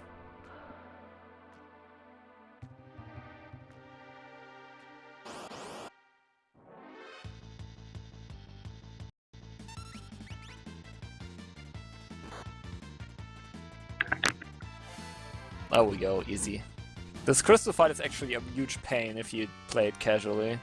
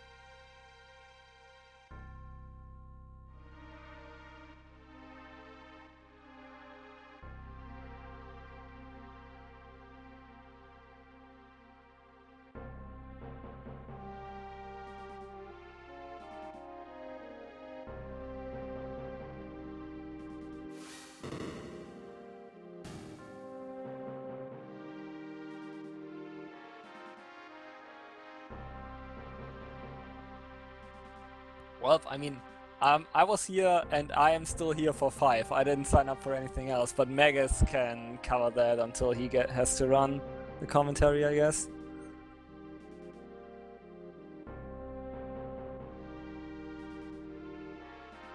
Like, the only thing I ever did was Kefka at Narsh race for this game, and that's it.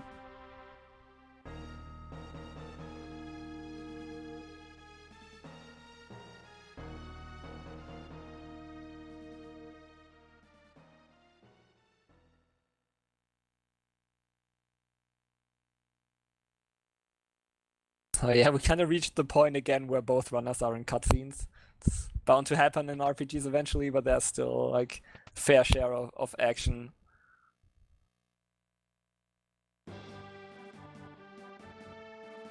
Okay, but now we actually, like, that's the fight coming up for Genya. The fight, quote unquote, where Galif goes Super Saiyan mode and cannot actually die even if his HP is reduced to 0. But like Sareth earlier, Genya made sure to equip the Bone Mail on Galif. Bone Mail is a very unique equipment which makes you undead, gives you really high defense, and makes you weak to fire. But being undead has the added benefit that you can damage yourself. Most of the times I guess it isn't a benefit, but in this way it is. You damage yourself with potions and you can kill yourself instantly with a Phoenix Down, which circumvents this whole fight where you not only have to listen to Exter's talk a whole lot, you also have to inflict a set amount of damage on him, which is very, very hard for poor chemist Galuf, who's standing there all alone. So he can just commit glorious Sudoku and give the scepter to Kara. Yeah. Alright, coming up on LCC stream, we have one of the few sections where you have multiple parties in this game. Googles are kind enough to lend you their strength right here, forming 3 parties overall to save Terra from the guards here. Very simple part of the game. You just want to dodge every soldier that's running at you and go straight for the boss, the Marshal. And you do that with a party that actually has Mach in it. Not only does Mach have very good equipment right now, and it's very strong, you can also just snatch the equipment from him, which will be very beneficial because upcoming party members can actually equip what he has on right now. So yeah, as you can see, he's dodging enemies right here, going straight for the Marshal. Also, is Bible thumb for Galuf. Sorry. But yeah, Marshal has 400 HP roughly, so you want to be very careful which damage you deal to him for unequipping Mog. Like in my last attempt that I actually did before this relay, Mog crit for 220 on this hit that LCC just did. And I couldn't unequip him in time, which is Wow. kind of an inconvenience for the upcoming half hour, but it's not a big game changer, but... Ooh, I don't think he got the Mythos Shield right there. Not sure though. But the Mythos Pike really is all you need. The Mythos Shield is just the secondary thing. Very good fight though. Very good ATB. That Mach goes first and then gets another attack off. Machs are kind of slow. Mach is pretty fast compared to them. So you want to get 2 turns with him and then unequip on the last attack basically what he did there. And it's not really a big deal if you don't get the Mythos Shield. It's just a minor inconvenience. The really important thing is the Mythos Pike, which will come in handy shortly. I think critting this guy and not being able to unequip takes the cake in crits you do not want in games. Yeah, it's really like I didn't even think about it really, like that could happen. But That's the best thing with running RPGs. No matter how long and how often you run them, there's always something new that comes up. Totally unexpected. Yeah. I don't know if you said that already, but I think you can also stop Mog, right? And then it's Oh yeah, done. he has an attack called Net, which will stop characters. And if he stops Mog or Kupan, I believe, the boomerang thrower, that's a lot of damage you lose right there. Mog is obviously the worst case, especially if you have an attack queued up, and you can't even unequip Mog, which is very annoying. You can still unequip him though. If he stopped and you have his turn queued up, or you have his turn like available, you can still unequip him. It's not a big deal. But yeah, I also asked LCC earlier if he's using step route, so LCC does use a step route here actually. You can predetermine your seed just like in FF4 basically. It's a little bit easier in this game, and I don't want to dive too much into it, but LCC does know where he gets what encounter as long as he carefully steps through all the dungeons and areas, so that will already give him a good advantage over me. Face.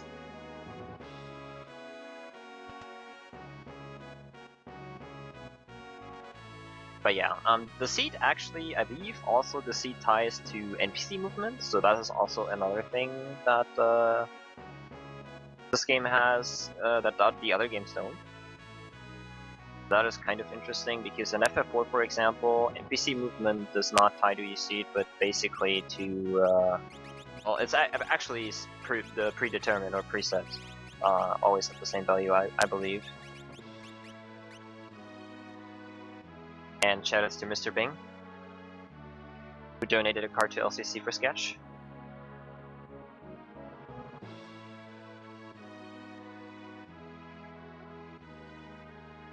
So you can already get the picture that manipulation in this game is quite a bit more difficult, I want to say, than in 5, for example. Or like complex as well. It's like for me, It's not really... it would also be kind of annoying for me because how the graphics of the game is set up, so you don't have like the clear tiles you have in for FF5 and 4, for example. It's like all 3 games have these seed step manipulations, and they're also different and so similar at the same time. It's kind of weird. It's like they are all difficult in their own way, pretty much. Yeah, I guess. I guess it seems so much more difficult to me because I'm not like really into it like I am with FF5. Yeah, I guess.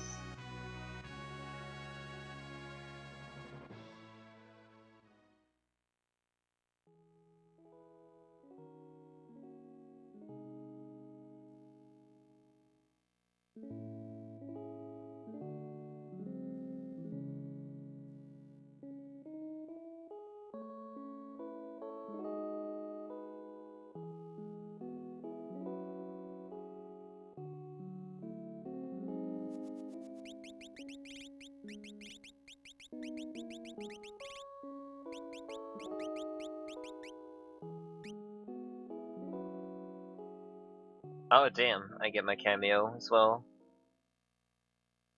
That's a clever way to put that name, Al Magus. I like it. But why did I have to be Sabin? Bang. You'll see at the end. Really. Oh, dude, no. I have a bad feeling about this. It's gonna be fun. Probably. Maybe. Hopefully. But yeah, on the FF5 side of things, well, LCC has to go through a couple of cutscenes before you can progress with the game. We have Genya right now trying to catch the magic dragons, getting a single formation here in order to catch the first one. Like we said earlier, the formation with the 3 magic dragons is actually the ideal one for catching, but you'll make with a single magic dragon right there. Getting a bit of a bad formation right here in the second fight. Yeah, the single magic dragon is actually still better than like having this formation because you just get less experience. Exactly, and you have no, like, you don't have to be afraid to hit level 15, which we were kind of Siren earlier, but worked out. Alright, so now that he caught them, he will set up to learn level 2 old. Hopefully he can get a good encounter relatively quickly.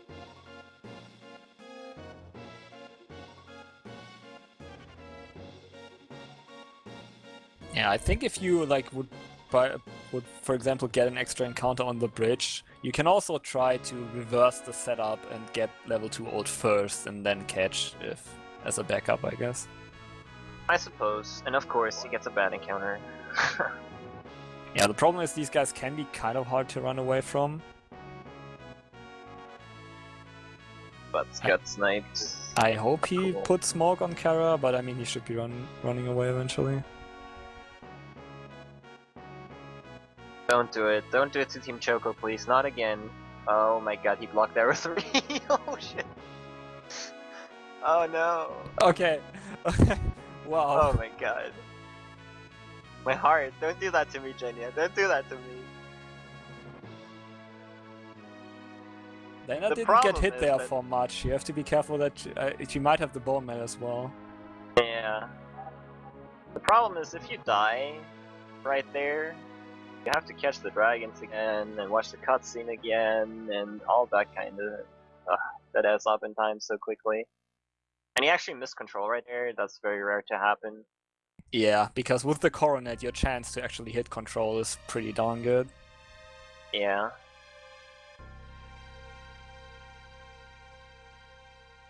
Alright, there we go, and now he just has to set up wall in due time and cast it. And hopefully it does hit anybody but Ferris.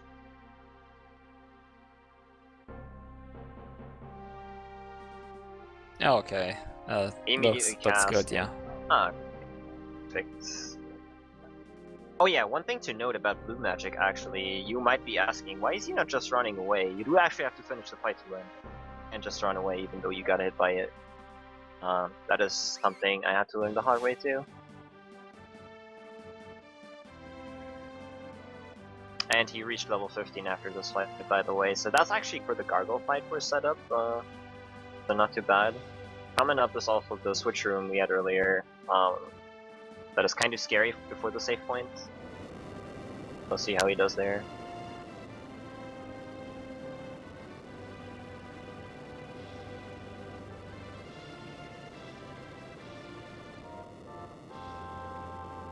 Yeah, okay, he took it extra safe and waited like one cycle. Because Very nice. because of the lava, your party members are all at 1 HP as well, so... You'd rather stand there for a minute and then hit it than actually missing it on like the first try, you know? Yeah, exactly. Alright, so he's making his way to XF right now. While LCC is coming up to another quote-unquote boss. Two Magitech armors are facing him right now. And he has 3 party members now. Locke and Edgar have joined him. Edgar can use tools right here. Basically, you have to use auto cross both ways. What LCC will be doing here is queuing up the turns so that he can do that immediately. And also, he's going to try to steal a potion from them and got a tonic. Alright, that's fine. Tonic is also good. But ideally, you want to get a potion. Alright, and 2 auto crossbows will do the trick right here. Very, very simple boss fight. So, yeah, Jenny is coming up to Exta. So, we'll see. Talked about it earlier, Exta has 2 openers. He has Condemn, and he could attack physically. Depending on what he does, actually, your buffer strategy for the level 5 Doom does change. It does affect the ATB, whether he condemns or hits Butts. So we'll see what's gonna happen. Yeah, since Butts is a thief, he takes his turn really early, so if he kills off Butts, you don't have to cycle through his turn as well, so it's... Alright, here we go. Gotta condemn.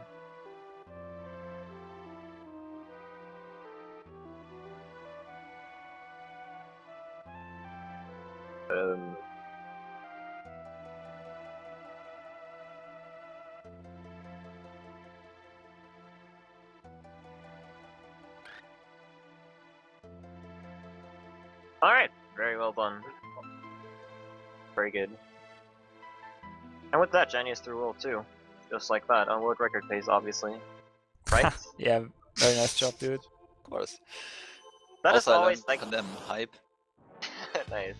But Xdeath is always one of the scarier bosses, because if you miss it, you're losing... You're not losing too much time, but it's very easy to mess it up if you... Yeah.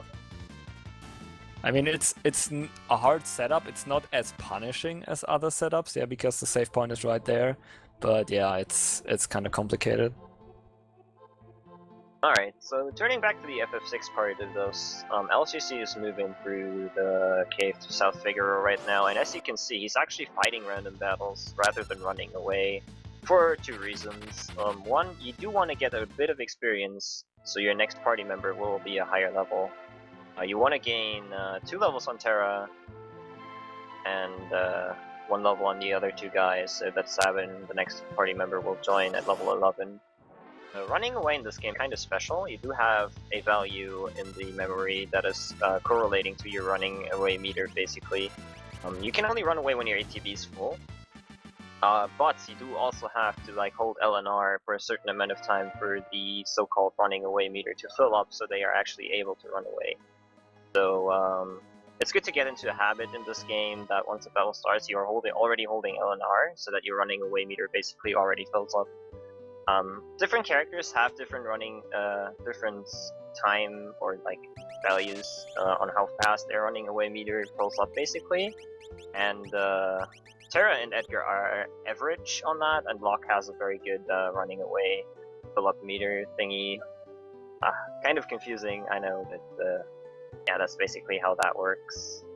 So if you like, let's say, start out with very good ATB, it's probably best to just kill off the enemy at the start here, since you want the experience anyways.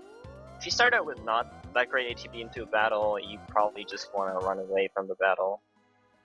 It's kind of a thing where you have to get a feel for it at this point in the game. Popped into safety safe before Mount calls as well. And yeah, it's worth noting that in these first couple of battles here, as you can see, he's opting into run away from the brawlers for two reasons. His ATB wasn't that great, and secondly, they do not give a very huge amount of experience, so it's not really worth fighting them if you can avoid it. Also, he will be making his way to a secret area. Ooh, a nasty back attack there. Back attacks are not really that bad in this game.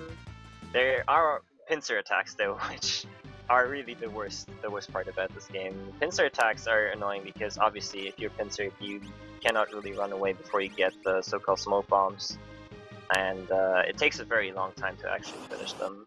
Alright, he made this way to the secret area to get the Atlas Armlet, which will increase his damage output on Edgar a bit, and actually will make it possible to one-shot enemies like brawlers right here.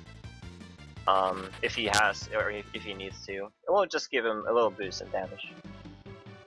But yeah, he will be making his way through this mountain to basically the next boss while killing a little bit of enemies. Also, what he's going to do in a couple of battles, ideally, is since the EXP, we can probably see that right here. No, he's not going for it. What you want to do is, like, since Locke doesn't need a lot of experience to gain his level up. Oh, he's going for it. My bad. Yeah, he's letting Locke run away so that Edgar and Terra soak up more experience for this fight because they need more experience than Locke does. And as mentioned earlier, you can only run away with a character if their ATB is full.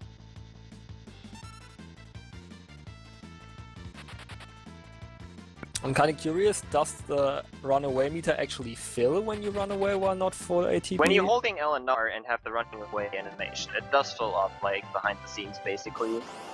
I'm not really sure how it's determined with what you start out, but I'm sure LCC can explain that in a cutscene. Because I've never actually looked at the values, I just know they exist, basically. Ah, gotcha. But it does fill up as long as you hold LNR. So the basic strategy is during animations and such where you character physically can't run away, you want to pull it up if you want somebody to run away at some point in the fight, you know?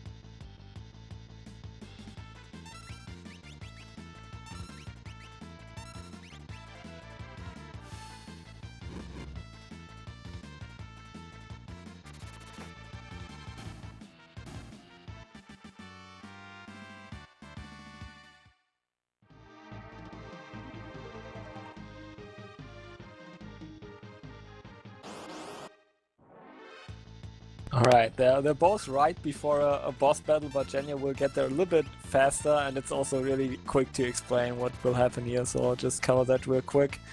It's a death by mass setup again with level 2 ult and level 5 Doom, but it's a really basic one, since Kara's turn, how fast she is and her agility works out the way that you can just level 2 ult, and then her next turn you can level 5 Doom, and then the endline dies.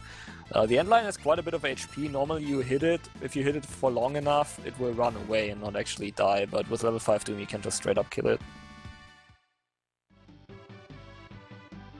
Indeed, and we'll probably, yeah.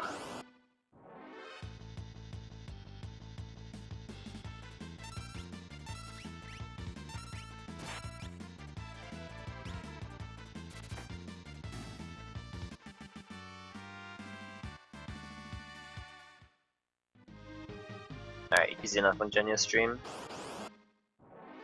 Alright, and on LCC stream coming up is the next boss, Vargas. Not before this encounter though. But he does not need to fight. He already got the levels he wanted. So right now, Edgar, Locke, and Terra are at level 10, 9, and 8, respectively, I believe. And yeah, the next boss is sort of interesting. It's Vargas, but he brings two bears to play with us. You can't actually target Vargas until you kill the bears off. So what he's going to do here is cast fire and then auto crossbow. That will kill one of bears off, and you'll just fire the other one after that, and then Vargas becomes targetable. Now, depending on how his ATB is set up here, you can use a couple of different setups to like manipulate the outcome of the fight. You'll see what I'm talking about once we get there. But yeah, for now, he's killing off the bears. And then we're going to target Vargas. Now, once you deal enough damage to Vargas, there will be a small cutscene where Sabin appears. And depending on how your ATB lined up at the start of the fight, you can... Ooh, Locke died there. Not that that's very important, but yeah, thing. So yeah, depending on how your ATB lined up at the start of the fight, you can manipulate whether Vargas gets a turn while you fight Sabin after the cutscene or not, if you're lucky.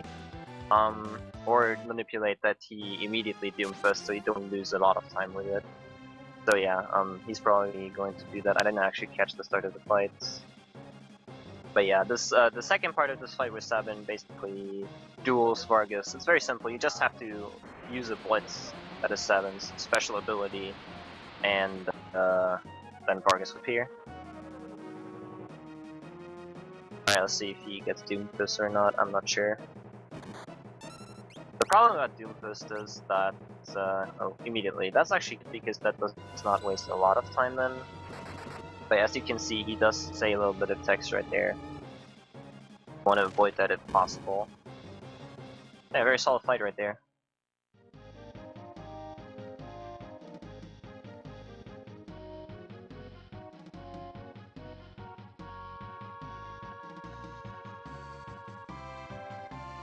Another thing with the blitzes in this game, just to throw that out there, you have to be careful. What you can do in this game once the character gets his turn, if you hold A, it will immediately execute the command. You gotta be kind of careful with blitzes. If you hold A, or push down and press immediately press A, it will register the A input, or... Actually, if you hold A, it works, but if you press down and A too quickly, it doesn't. About that, since that can mean that you... Oh, okay. Yeah, it's kind of weird. Like, if you press down and A Anyways, really quickly, it's just... Blitzes are weird, yeah. Yeah, I don't know. Gotta be careful with that, because blitzes are the main damage source we have for, like, the first hour of the game, basically. And you do not want to fail them in a boss fight. Are we seeing river manipulation? Yes. We will attempt that. Nice.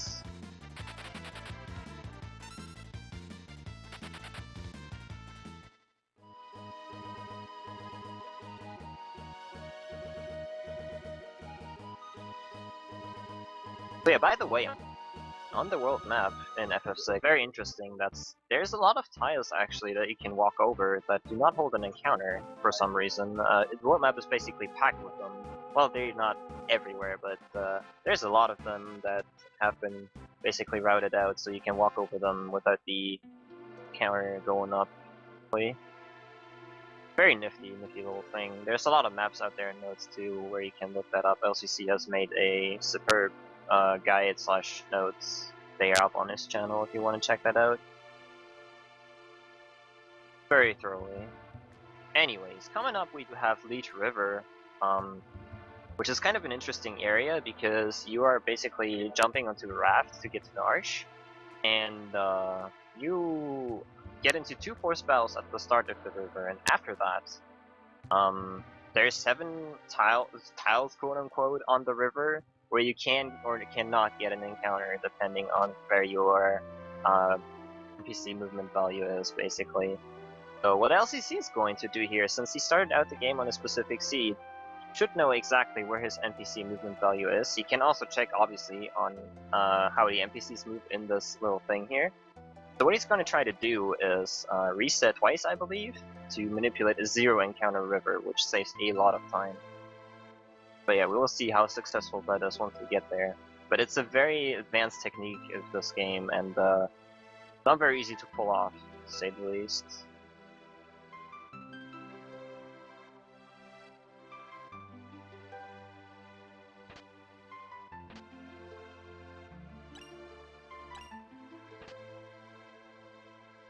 Yeah, before we see that, basically he's gonna loot the place though for all what it's worth. There's also a very useful relic here, the White Cape, which will come in handy later in the run.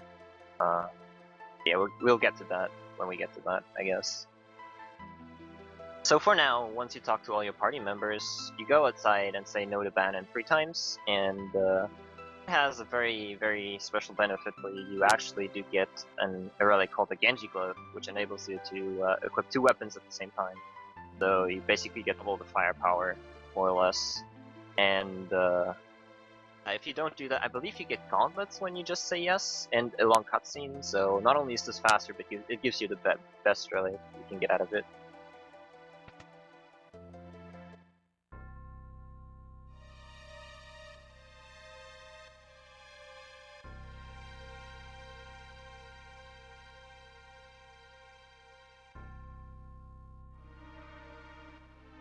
Exactly. Remember, kids, say no to Bannon. Alternatively, eat Bannon.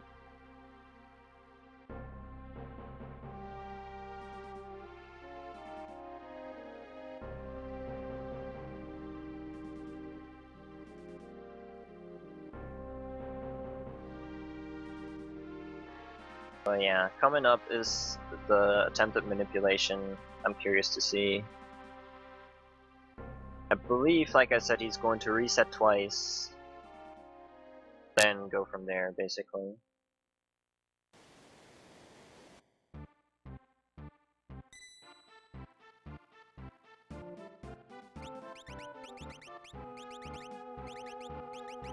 Alright. Just in the menu as well that he was supposed to, basically setting up for Edgar to have 2 weapons. Very simple. Alright, the reason why he's resetting is that every time you reset, your seed value goes, well, let's just say it advances by 14, to keep it simple. Like, there's a bit more to it, but let's just say it's 14, when you load a game. And, well, actually he advances by 15 right now, I believe. Now he's waiting for the NPC to move to the right place, so that he does know that his NPC movement value is at the right spot, and then he will proceed to the river. Like I said, the encounters on the river are tied to your NPC movement, so you could exactly tell at which tile, or when the NPC hits the tile, if he has to like go into the screen transition. So now, like I said, here's 2 forced fights on the river. One of which should be 2 Pterodons to level up Edgar for later, and from there on it should be smooth sailing. Hopefully. I believe he got it, I'm not sure. There we are, 2 Pterodons. He will use this encounter, like I said, to level up Edgar for way later in the game, for the opera, basically. So let's say you only race the Kefket Narsha in this game, which is a very popular race goal. You don't need to do this fight, basically. Just a thing for the opera later, just so Edgar gets a little damage boost for that. Alright, and from here on out, like I said, there's 7 quote-unquote tiles here where you can get encounters. We should not get any of them.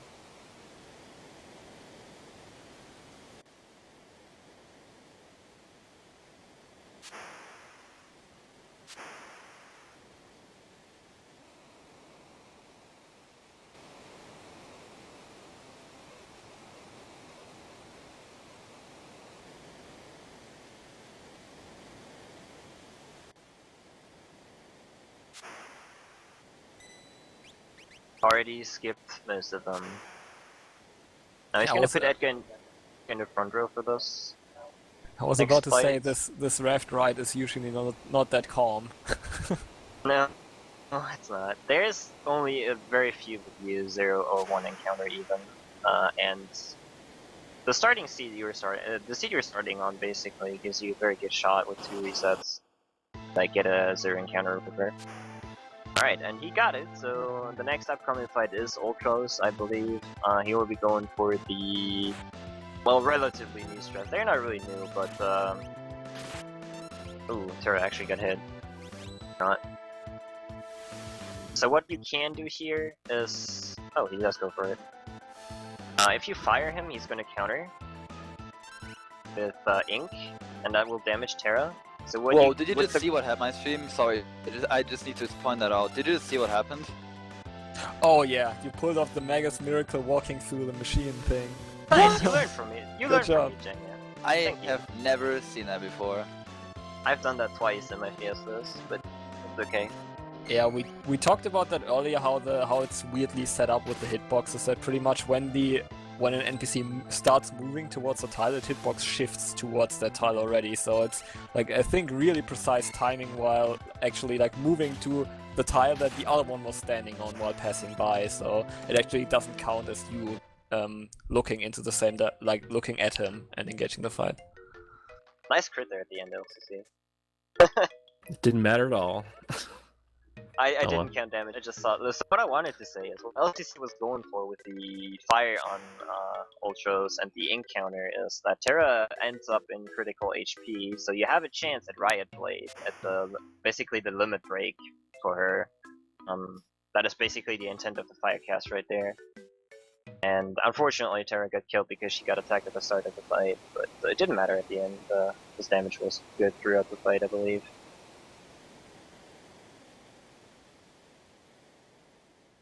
I just want to say that that was a very clean pyramid overall. Like dodging that encounter, the gargoyle fight was really good. What record pace? Telling ya. So yeah, now on FF6 side of things, we basically have a choice between 3 scenarios that we have to go through. And what we're doing here is we're basically going to start with Sabin's scenario after he got split up after the Ultra spell from the party. He drifts on the river to close to Doma Castle, basically. And we're meeting up with a guy called Shadow here who will show us the way. The fastest way to get back to Norwich, basically. You don't have to recruit Shadow here, but it's very beneficial for the next area. Why are we doing Sabin's scenario first? The very simple answer is that you get access to smoke bombs here and have them for the other 2 scenarios, basically. So you don't just have to wait to run away from battles, but can just throw a smoke bomb and immediately run once you got your turn, basically. So we're gonna get them like at the end of this scenario, basically. That's why we're doing this first. There is benefits to doing the other scenarios first, although if you do that, it's sort of RNG if it's faster or not. So, yeah.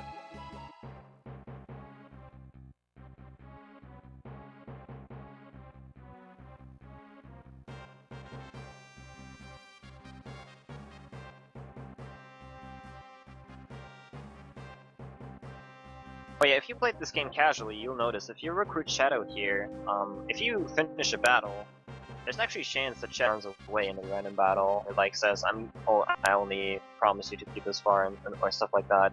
That cannot happen right here, since all battles that Shadow is in this, you either run away, or they are like forced battles that won't trigger it, basically.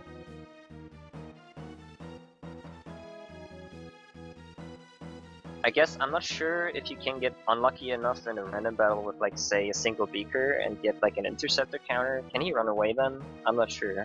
That should be possible, but I've never seen that happen. Yeah, you can run away. If Interceptor counters and kills the enemy, you can still run. So there's absolutely no chance of it ever happening, unless, well, yeah, there's no chance.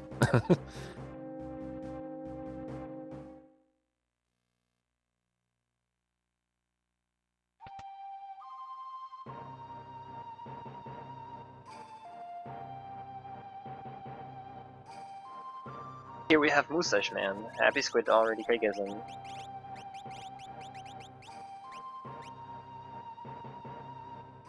Nice name. Classic. Good name. Very good name.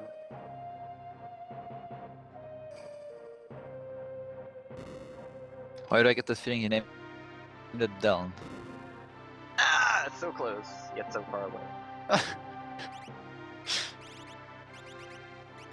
But yeah, coming up here is a another, well, tutorial battle basically for Cyan and his special abilities. You have to fight a commander 101 or a leader. The quickest way to dispatch of this guy is to use Cyan's sword number 2, which is retort. Basically what that does is that once you get hit with an attack, he will retort it and deal quite a few amount of damage. And yeah, I didn't actually catch. Did you get the black belt of the Phoenix down? I couldn't see it on my stream. It was black belt, yep. Black belt, alright. So yeah, the leader has a 7 in 8 chance to drop a black belt. It's not important anymore since you do have Shadow with you, but the black belt does sell for quite a bit. Ideally, you want to get it. 1/8 of a chance you have for Phoenix down, which is rather useless. Since you take Shadow, we used to only Sabin and not recruit Shadow. But since you have Shadow here, you do not have the need for the black belt per se. Like I said, it's just more convenient for money, basically.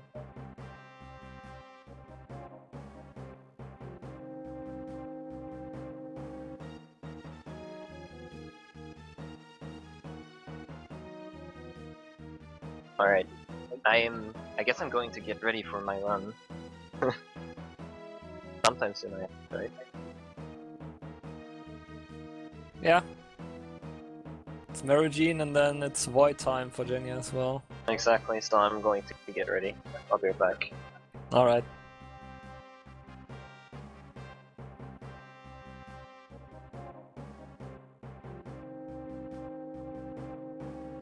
So yeah, Merogene battle for Genya. Nice. So you want to make sure that Batsa is full HP there, just because, like, Genya just experienced if the ATB is not in your favor, she will actually get a turn right at the start. Other than that, it's just about the good old Dark Shock hitting, please.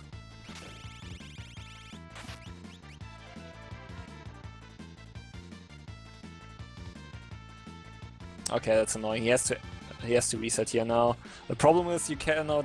I mean, you could actually, in theory, keep confusing it and try again. The problem is your MP is limited, and you will have to use like level 2 ult and level 5 Doom on a single character, so you don't have much MP to spare because these blue magics cost a lot of MP. There you go. Like, it doesn't really matter if the first or second one hits there. It's still okay.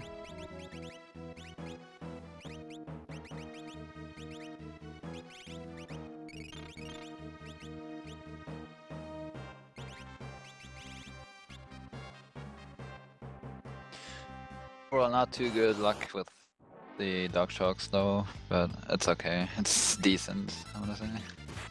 Yeah, it's second attempt, fourth try. It's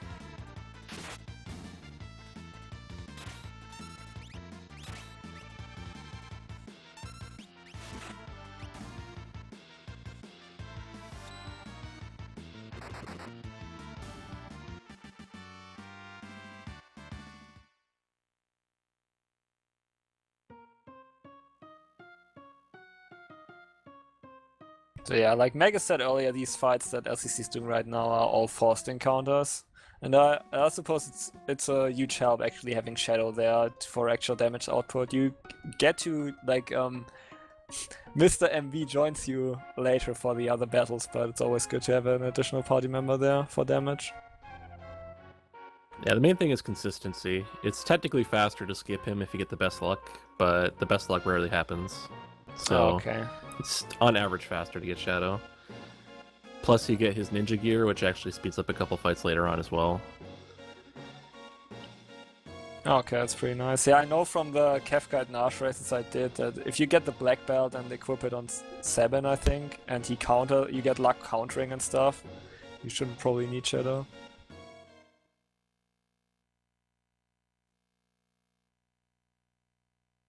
Yeah, the thing is, it's a 75% chance to counter, which is pretty high, but you have to basically hit 6 counters in the fight. Oh, okay. Like 1 for each of the front guys and 2 for each of the back guys, unless you crit. So... And then you have the other battles after that, which you also need counters on to make them go as quickly as possible, too. Because usually...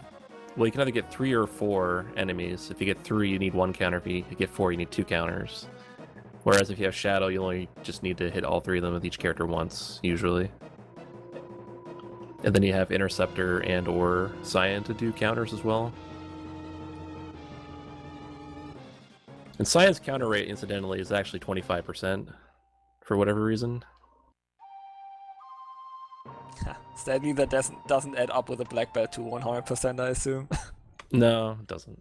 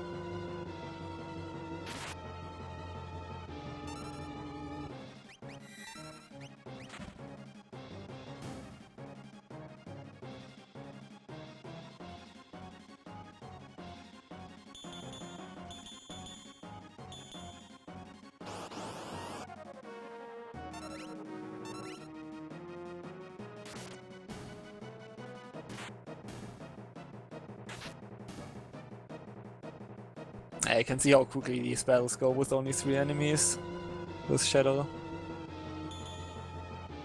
I mean, I guess 75% counter chance doesn't sound too bad, but if you have to hit it like 12 times in a row or something, it's not as appealing anymore.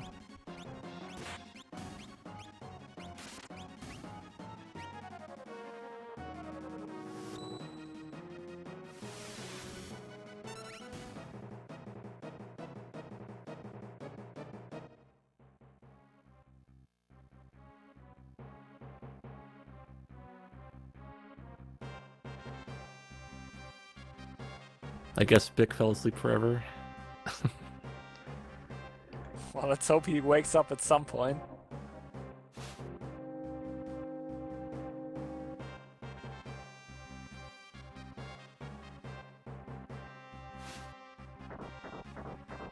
Wow, how do I have so much money? Wow, But yeah. what? I don't know. I don't know. All the money. You Right. have like double the money that Theras had after buying. I definitely bought everything though. Yeah, you did. Yeah, last shopping tour for Genya, getting OP running shoe accessory and all the, like a couple of other equipment items just for agility and setups, also spells. And now it's off to the void. Yay! Oh, welcome back, Magus. Set up my my seed and stuff. Very nice. I don't know about that, but we'll see, I guess.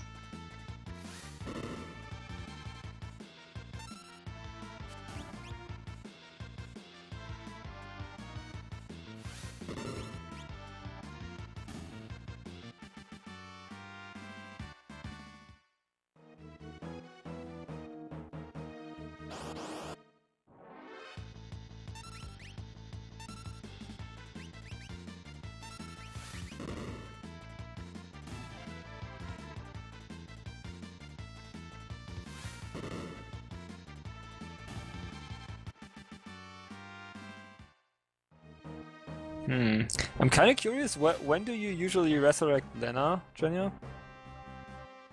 I'm doing it before the story fight. Oh, okay, with using Ferris then, maybe? Yeah. Oh, okay, nice. Yeah, that's interesting. I usually resurrect her right away, but that makes sense, since this is the only chop change you have to do. Yeah, well, I think I use Kara, but Okay. Yeah, I don't know, like, you need MP on Ferris, but you can always use Aethys after that. yeah.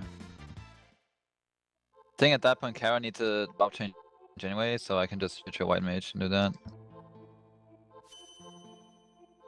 Oh yeah, true, she's still a time mage. I'm stupid.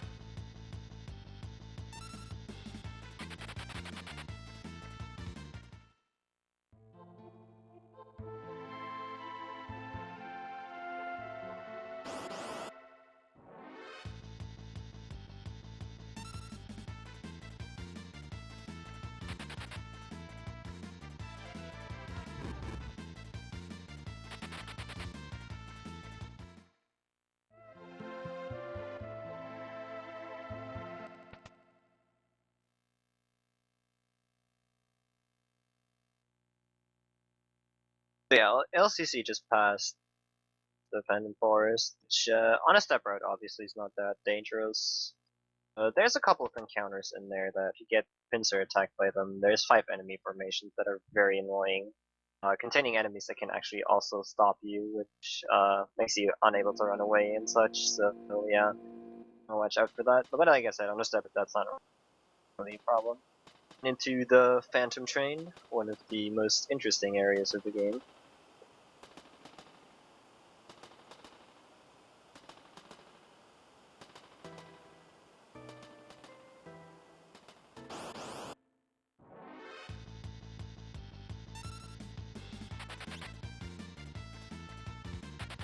Now, I talked a bit about the running away meter earlier, and I do believe that Cyan is one of the worst characters to actually fill up this running away meter. LCC can correct me if that's wrong, but I believe that That's Cyan, basically right, yeah. yeah, Cyan needs a little bit Strago longer. and Cyan are the worst. Yeah. So, yeah, that's kind of a bit of a downfall for the scenario. There's a chance there that Cyan gets hit by, let's say, Demi or whatever, or by Blaze from bombs. And if you kill him off, it's kind of a little bit easier to run away from battles. It's not really a necessity though. It doesn't speed it up that much that you actually have to kill him. So yeah, right now, on the Phantom Train, I talked about bombs. Bombs are a very dangerous encounter that I believe do exist in the step route, but there shouldn't be a real danger of dying. They know an attack called Blaze, which basically can deal up to 220 damage to if they single target it. It effectively kills a party member off, more or less. Yeah, you gotta watch out for those a little bit. Other than that, though, this area is relatively straightforward. The step route actually gets quite a few bombs, but they're single bombs. One thing about them is that their speed is relatively low, so they rarely actually get a turn off. But if you fight the triple bomb encounter, because it's harder to run away from more of the enemies, then that becomes really dangerous, because they usually get turns because of that reason.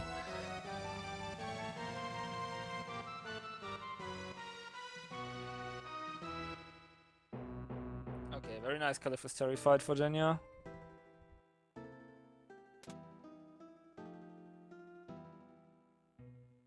Are you gonna save now, Genya?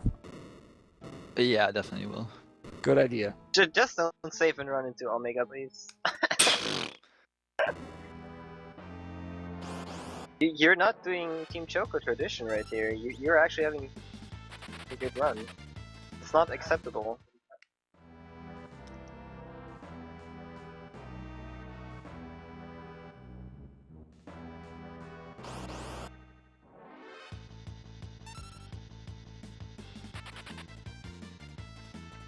Let's see if Genya gets past Omega here. Done. That looked dangerous, but like I mentioned earlier, as long as you don't look at the guy, you're pretty safe. He's also walking pretty slow, so if he starts walking into a direction, you can just walk by without having to worry of him accidentally walking in front of you. And there we have the single bomb on LCC stream. Now, these things, like LCC said, are dangerous, but as long as it's only one, you are almost guaranteed to run away from it before it can do anything. As I say that, of course. Nicely done, Bomb.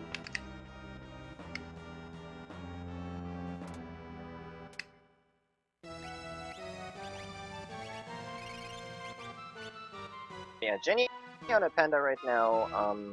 Gonna Berserk it really quickly, and then his thing with it, meaning releasing the 2 magic dragons and throwing a fire rod to kill it off. That was kind of ballsy. He didn't wait for his attack, but waited after. I know. But it I worked forgot. out. I forgot. But actually, Evil blocked. 2 Good on job, LC Batsa. stream. But nothing happened, really. And the swag suplex. Now, Evil 2, this White Phantom Train is dangerous, especially if you queue up suplex. It can confuse you, and well, I'm pretty sure a lot of people are familiar with him when you have suplex queued up or confused. But yeah, another bad thing that could happen, theoretically, is Evil 2 inflicts a lot of statuses, including example, and if your whole party gets berserked, you cannot throw a Phoenix down to immediately lit, so that could be another thing that could happen. But with 3 characters, besides of taking Shadow as well, is that you have less of a chance to get trolled right there.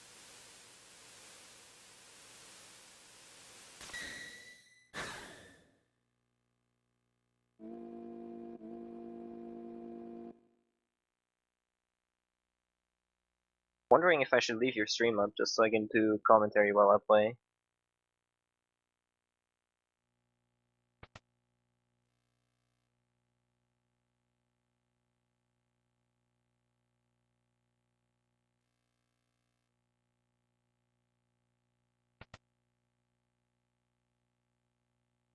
But yeah, LCC will go through a couple of cutscenes, but just in the meantime, Genya on FF5 is coming up to Catastrophe. Yeah, we saw earlier on Sarah's side, the basic strategy is to cast Float every time. So Catastrophe's AI will tell him to like remove Float from you, and then you just recast it every time he does that. While that's going on, he's gonna buff Ferris, so she will be able to deal toss.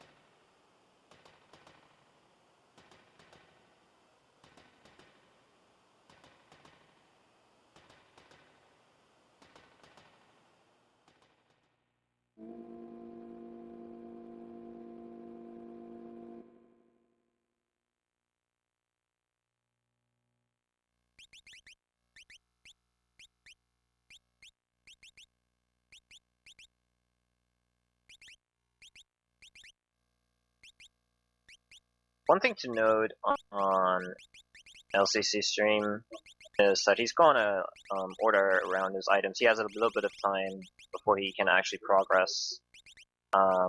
He orders his items so that he can sell the stuff that is on top of his inventory, basically. He will also change his color, apparently, and I believe set his battle speed to, or his battle mode to active. I didn't actually catch that, though.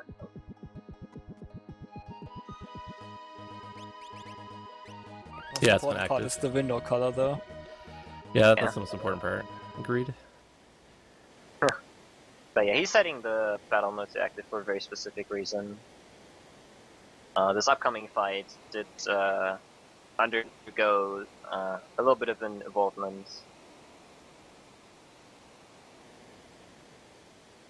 There's a neat little glitch in this game that you can do with Cyan's Sword Tech Retort that we saw earlier that will be off right here. Aww. Genya got an encounter there, but in this, if you do not get /fight Ramu, you can actually get him in that one screen. I thought maybe he wanted to show up at least once in this relay, but nope. Yeah, LCC now... Oh, sorry. Go ahead, it's fine. Yeah, LCC now falling down the waterfall, or jump down the waterfall, and has to battle the Piranhas right here. Now, the thing is that there's a boss called Rizopos that you eventually have to fight in this battle. The thing is, though, that it will take roughly 1 minute and 8 seconds. He will actually appear. So if you kill off all Piranhas on the screen, it will just there will just be Piranhas reappearing until 1 minute and 8 seconds roughly are well past in the battle. So what he's doing right here, actually, very interesting thing. I talked about it a little bit. I don't know. It's a retort glitch, basically, where he will Cyan while having retort active, and then revived him.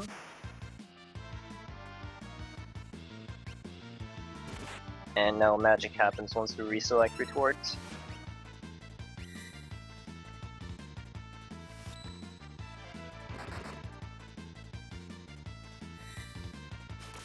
So you gotta still pummel with Sabin. This guy has, like, roughly wind. It does actually animation very nice. So yeah, what happened there, like I said, he killed Cyan while he had retort active. Didn't really immediately do anything, but it still has it in the memory. So if you revive him and do retort again, Cyan would just retort at any action basically that is going to happen. So what you saw there, once he reactivated retort and Sabin pummeled, he immediately retorted on Isopass. Not only does that immediately kill him, but it also cancels out the fade out animation of the boss. It's a very nice glitch, fortunately not very applicable in a lot of other places. There's a place here and there, but it's not really worth it, and then those get thrown.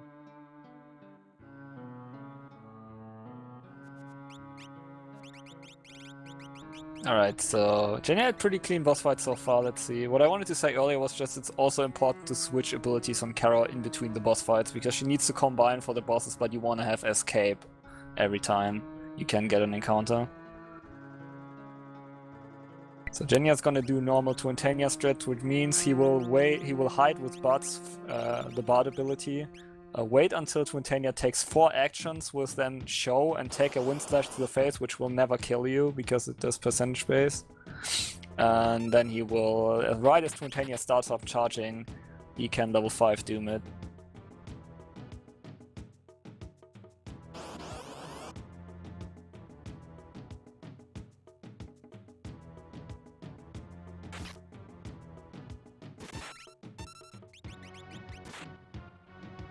There we go.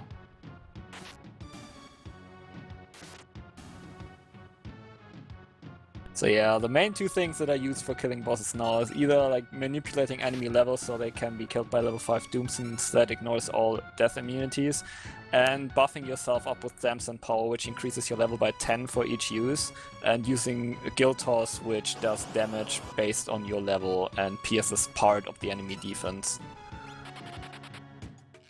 And that means you can do a lot of damage if you're not able to instantly kill an enemy. You can deal good damage even though you are ridiculously underleveled. You can see that right now. It's still level 14/15.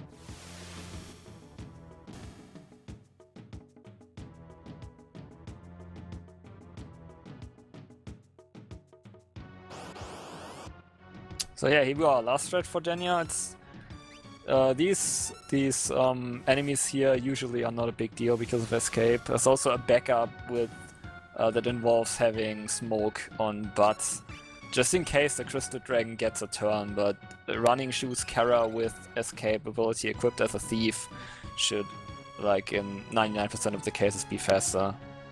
Like with this setup, I haven't seen a Crystal Dragon take a turn.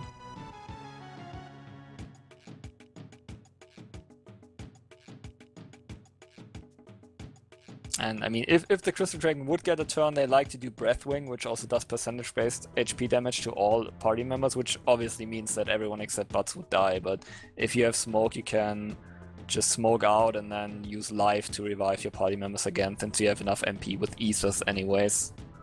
So it's really safe. Hey, movers! Funnily enough, we don't need any ABP or experience anymore. We have Chemist, that is enough.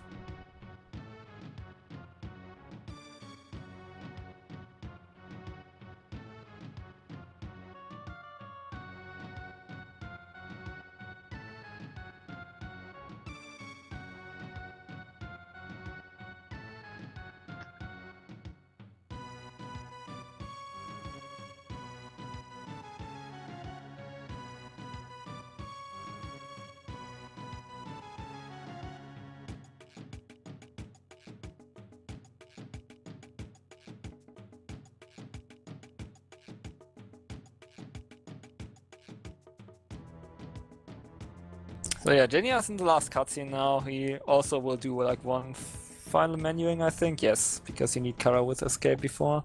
And then last boss fight. He's gonna do the old strat, which doesn't use level 5 Doom, but rather just super buffs up Lena and then Jill tosses the guy to death. But he will also be using the Kiss of Blessing glitch for skipping Exter's second phase and also making him pretty much useless. Like, very, very, very, very tame, because he can just block all his physical attacks with butts.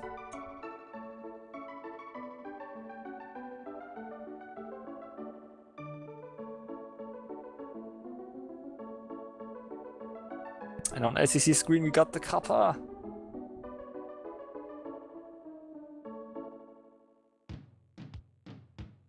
But yeah, the maximum level for that you can have, quote unquote, an FF5 is 255. So you can only level it to level 99, obviously, but with stuff like Samson Power, you can actually overpower your level up to 255. So it's gonna use 9 times, I think, Samson Power, which would bring Lena over 100, and because Extras has quite a bit of defense. But that will be enough to deal full damage every time with every Jill toss.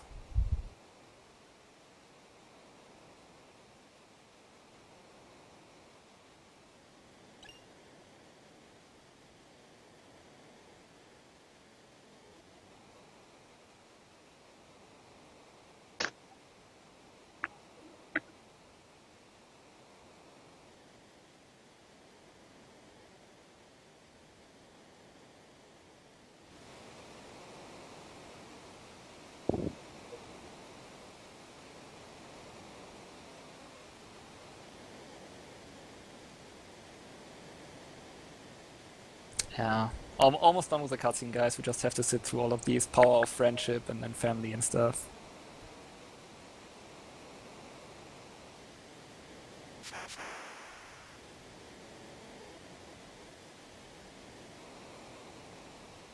So yeah, I hope Magus is ready, because I am it's as about ready to as I'll be ever done. be, dude. So Jenny just has to give me a sign I have to close the stream. Because reasons. Yeah, sure. He's entering the fight right now. Cool. Okay, since the ATB is on wait, you have all the time to need to maybe look up the Kiss of Blessing recipe or recipe, I want to say, because you only needed that once. And then it's all about Butts blocking that first attack and going in guard mode, and then it's, yeah, there we go. And now it's pretty much autopilot, just buff up Lena a couple of times and then Jill toss away. It actually doesn't make too much of a difference how the ATB works out, because you have to buff Lena 9 times, and you pretty much have 1 spare turn on your thieves anyway, so if Butsa gets killed by the first attack, it's not that big of a deal.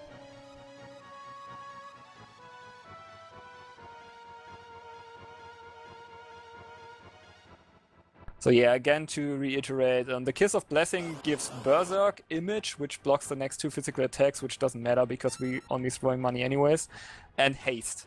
But with the Knight in guard mode, it's pretty much autopilot right now, and it also overrides all AI scripts and stuff. Usually, like, Access is obviously immune to Berserk, but not Kiss of Blessing. And Magus, hope you're ready. I am ready. Time is gonna come in very shortly.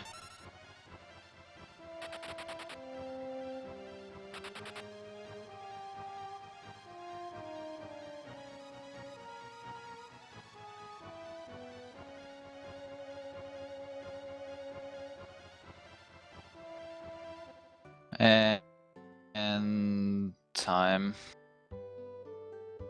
Don't tease me like that. Time! I said time.